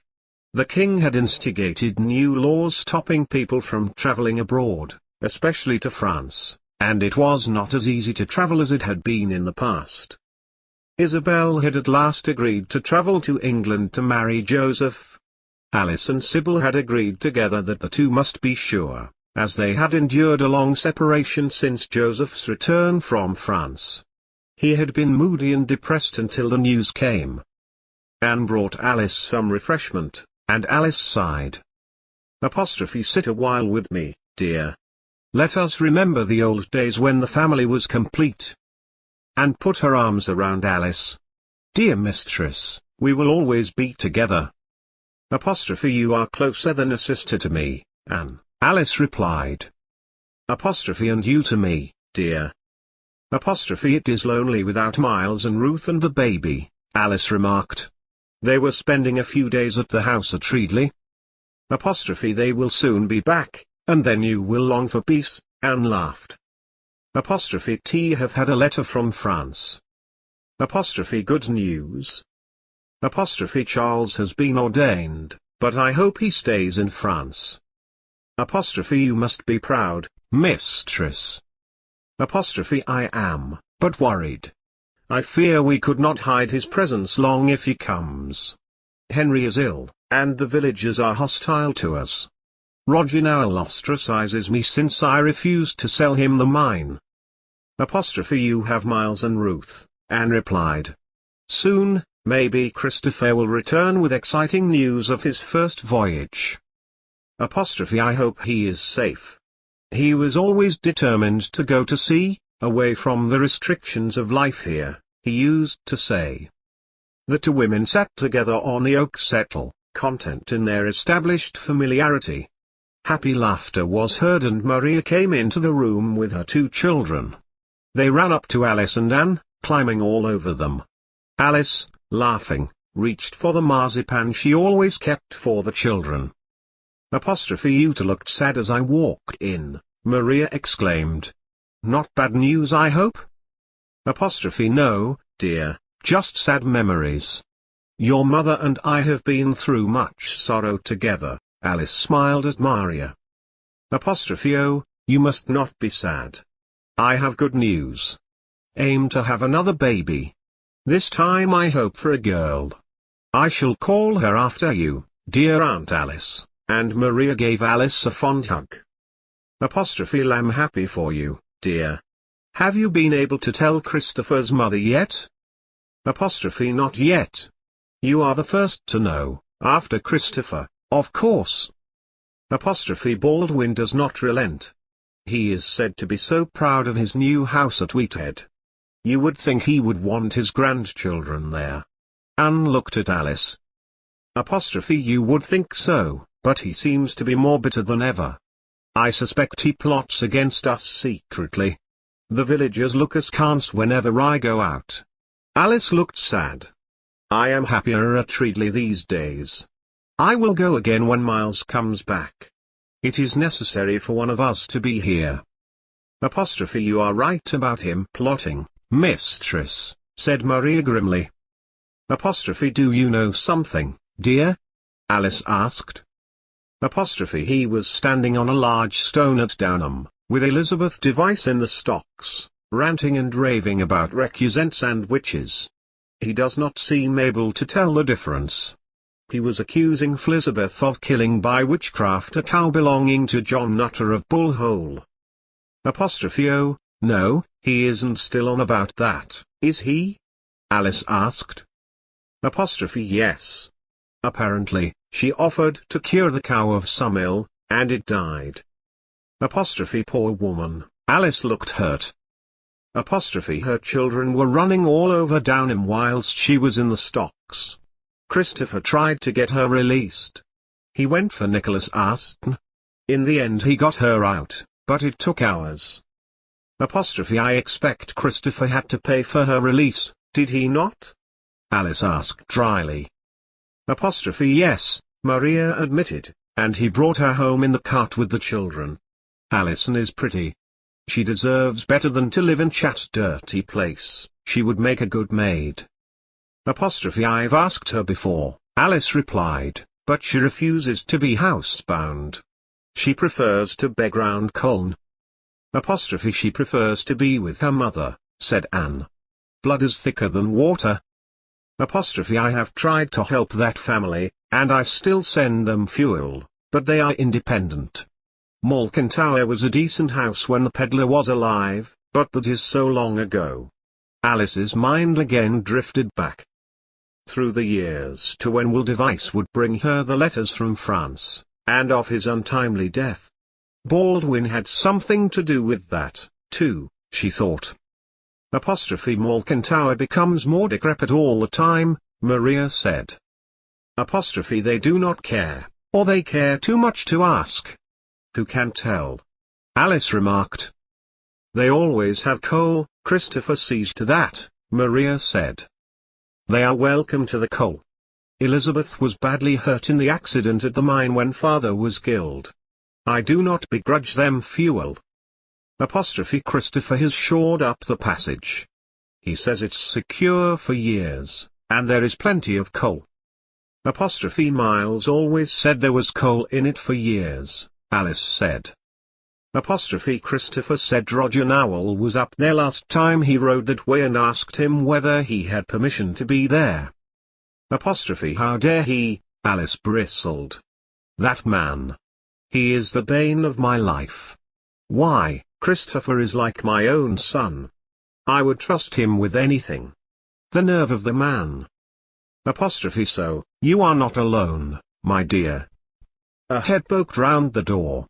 I knew Ruth and Miles had taken the children to Reedley, and so thought to keep you company, said Sybil. How lovely to see you, Sybil. Please stay for dinner. Oh, I am definitely going to stay. William has had to go to Preston on business and will stay overnight. Is there a bed for me here? Oh yes, Alice gave a delighted laugh, to think how sad I was an hour ago, and only had Anne to console me. Then Maria and the boys came, and now your dear self. Oh, how lucky I am in my friends, and she clapped her hands. Let us have something special for dinner and we will open a bottle of Bordeaux. When the evening meal was over the two friends walked slowly down to the riverside. Dick always called this part of the day Daylight Gate, Alice said. What a lovely description of evening, Sybil replied. From the daylight to darkness is indeed like passing through a gateway. My life feels like a gateway, Sybil, Alice said. I sometimes want to pass through it to Dick. I am tired, I have no fight left in me. The children are independent now, and have their own lives. Alice, do not talk like that. Your children still, rely on you very much. You shall have William, Sybil. I am bereft without Dick, we were so close. Tears sprang to her eyes and ran down her cheeks. Now, my dear. I came to cheer you up, do not cry. Oh, Sybil, you are an old friend. Who else can I cry with? Always on my shoulder, dear. I must go to Mass at Townley soon. I need the comfort, and I feel the hostility in the village when I pass by. I will contact Mistress Townley, my dear.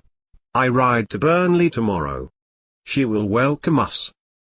Alice brightened up at the words, and the two friends walked slowly back to the welcoming lights of the hall. When the lights were at last extinguished and shadows from the dying embers of the fire flickered against the walls and hangings, Alice stood quietly behind her bedroom door. The great clock at the bottom of the stairs ticked the minutes away, and at last came the time she was waiting for. The ding-dong, signifying the quarter hour. When the last notes had died away, she slowly opened the door, and emerging into the passageway, she listened intently. Nothing stirred. The only sound was the murmur of the wind through the trees outside, and the only light was from the waning moon as it peered through the windows. Alice walked stealthily along the passageway and descended the stairs. Pausing at the bottom, she again listened intently. No sound reached her ears, and she turned the well-oiled handle of the door. She opened it just wide enough for her to enter, and quickly closed it behind her. Walking decisively towards the fireplace, she pressed the paneling on the right-hand side, and an aperture appeared, growing rapidly wider. As soon as it was wide enough for her to pass through, she stepped inside, quickly closing the opening behind her. Alice reached into a cavity in the wall. Removing a candle and tinder box, she quickly lit the candle. In its light a flight of stairs was shown, and she hurried down. At the bottom, a man's figure rose from a pallet to embrace her. My dear sister, the hours have been long this day. I thought you would be unable to come, and I decided to try and get some sleep. Christopher, I will always come to hear your prayers, no matter how late. And kneeling together, the priest and Alice prayed. Rising, Alice asked, "How are your provisions?" Christopher replied, "I have enough for the next couple of days, but I am short of water and I need to clear the cesspipe." I will see to that whilst the servants sleep, Alice said. "Now come to the top of the stairs for some fresh air." The priest looked down at this foot, which was bandaged. "It feels easier today. I will try to climb the stairs for some fresh air." Slowly, leaning heavily on his sister, he dragged himself up the stairs. At the top he leaned, gasping against the wall. Alice opened the paneling and he took deep breaths of the fresh air. They stayed like that for at least 5 minutes, Christopher drinking in the air and letting the fetid smell out of the hiding place. Then Alice helped him down the stairs. She returned to the opening, closed it behind her once more, and hurried towards the kitchen. Filling a container with water, she returned and passed through the panel again. He took the can from her and drank greedily. She splashed a tankard full down the cesshole. "I will clear the outer pipe in the morning early," she said. "Do not fear. I have arranged with James to ride with you as soon as the moon is gone." "Thank you, dear sister. Once I reach Yorkshire I can find shelter, then I will return to France to recover my strength." "God willing," she replied. Later that week, James Wilsey and another man, cowled, rode out of the yard in the darkness. Rapidly they reached the brow of the hill and turned left towards Gisborne, not noticing the shadowy figure emerging from the clump of trees on their right. Richard Baldwin, always abroad scenting out trouble for others, was pleased with himself this night. He recognized James Wilsey, but would not approach him alone. His face was grim as he turned in the direction of Reed. Later, As he mounted his horse outside Redhall, he spoke to the man beside him. If you continue to turn a blind eye to the papists who flout the law at Raleigh Hall, then I will be forced to inform the Earl of Derby. I have warned you to watch the nutters, and you ignored my warnings. You have no proof that Wilsey was with one of the nutters. You did not see them leave Raleigh Hall. Oh, God, I am tired of this man, thought Roger Nowell. Then where did they come from? Demanded Baldwin. I do not know. Mayhap you imagine things, sir, Nowell replied. Imagine nothing. It was Christopher Nutter. Or else his nephew Charles. They were harboured in the Hall, and you would not let me search. Baldwin, you tire me. The Nutters are friends. Their religion pains me, but I am sure Mistress Nutter would not have admitted his presence to me. You are a justice of the peace, sir. Use your power of search.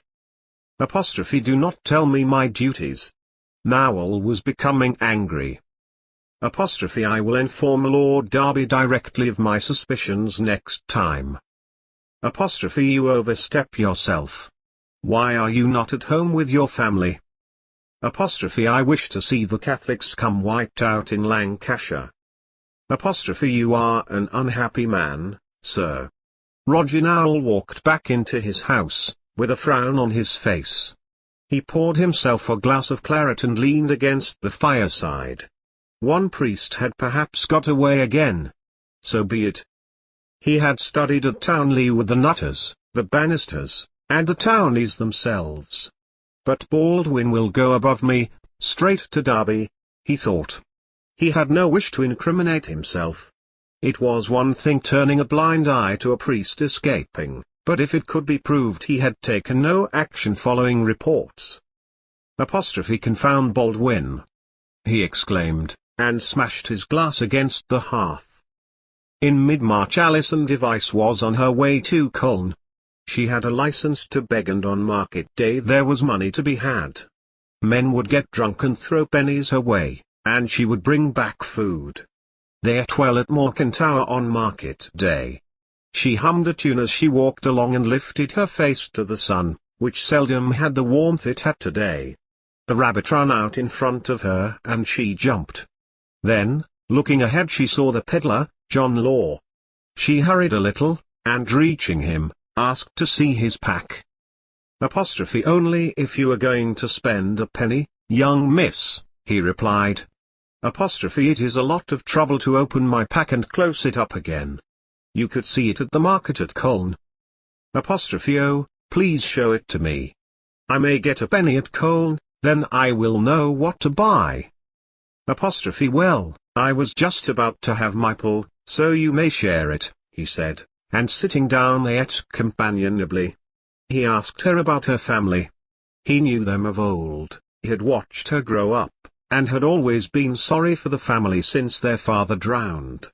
Alison walked beside him, wishing she already had a penny because there was a decorated pin she would have liked, fearing it would sell quickly. Can I have the pin, and I will pay you at Colne when I get some money?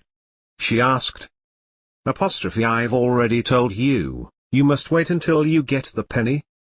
They were approaching the incline to Colne as the sun continued to beat down. The peddler started to pant, and wiped his brow with his kerchief. I will help you carry the pack, said Alshan, then you can reward me. Look, miss, I've already told you to wait until you get a penny. Alison looked at the man. Please let me have the pin and I'll give you the penny, I promise. Reaching over, she took the pin and started to run. I'll pay you, I promise, she shouted. Stop, you are a thief. No, I'm not. I will pay you at Colne. You are a mean man. I have nothing, and you have all that is in your pack. You should be struck down for your lack of charity. You know me, I cannot get away. She started to run and he ran after her. You cheeky young madam. Don't say I should be struck down. I'll whip you when I catch you." Suddenly, he gave a cry, and as Alison looked back, he seemed to sway, clutching at his chest. He fell, his hands holding out towards her. Frightened, Alshan ran back. John's face was ashen and he foamed slightly at the lips. He was conscious and said, "You have struck me down. You said I should be struck down." "Oh, no, I was but jesting." She looked at him, her superstitious mind running riot. Had she struck him down? Maybe she had the powers? He was on the ground, wasn't he, and she had the pin? Two men approached. Alison ran up to them. "The peddler is ill, he fell on the ground." They ran towards the peddler and carried him into a nearby alehouse. "What happened?" one of the men asked when the peddler's eyes opened. John pointed a finger at Alison, who had followed them into the alehouse. "I am bewitched," he said, and lost consciousness. The men looked at Alison, who stared back in fear. Then, sensing she should make herself scarce, she ran back to Malkin Tower and told her mother the story. 11 days later, horsemen headed by John Law's son, Abraham, arrived at Malkin Tower. Alison walked out with her head high, and she was taken to see John Law, who was still ill at Colne. Her mother stood sobbing at the door. Why did these things happen, one after the other, to members of her family? First Will, then the accident at the mine, their years of hardship and poverty, and now her child accused of bewitching a man? Elizabeth sank to the floor, overcome. The next day, Abraham Law returned with Alison. His father had again accused her of bewitching him and she had begged forgiveness. But Abraham was not satisfied, so he had come for Elizabeth and James as well. He would bring them all before Roger Nowell that very day. Following questioning, Elizabeth and James returned home. Sybil rode into the yard at Raleigh with a tall, handsome youth. Alice, walking out of the house, looked, stared, and rushed towards him, arms outstretched.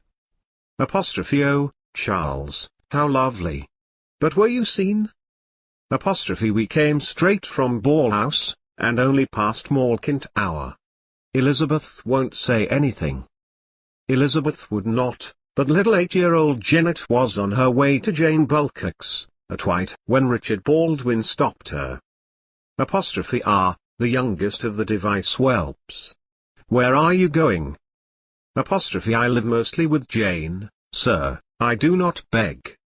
"So, perhaps you can tell me who rode by your house an hour ago?" "Why, sir, Mistress Sybil, sir." "And who else?" "One of her sons." "Which one?" "I dunno, sir. I wasn't close enough to see." "Well, go to Raleigh Hall and find out, and I will give you a shilling to buy your grandmother food. But say nothing." Janet ran off, her childish mind thinking of the food she could buy for her grandmother. In the farmyard she saw Alice with her arm linked in that of a young man.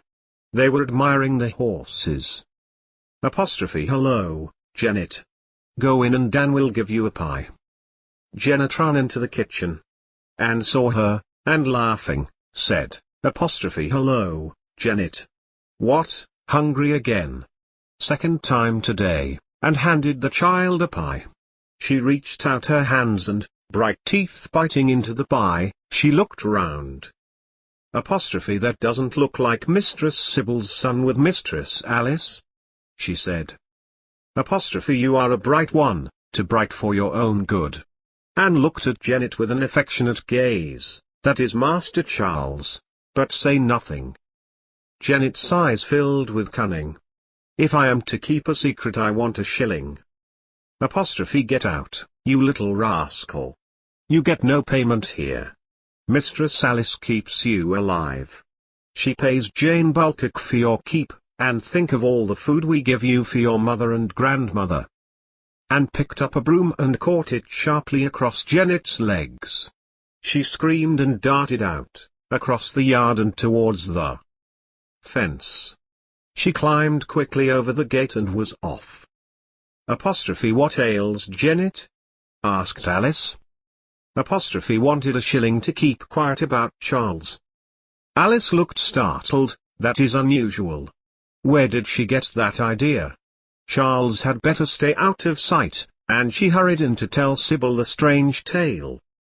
In the distance, the figure of a man on horseback could be seen leaning down and listening to a young girl.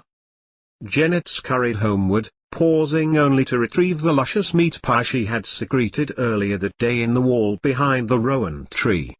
She quickly removed the stones, exposing a space carefully lined with smooth stones, safe from predators. Grandmother Demdike would eat well this night. Crossing the river on the large stepping stones, she emerged at last to Malkint Hour. It was now no more than 4 walls and a leaking roof. Slats of tree branches were laid across the roof and flat stones were piled on top of these, but smoke curled from a rude chimney. Opening the door, she stepped back as more smoke belched outwards. Coughing and spluttering from the contrast to the cool evening air, Janet hurried towards the fireside with her offering for her grandmother. Old Demdike was rocking in a rickety chair, long scrawny fingers outstretched towards the pie. She was dressed in a variety of ill-fitting garments, dragged one on top of the other, all mildewed and grimy, a black bonnet, a cast-off of Mistress Nutter's, pulled so far over her face that it was difficult to see the beady dark eyes and long, pointed nose.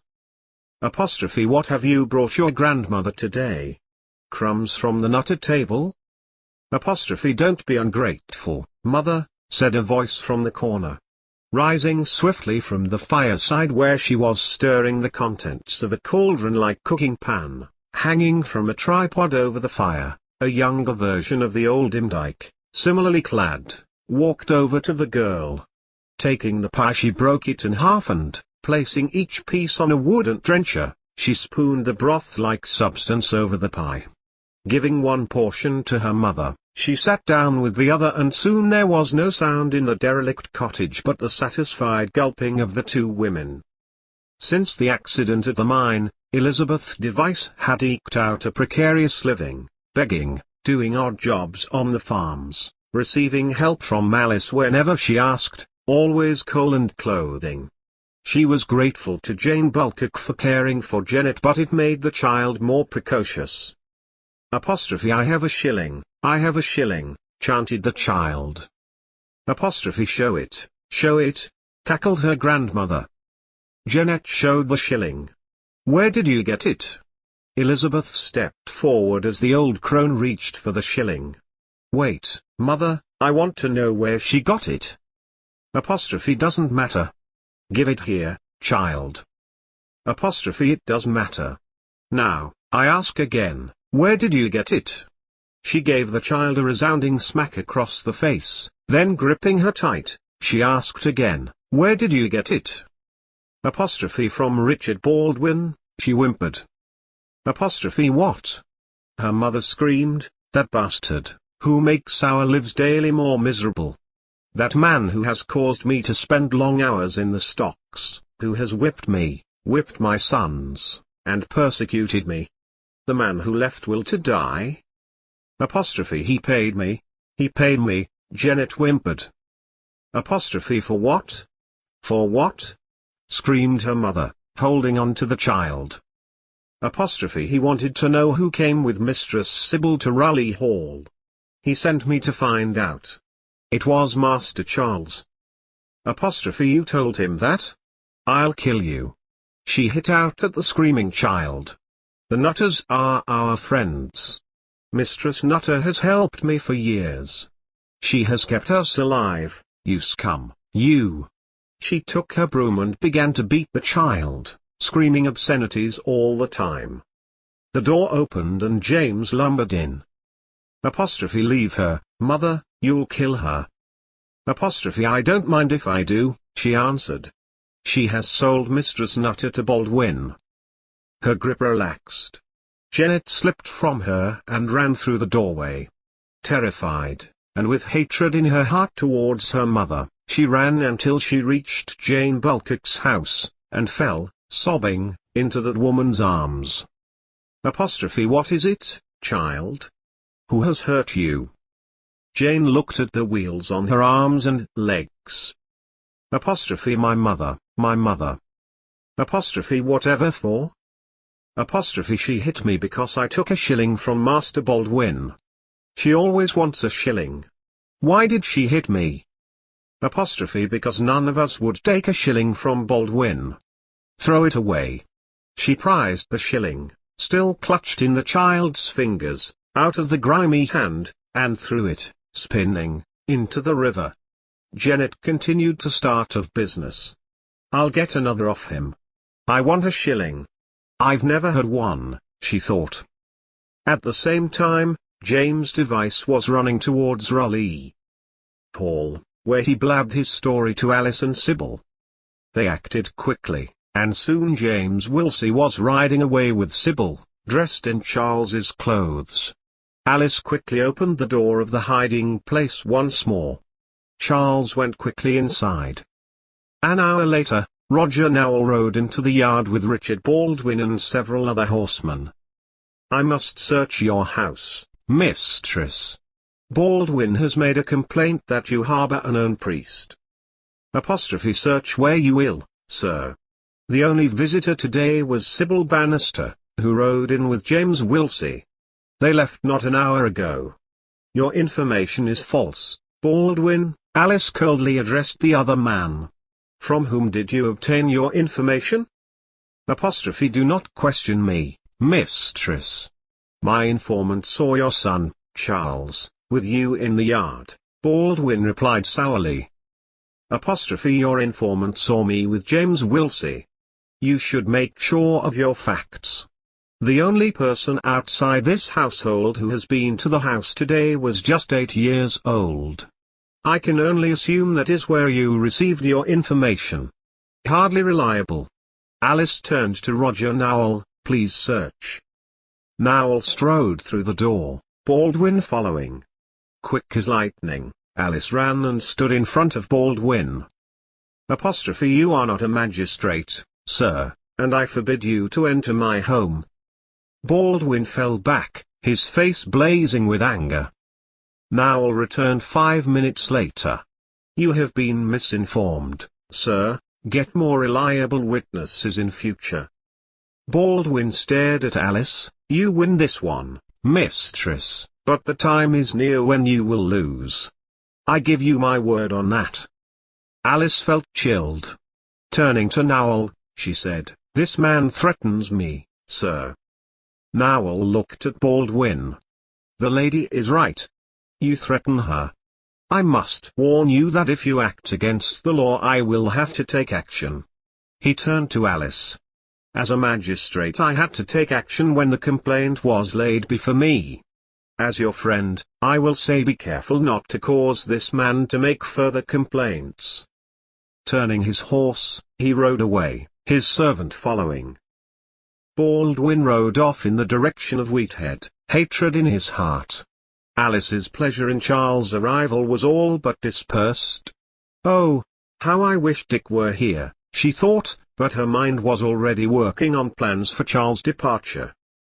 James Device lumbered up. Mother says to tell you she has beaten Janet, and please to share a meal with us on Good Friday, just to show you do not blame us, mistress. Well, I'll tell you what I will do. We are all to go to Sybil's on Good Friday for a meal, so I will call on my way and sup with you, she smiled. Will that suffice? Yes, mistress. He lumbered away in his own ungainly fashion. Mistress Alice had always been his friend. On Friday, Miles and Ruth, and Christopher and Maria departed for Ball House. I will join you later, dears. I have promised to stop at Malkin Tower first, said Alice. Oh, mother, why do you act so friendly to that rough crowd? Miles, I have known the family from my childhood. Remember, Elizabeth lost her health in our mine. Miles had the grace to look chastened, and he and Ruth and the children rode out of the yard. Alice arrived at Malkint hour. A warm sun shone down on the gathering, and the main conversation was Alison's predicament. Alice looked down from her horse and accepted the tankard of ale offered to her. Thank you, Jamie. Looking up, she saw Catherine Hewitt walking towards the gathering.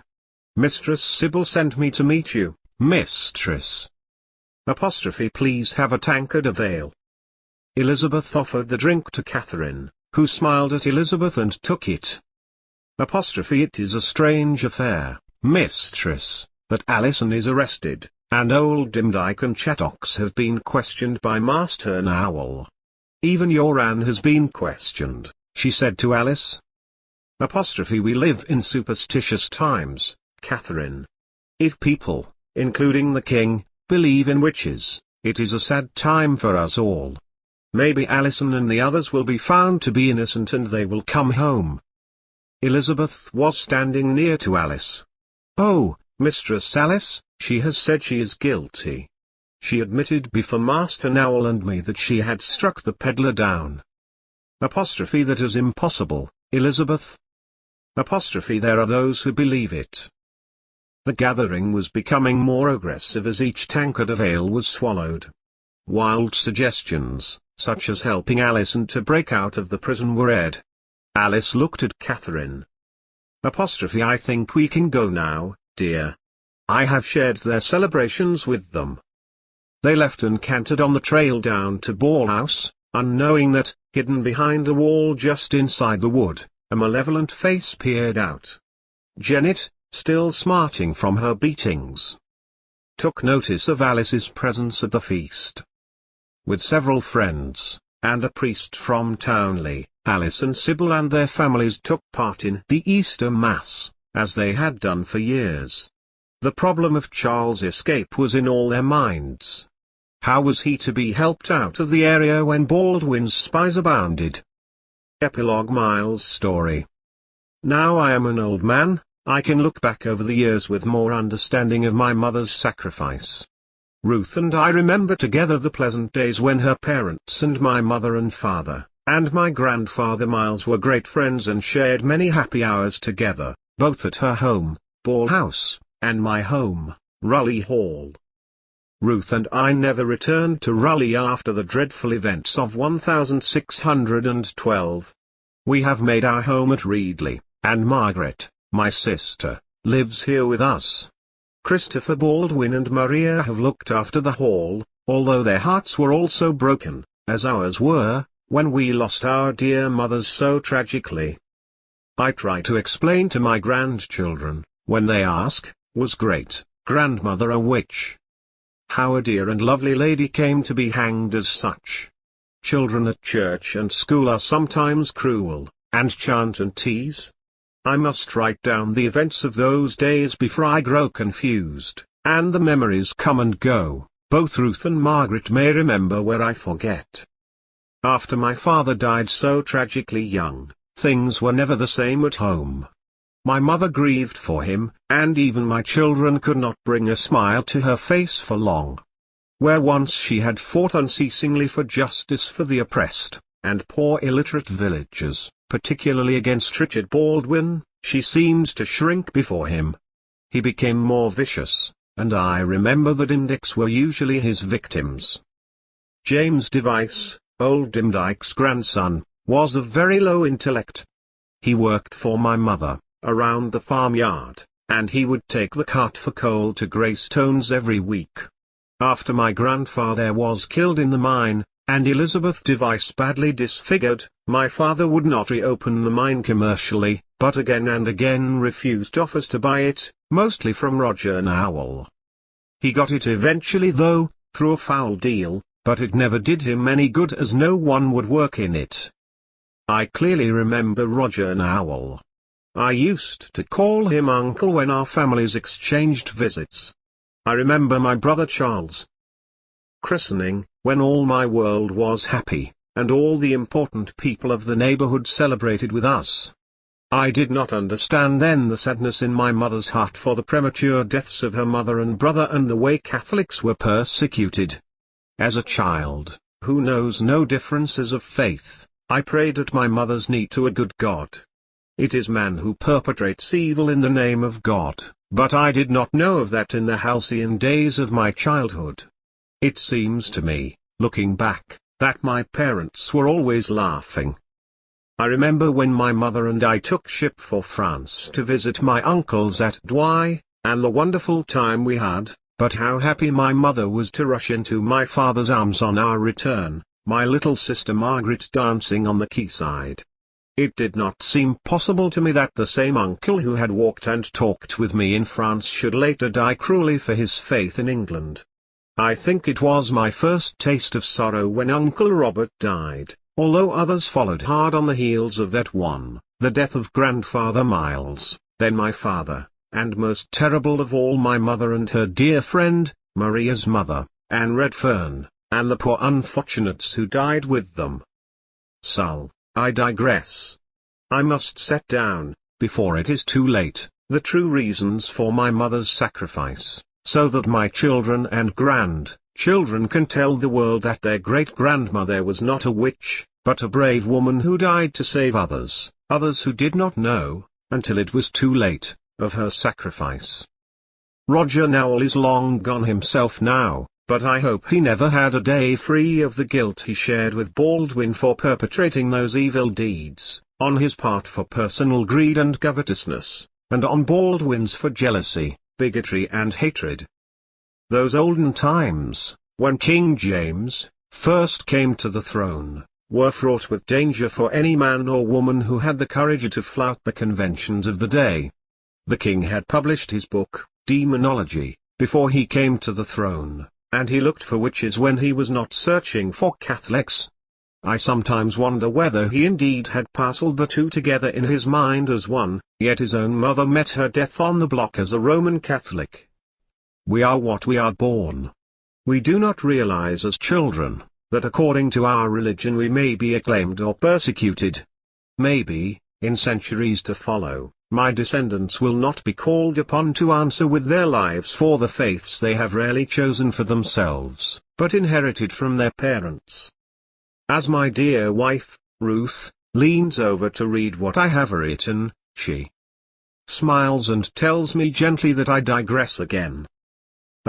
Set down what happened, Miles, to bear witness for your mother, she says.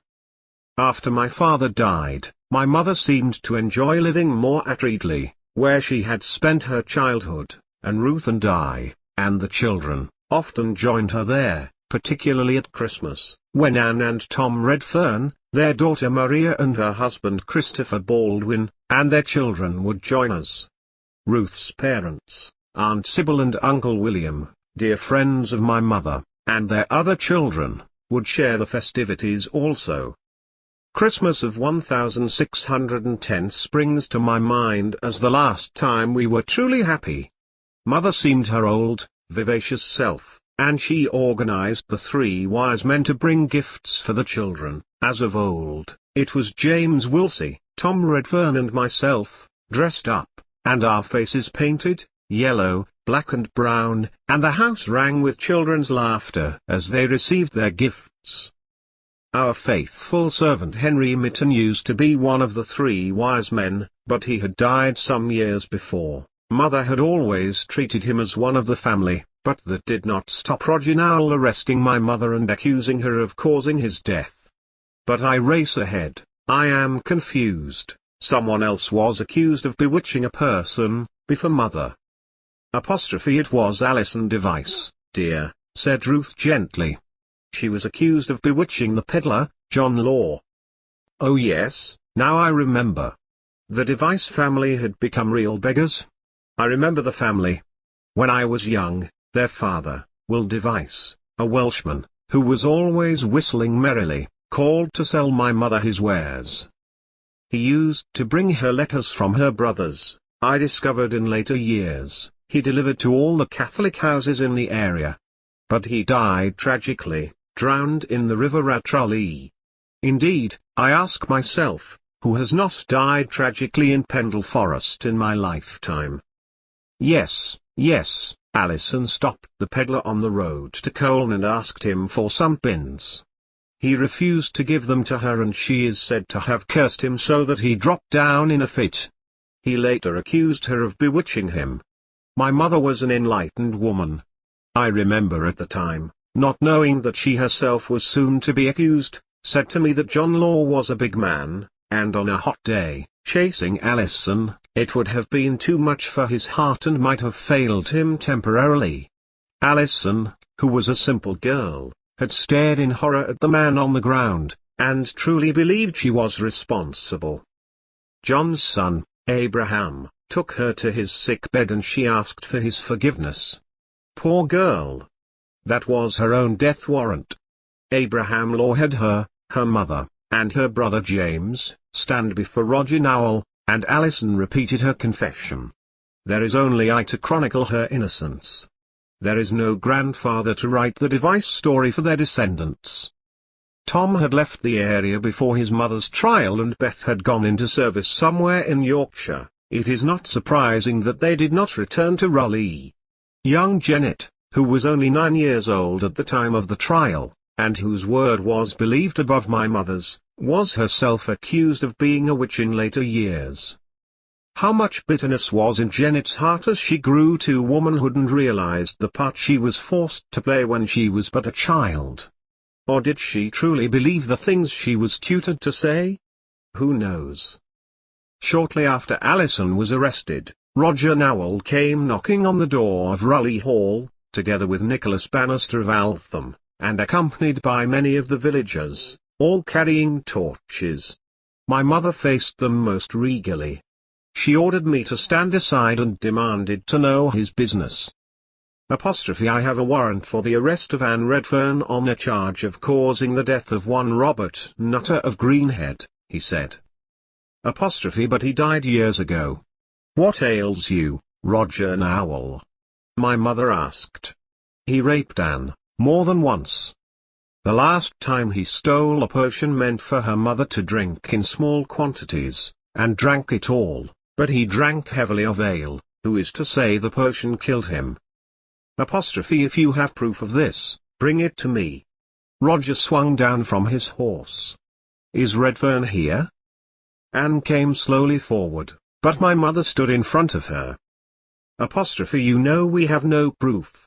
It was all settled with Robert's father at the time, between the families. My mother's voice rose and she wrung her hands. Robert's father is dead. Methinks she may have caused his death also. Roger's face was set and hard, Anne's a picture of bewilderment. This cannot be true, sir, she said. Who makes these charges against me?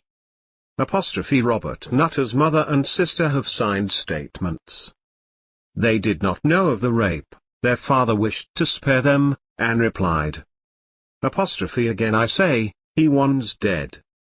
Dick and Miles dealt with the matter at the time, Alice pleaded. They were foolish then, as they too are gone and cannot give evidence. Redfern, you will join Alison Device and her mother at Lancaster, and your mother, the Chattocks, will accompany you. Oh no, not mother. She is ill, moonstruck. Anne struggled as 2 men grabbed her. Tom was pushing his way through the crowd towards his wife, but was felled by a blow from I know not who. Anne was dragged screaming to the cart. I held my mother tight. Maria was screaming hysterically and pleading for her mother. She rushed to Tom as he rose slowly to his feet, but the cart was moving now and the constables pushed him away.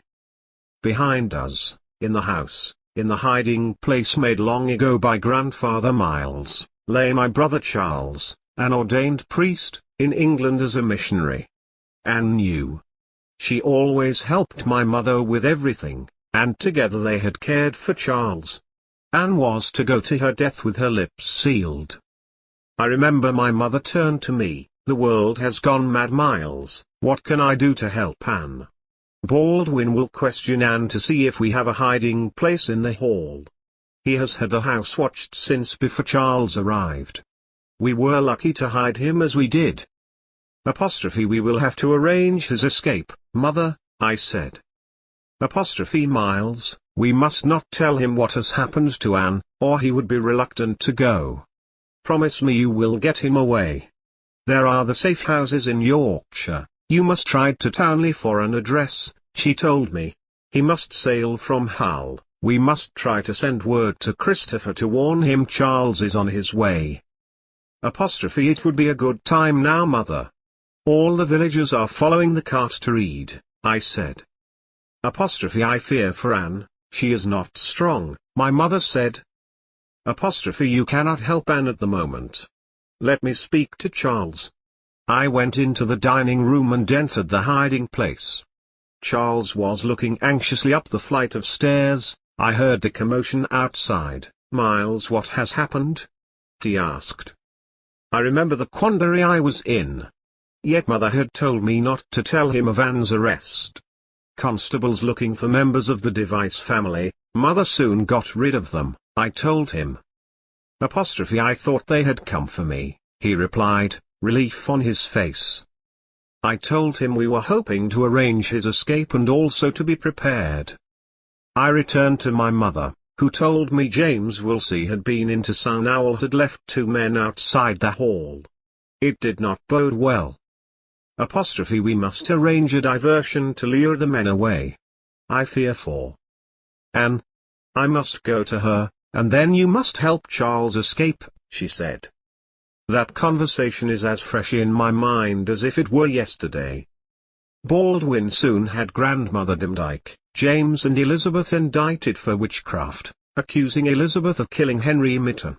My mother had tended Henry, but his heart gave out one hot day when he tried to hurry home to his cottage to avoid a thunderstorm. He begged my mother on his deathbed to find a priest to give him the last rites, and my mother had not let him down. She also arranged for his burial at Newch. The Dimdicks and Anne Redfern were taken by cart through the Trough of Bowland, and Tom Redfern followed them to Lancaster to try to arrange some comfort in their prison. As my mother rode through the village following Anne's arrest, she was shocked to hear villagers chanting, "Who killed Henry Mitten?" When Baldwin passed the hall one day, with Janet Device held in front of him on his horse, my heart lurched. What trickery is afoot, I wondered. I learned later that she was housed at Reed Hall and was clothed and fed in real style, Roger Nowell having received a directive from the Earl of Derby, informing him that further failure to act on information received would render him liable to question himself. Baldwin had done his groundwork well, and had sent a direct message to Derby. He knew that Christopher and Maria were living at Raleigh Hall and was beside himself with rage. He had never forgiven Christopher for marrying Maria Redfern. Accusations were coming thick and fast. William Bannister called to tell us of a meeting at Reed Hall when Richard Baldwin made his accusations of witchcraft, and Roger Nowell quoted from King James' book Demonology. William said it was as if Nowell were caught up in a web from which, unable to escape, he must become the ringleader. William asked my mother if she had been at a feast at Malkin Tower on Good Friday. I called on my way to your house, William, to ask about Alison, and if they knew how she fared in Lancaster. I offered them money. Catherine Hewitt came to meet me, and we rode to your house together, after we had drunk a measure of ale with the family and their friends, just to be friendly. Oh no, Alice, not you and Catherine? I still hear his cry in my dreams. All those at Malkin Tower on Good Friday are to be indicted for witchcraft. Rubbish, William, I merely took ale with them to be friendly. Then we made our way to you. Alice, young Janet has said those who were there were taking part in a witch's coven. Now, besides the Devices, who else was there? Think carefully. Well, I remember the Bulcocks were there, Janet's own foster mother. I vividly remember my mother saying, and a few I did not know. They were all discussing Alison's imprisonment, but Catherine and I did not stay long. She had come to meet me as Sybil was busy preparing the food, as you know. Alice, the feeling was high at that meeting. They are determined to prove Anne killed Robert Nutter and that Alison maimed the peddler. Also, Richard Baldwin accuses Elizabeth of killing his daughter by witchcraft. Roger Nowell must listen to all this and act on it. I smelt hysteria. The child Janet is being schooled from the demonology, and says her mother and grandmother are witches. I suspect Nowell seeks for notoriety in this, and also perhaps financial recompense. King James gives rewards for witch catchers, you know, and people burn in Scotland. Beware of false accusations, Alice. Baldwin has always hated the Nutters, as well you know. If he realizes there is a chance of charging you, he will take it. William stared hard at Alice. Charge me? With what? It's utter nonsense, William. You know it. I know, dear, we all know. We also know that Anne did not kill Robert Nutter of Greenhead, but she is in prison and charged. We know that Alison did not maim the peddler. She also is in prison and charged. Face facts, flee while you can. Take Charles and go with him to France. Oh, William, if I did that it would seem I was afraid of being found guilty. Oh, how I wish Dick were here. It would not have happened if Dick were here. My mother's voice broke. We know that also, Alice, but he isn't here, and Baldwin is out to destroy you. I have an idea, said my mother, her dark eyes suddenly gleaming. I can help Charles to leave through this. I can create a diversion. I must go. Give my love to Sybil and tell her I will send Miles and Ruth and the children to her soon. Shaking his head, Uncle William left the house. Calling for his horse, he rode along the track in the direction of Ball House. He passed Malkin Tower. It was deserted. He later told me that it was the first time in his life he saw no smoke curling from the chimney. He had felt a foreboding of doom and urged his horse forwards towards the warmth of his own fireside where Sybil waited. That night my mother called me to her room. Placing her arms around me, she said, I want you, Ruth and the children to go to Ball House tomorrow, Miles. You will be safer there, just in case I have to answer any questions about my presence at Malkin Tower on Good Friday. I cannot leave you, Mother, I said. You will. What good will you do here? I will ride with you to allay suspicion. Christopher and Maria, who do not know of Charles's presence in the secret room, can stay here after you have helped him escape. If I am asked to go before Roger Nowell, Baldwin will have to be there as our church warden. She smiled reflectively. I think I may turn this situation to our advantage. You will be able to help Charles to escape. Mother, I said, you play with fire. Nonsense, her reply rings in my ears. I am rich. I can pay for my release. After all, I have done nothing and they cannot prove anything against me. My mind is made up. I shall, in fact, go to see Roger Nowell first, and demand Baldwin's presence. Then you must seize the chance to move Charles. The townies will have an address of a safe house where Charles can be taken. Give him money and take money yourself to pay for my defense, if necessary, against Nowell. We must help Charles to make his escape. He cannot stay in that room much longer. I am unable to let fresh air in and the cesspipe is becoming blocked. I dare not be seen attending to anything in the yard. I remember feeling anger against my brother, whom I had always thought had chosen an easy life as a priest, rather than a hard one as a farmer. Then I remembered how my uncles had died so cruelly, and so young. I did not want that fate for Charles, but I wished he had not put us all at risk. The following morning my mother was up very early. Rousing us we made haste. James Wilsey saddled our horses, and Ruth and I, with the children and my mother, rode out of Raleigh together. We passed Malkin Tower, now desolate, a few hens still picking round the empty doorway, and avoiding the track to Whitemore, we descended Slipper Hill. Towards the bottom, by a stream, my mother reined in her horse. When I think of my mother, that is how I remember her.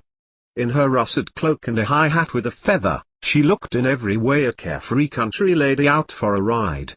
The big black horse pawed there ground and shook his head.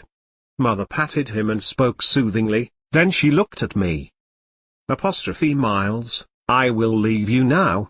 When you have seen Ruth and the children settled, you must return to Raleigh and tell Charles to prepare to leave.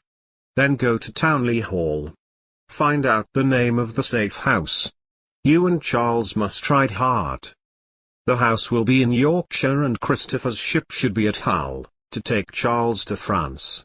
Not a word of Anne's plight to Charles or Christopher, remember? Mother, I do not want you to ride to Reed Hall alone, I said. I must. I intend to demand an explanation from Roger Nowell. I will tell him I was at Malkint Hour, and ask what of it. Be careful, dear. My heart was full of foreboding. She leaned down and kissed my cheek. When you return, I am sure Anne and I will be back at Raleigh and all this anxiety will be a memory, a great mistake. We will have a feast, and, urging her horse forward, she was off, back up Slipper Hill, the trees merging in behind her until I saw her no more. So I said goodbye to my mother, not realizing I would never see her again under normal circumstances, and I remember her on her black horse, her hair streaked with grey, yet her face young and bright, her cheeks rosy and her eyes flashing as she planned her diversion for Charles. I rode to Townley Hall later that day and learned an address. I returned to Raleigh where Christopher was in the yard, much agitated. My father has been here asking for your mother, he said. In what connection? I asked. He did not say. He just looked grim. I fear for his sanity. I heard him say he would ride to Reed for a warrant. What does this mean, Miles? Christopher, take Maria and the children to Ball House. Aunt Sybil expects you. Tomorrow I will come and explain everything. You must stay for a few days. Then it is my mother's wish that if she is delayed, you and Maria will take care of this house for her. Looking bewildered, Christopher went into the house and shortly afterwards, he, Maria and the children, all mounted on ponies, left for the short journey to Ball House. I will return and see to the animals tonight, Miles, if you are unable to attend to them, he said, waving. Thank you, Christopher, I responded gratefully, knowing not what was in store for me. James was in the yard. I have the horses ready, Master Miles. I am going with you. James, our rock and help, he had never let us down. He had helped my mother and father in all their past adventures with her brothers. He was aging now, but his devotion was unquestionable. What of my mother, James? I asked. He gripped my arm gently. She has gone to Reed. Do not let her down by following her. We have to help Charles now. We will wait until daylight gate before we make our move. I have brought Tom Moore from Reedley to help with their stock. The servants at Reedley are not involved in this travesty of witch hunting which prevails here. There was hardly a soul stirring later, when we opened the gate of the hall and turned left towards the Gisborne Road.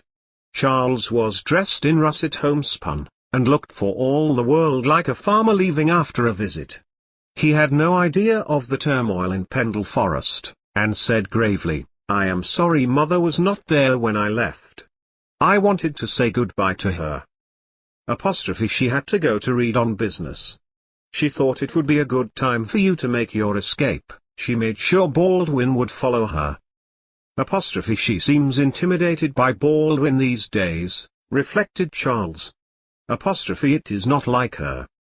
Mother is losing her confidence, she misses father, and seems to have no anchor now, I replied. She will be happy to know you are safely away, Baldwin was always looking for trouble, even when father and grandfather were alive, I remember, Charles said. She will stand up to Baldwin when she knows you are safe, I told him. I did not like putting you at risk, Miles, you do know that? I know, and we smiled at one another, as in the old days. We stayed at the address I had been given at Townley, and having memorized another address, we left the following morning, again in possession of a safe address for the next night. We eventually arrived in Hull 3 days later. On the waterfront we immediately saw Christopher's ship, the Black Falcon. Charles raised his hat and whooped for joy. I had to be merry with these brothers of mine, who had no idea of the peril our mother faced. Christopher talked eagerly of Christmas, and his return to Raleigh. I had promised my mother I would remain silent, and I know now, that in any case, any other course of action on our part could not have prevented the inexorable movements of the law of those times, and could well have caused Charles to be captured, and Christopher and I to have become accomplices in shielding a priest, so making mother's sacrifice a vain one. We saw Charles and Christopher safely away the following day, watching as the sails unfurled and the ship slipped anchor, seabirds screeching overhead. Come now, my lad, said James, there is work to be done on your mother's behalf at Raleigh. We hurried back, only staying 2 nights but changing the horses several times. Worn and tired we rode to Ball House. Sybil and William had received no word from my mother, who had apparently not returned to Raleigh. She was held at Reed for questioning, so they had been told. William said there were many men at Reed. The Shuttleworths, Aston, and their retainers, and Richard Baldwin. Nowell was holding a magistrate's court. William would not allow me to ride to Reed straight away. You must rest, he said. Your duty is to Ruth and the children. Your mother has chosen the path she walks, and she wanted you and Charles to be safe. Do not jeopardize your safety now. I must go when I have rested. Of course you must. I will go with you, said William. Your mother was sure of Roger's honesty, but I am not. He seeks notoriety and power. But Charles is salved, so do not place yourself in danger now, Miles. I remember Ruth holding me in her arms as I cried like a baby. Where was my mother? What were they doing to her? The following morning Sybil took my hand and I looked at her kindly familiar face, my mother's best friend. Whatever happens, remember this, Miles, your mother has never been completely happy since your father died. She will martyr herself for her children, if need be. The next day, Christopher Baldwin rode in from checking stock at Raleigh. His face was streaked with dirt and sweat. I came immediately, Miles. Your mother has been committed for trial at Lancaster. My father sought me out to tell me. He says she will hang. What for? Oh, why has my father so much hatred in him?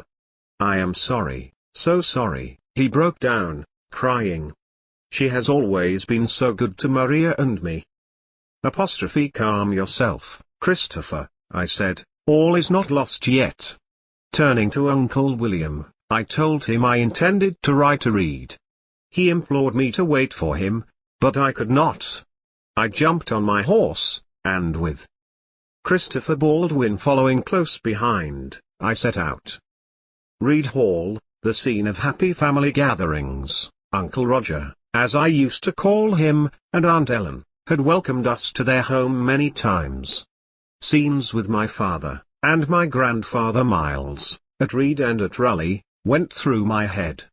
Roger Nowell quaffing my grandfather's best Bordeaux wine, Roger Nowell with his little son at his heels, smiling as he carried the rocking horse my father had made, out to the carriage. What had happened? What had gone wrong? It seemed to me that it had all started after my grandfather's death. The Nowells were never so friendly afterwards, although poor Ellen was ever my mother's friend. But she died young, and Roger became sullen and unsociable. I remembered my father, returning from a visit to the Townleys, pacing up and down in the parlour, saying over and over, "He shall not have the Greystone land," and my mother trying to placate him. All these thoughts passed through my mind as I rode the familiar trail from Raleigh to Reed, not knowing what I would find at the end of it. Christopher rode silently beside me, full of despair because of his father's part in all this. I jumped down from my horse outside Redhall, tied it to a ring, and banged on the door. As it was opened, I strode in, pushing the servant to one side. Roger Nowell came slowly into the hallway, a glass of wine in his hand, his face red and bloated. He stared at me through bleary, red-rimmed eyes. "The nutter whelp, I see. And what brings you here?" "I wish to see my mother." "You have left it a few days. What reason do you have for not coming before?" "I expected my mother to return. I have duties to the farm, my wife and children," I replied, following him into a large parlour. "Oh? I have been informed you were not in Raleigh during the past few days. In fact, I have it on good information that you were indeed in Yorkshire," and he swayed slightly, as he turned towards me. "Why do you spy on me, sir? It is not against the law to travel to Yorkshire, and I had business there." "And was your business satisfactorily concluded?" he asked sternly. "Indeed it was, sir." "It seems the business was more important than your mother," he stated. "It was on my mother's business," I replied. "What, may I ask?" "You may ask, sir, but I refuse to tell you. It was a private matter." "Surely we are still allowed a private matter? Or am I to be accused of some ridiculous offence also?" "Witchcraft is not considered to be a ridiculous offence, young man, but a blot on civilization. King James has ordered that it be stamped out, and he says witches must not go free." "My mother is not a witch, sir, and you know it," I retorted angrily. Roger Nowell drained his glass. His hands trembled, he was ill at ease. Striding towards a long rope he pulled it. A servant ran into the room. "Fetch more wine, and be quick about it." He gave the fellow a kick, and turned to me. I stared at him. Kicking his servants? What has happened to the gentleman I once knew? Roger turned to me. "I only know what I have been told. I have been instructed by the Earl of Derby to act on information given. The evidence was not only heard by me but by 3 other magistrates. Your mother attended a witches' coven on Good Friday. Elizabeth Device says your mother was responsible for causing Henry Mitton's death." My mother helped Henry. He was our servant and our friend, all his life." "Elizabeth must have been made to say those things," I screamed out. The servant returned with wine and Roger drank deeply. "He was not sober?" "So, now you accuse me of torture?" he said. "Why else would Elizabeth confess to such things? My mother was her friend also," I replied. "I wish to see my mother now." "You may, she is being well treated." "I should think so. I wish her to have the best defense. I can pay for the best." "There is no defense, that is the law. Witchcraft is proved, and the facts are to be heard before Judge Eltham at Lancaster Assizes." "No defense?" I was struck with horror, and could only stare like one mesmerized. He rang the bell again and ordered the servant to take me to see Mistress Nutter. I was led into a dressing room where my mother sat, pale and composed. She stood up and came to me. I took her hands in mine. "Miles, dear son, I am charged with killing Henry Mitton, and with consorting with witches at Malkint Hour, and, aside, did Charles escape?" I nodded, and putting her hands to her face, She wept, and I knew they were tears of joy. Miles, I am innocent, as you know, and it is only a matter of time before I come home, she said. Do not look so shattered, dear, we will have a family gathering at Christmas, and she smiled. I was, however, near demented, and I demanded to see Noel again. The servant refused and went to show me the door. I pushed past him.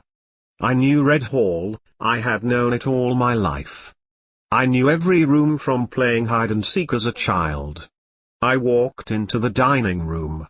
Roger Nowell sat at a large table. I thought how bloated he looked. He was breathing heavily as he tried to drag his heavy body to his feet. I have said all I have to say to you. Do not force your way in here again, you whelp. Your mother is a prisoner and goes to Lancaster tomorrow. Take care you do not accompany her, in chains. My father and my grandfather would kill you for this, Nowell, I gasped as two of his servants gripped my arms. They are dead, and you, young sir, are the only one left. A fine set of sons Dick Nutter left, a farmer, a priest, and a seafaring man. Not much use to their mother now. I have evidence of your mother's other interests in Raleigh. You would do well to hold your tongue. I demand to accompany my mother to Lancaster, and I ask that she may ride her own horse. She is not found guilty yet, she is not a felon. We ride tomorrow at dawn. She may ride her own horse. It pains me to send her for trial, young sir. We were friends in the past, but I have no alternative. I am pressed by others. Now leave. I stumbled out and made for the stab. Christopher saw me and came quickly towards me. What is happening, Miles? Mother goes to Lancaster tomorrow to be tried as a witch. Oh, no. What has my father done? Christopher looked ashen. I pulled myself together. Gripping Christopher's hands in mine, I looked him in the face. Here was my childhood friend. We had always been close. His wife, Maria, was like another sister to me. Maria. I thought of Maria. Her mother was also at Lancaster. I knew I must reassure Christopher of my feelings for him. My mother would not want any blame to be attached to him. After all, no words had passed between him and his father since he married Maria and his father had disinherited him. Christopher, go home now, to Raleigh. Look after the hall and farm for us. You must. I have to go to Lancaster with Mother. Pledge me your word you will do that for me, and tell Ruth what is happening. I will. I make you my solemn promise. I will look after the hall and farm. We shook hands, and he left. I informed the ostler my mother needed her horse for the following day. He had a shifty look. I think your mother's horse has gone to pay for her keep. I took his neck in my hands. I will kill you with my bare hands unless you bring the horse to me. I let him go and he fell to the floor. Rising, and casting a terrified glance in my direction he rushed away. It seemed hours, maybe it was not, before he returned, leading the horse. The master says you are to have him for your mother. I told you so. I had to ask, sir. You thought to sell it yourself, you common cur, I said, giving him a hard kick. I felt the horse all over. He nuzzled me familiarly and I buried my head in his mane. I lay down beside the horse and slept, exhausted. The following day I rose and immediately went in search of my mother. I found her pale and composed. I bent to kiss her. She whispered, "Be of good faith, Miles, do not despair. I am prepared for whatever is to come. I am innocent as you know, and I can only pray that justice will prevail, although as we both know, that is not always the case in these desperate times." She turned to take the hand held out to help her onto her horse. A crowd of villagers, Many of them from Raleigh, Goldshore Booth and other surrounding areas, stood silently as the cavalcade passed by. These were mainly illiterate peasants who did not understand what was happening. They were ignorant and willing to believe whatever stories they were told. Most of them were too young to remember the true faith. The stories of papists mingled with the stories of witchcraft until they seemed as one. We passed through Whalley and rode on towards the Trough of Bowland, the scene of many happy hours for me when my father took me and my brothers fishing in the old days. As we passed the gates of Broughsham Hall, I knew my mother would be remembering, as I was, the happy times we had spent there when the Nutters were welcomed with the Nowells, Arstons and Townleys on feast days, and so on we rode. When at last, after 2 overnight stays when my mother and I shared those last precious hours together, we arrived at the castle in Lancaster. We were met by Thomas Covell, the keeper. He was a powerful man, grown rich on the payments made to him by families prepared to pay for better treatment for their relatives. I knew I would have to approach him on mother's behalf. I was going to ask for and to be with my mother. Surely they would allow this? The preliminaries over, I approached Covell. He agreed to house mother comfortably. I also mentioned the other unfortunates from Pendle. The devices in particular.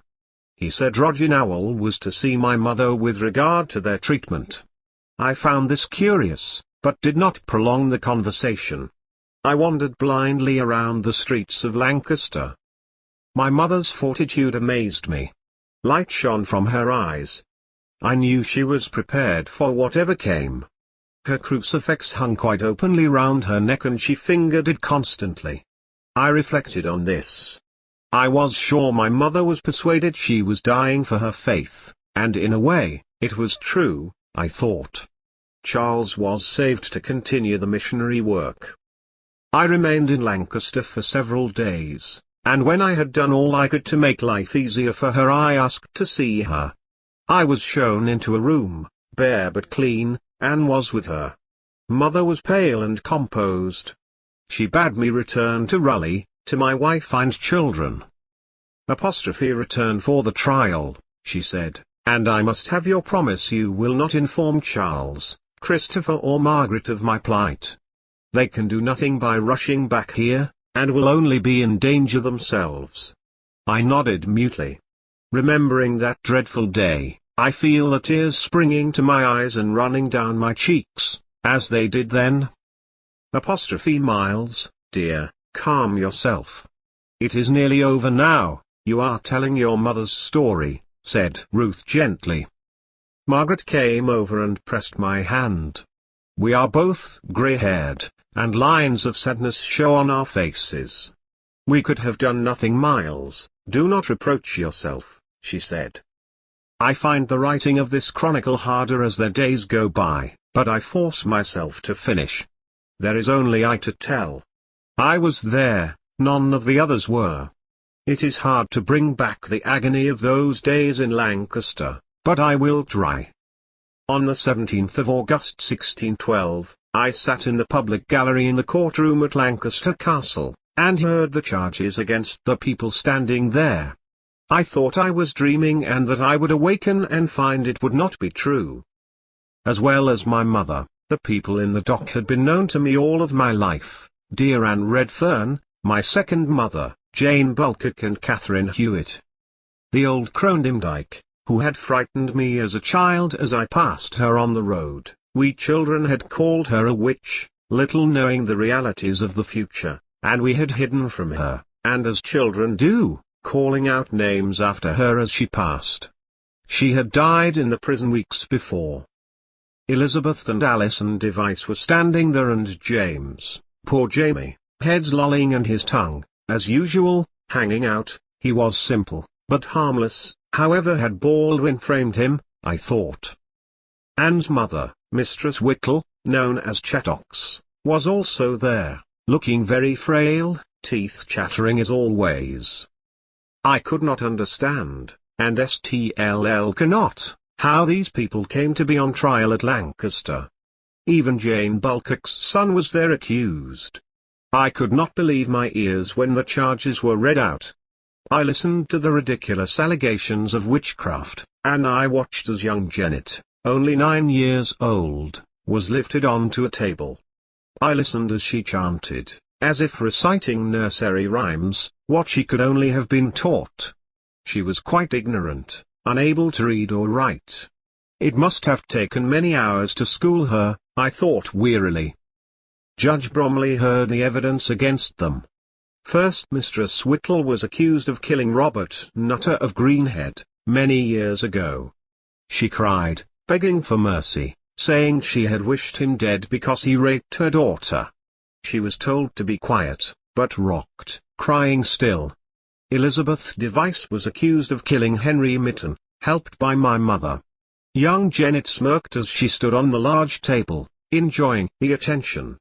She cannot have known all what she was doing, it was all a game to her. Elizabeth started to shriek and scream at her daughter and was led away. Poor James. He was accused of killing Mistress Anne Townley, of Carr Hall. This was news to me. I remember Mistress Townley died young. Roger Nowell must have worked hard to find the names of those who had died young in Pendle Forest in the last 20 years. I listened as James was accused of causing the deaths of John and Blaise Hargreaves, whom I vaguely remembered. There had been no suspicion attached to any of these deaths at the time, I knew. A great many people died young, and still do, I thought. Indeed, my poor father had died young. There was disease aplenty in the district, and poverty which bred disease, and none were immortal. I watched Anne as she was accused of killing Robert Nutter of Greenhead. She cried, saying he stole her mother's potion and drank it, and that he raped her. She was ordered to be silent. Then my mother was brought to the front. Her whole demeanor haughty and her face unflinching, as she replied, not guilty to the charges against her. I looked round wildly for some sign of defense for her. There was none. I stood up and demanded justice. They are all innocent, I cried. My mother turned her face towards me, and smiled, but I felt strong arms grip me and I was marched out of the courtroom. I must have fallen in a faint, as I remember someone leaning over me, wiping my brow and holding a cup of water to my lips. I tried to re-enter the castle, but the crowd was surging out, in a vast, sweaty, ugly pack. Words such as, "When will they hang?" met my ears. I fought my way through the crowd to the house of Thomas Covell. Giving my name at the door, I was shown into a large room where I had previously arranged my mother's comfort when she was first brought to Lancaster. "What can I do for you now, sir?" asked the portly, red-faced man. "I could not stay in the courtroom, sir. What has happened? What is the verdict?" "Master Nutter, I am sorry to be the one to inform you that your mother has been found guilty and is sentenced to death by hanging." I must have swooned again. I recovered consciousness to find myself lying on a bench. Thomas Covell was holding a glass of water to my lips. "Guilty? But how, why?" I whispered. "She is not guilty of anything." "She has been found guilty of witchcraft," he said. "You know it isn't true," I said weakly. "I do not make the laws of the land, sir, and I do not enforce them. I merely look after those who have fallen foul of the law, and I have seen to the comfort of your mother and her friends." My mother is not a witch," I screamed. Calm yourself, sir. You do your mother no good by acting in a hysterical manner. Take my advice, keep calm, or you yourself may be indicted for some offense. I lay back and allowed him to place the glass to my lips again. Young man, have you a family? Then take my advice. Go home, see to your family. You can do nothing for your mother. She has told me she is prepared to die. Do not cause her distress by placing yourself in danger. These are difficult times. There is fear of the unknown, of the Spanish, of Catholics, of everything, and your mother is a victim. She is not on her own. People die all the time for their beliefs, for their faith, whilst shielding others. She believes in God. She believes she will be reunited with your father. Let it be, young man, go home. I realized the truth of his words. Thank you, sir. You have been good to my mother and to the others. I have made sure they have been dry and warm and that they have been well fed. Roger Nowell ordered things so. Why should he trouble himself? He brought the charges. He could have stopped the case. I said bitterly. He could not, Covell replied. He was pressed by the Earl of Derby, who believes his own father died by witchcraft. If such a man believes, what chance have we? Roger Nowell could have saved my mother, I said bleakly. I doubt it. Hasn't your mother had brothers executed as priests? She has, but what fault is that of hers? Maybe it is thought she harbors Catholics. She was charged with witchcraft, not with harboring priests. Cole looked at me sadly. Maybe there is no proof that she harbored priests, but that it is known she has done so in the past. What are you suggesting, sir? I asked. That there are reasons.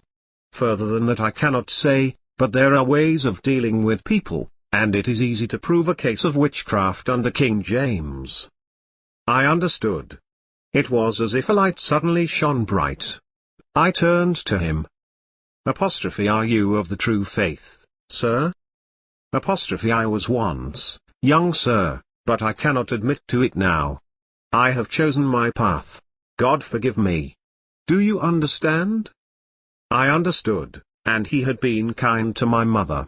I thanked him. Now, we will visit your mother, and you may say farewell. I followed him, again a long walk. Down a long passage, a flight of stairs.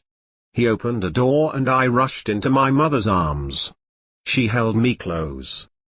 Mother, how can you bear what is to be? I cried. Miles dear, I do not have to bear the drawing and quartering such as my brothers bore. I feel in my heart I die for the cause also. After all, Mary, Queen of Scots, in another way, was beheaded, for the cause. Do not be sad. I will be with your father Miles. I have not enjoyed life since he was taken from me. Although I love my children and grandchildren. I did not choose this end, it was chosen for me. I accept it. You must also take care of Ruth and the children. Take them to Reedley, away from wagging tongues. Christopher and Maria will stay at the hall and care for it until a better time. Yes, mother, Christopher has always loved the hall, but it will hold sad memories for him also, and for Maria, I replied. Christopher will want to stay, Miles, to stand up to his father on his own ground. Let him take up the tenancy, Miles. The mine, mother. Shall I sell the mine to Christopher? There was a pause, a long silence. My mother looked at me, and I returned her gaze. A premonition came to me. What of the mine, mother? I have sold it to Roger Nowell. How could you? When? When was the deed executed? Oh, Roger saw to the matter. I assure you. He had an attorney in the prison before I could turn around. Suddenly it did not seem to matter, Miles. He promised better treatment for us all. He kept the promise. All these months my friends from Pendle have received good treatment also. Indeed, Thomas Covell is not a bad man. Let Roger have the mine, I thought, much good may it do him. I will not discuss it further, Miles. Now, how is the child Elizabeth had to Sellers? Sellers has taken him to his home. He is well cared for, I replied. What of Janet? She asked. She can starve, I said grimly. No, Miles, do not let her starve. She is a child. She knows not what she has done. She was but an instrument. Promise me you will not let her starve.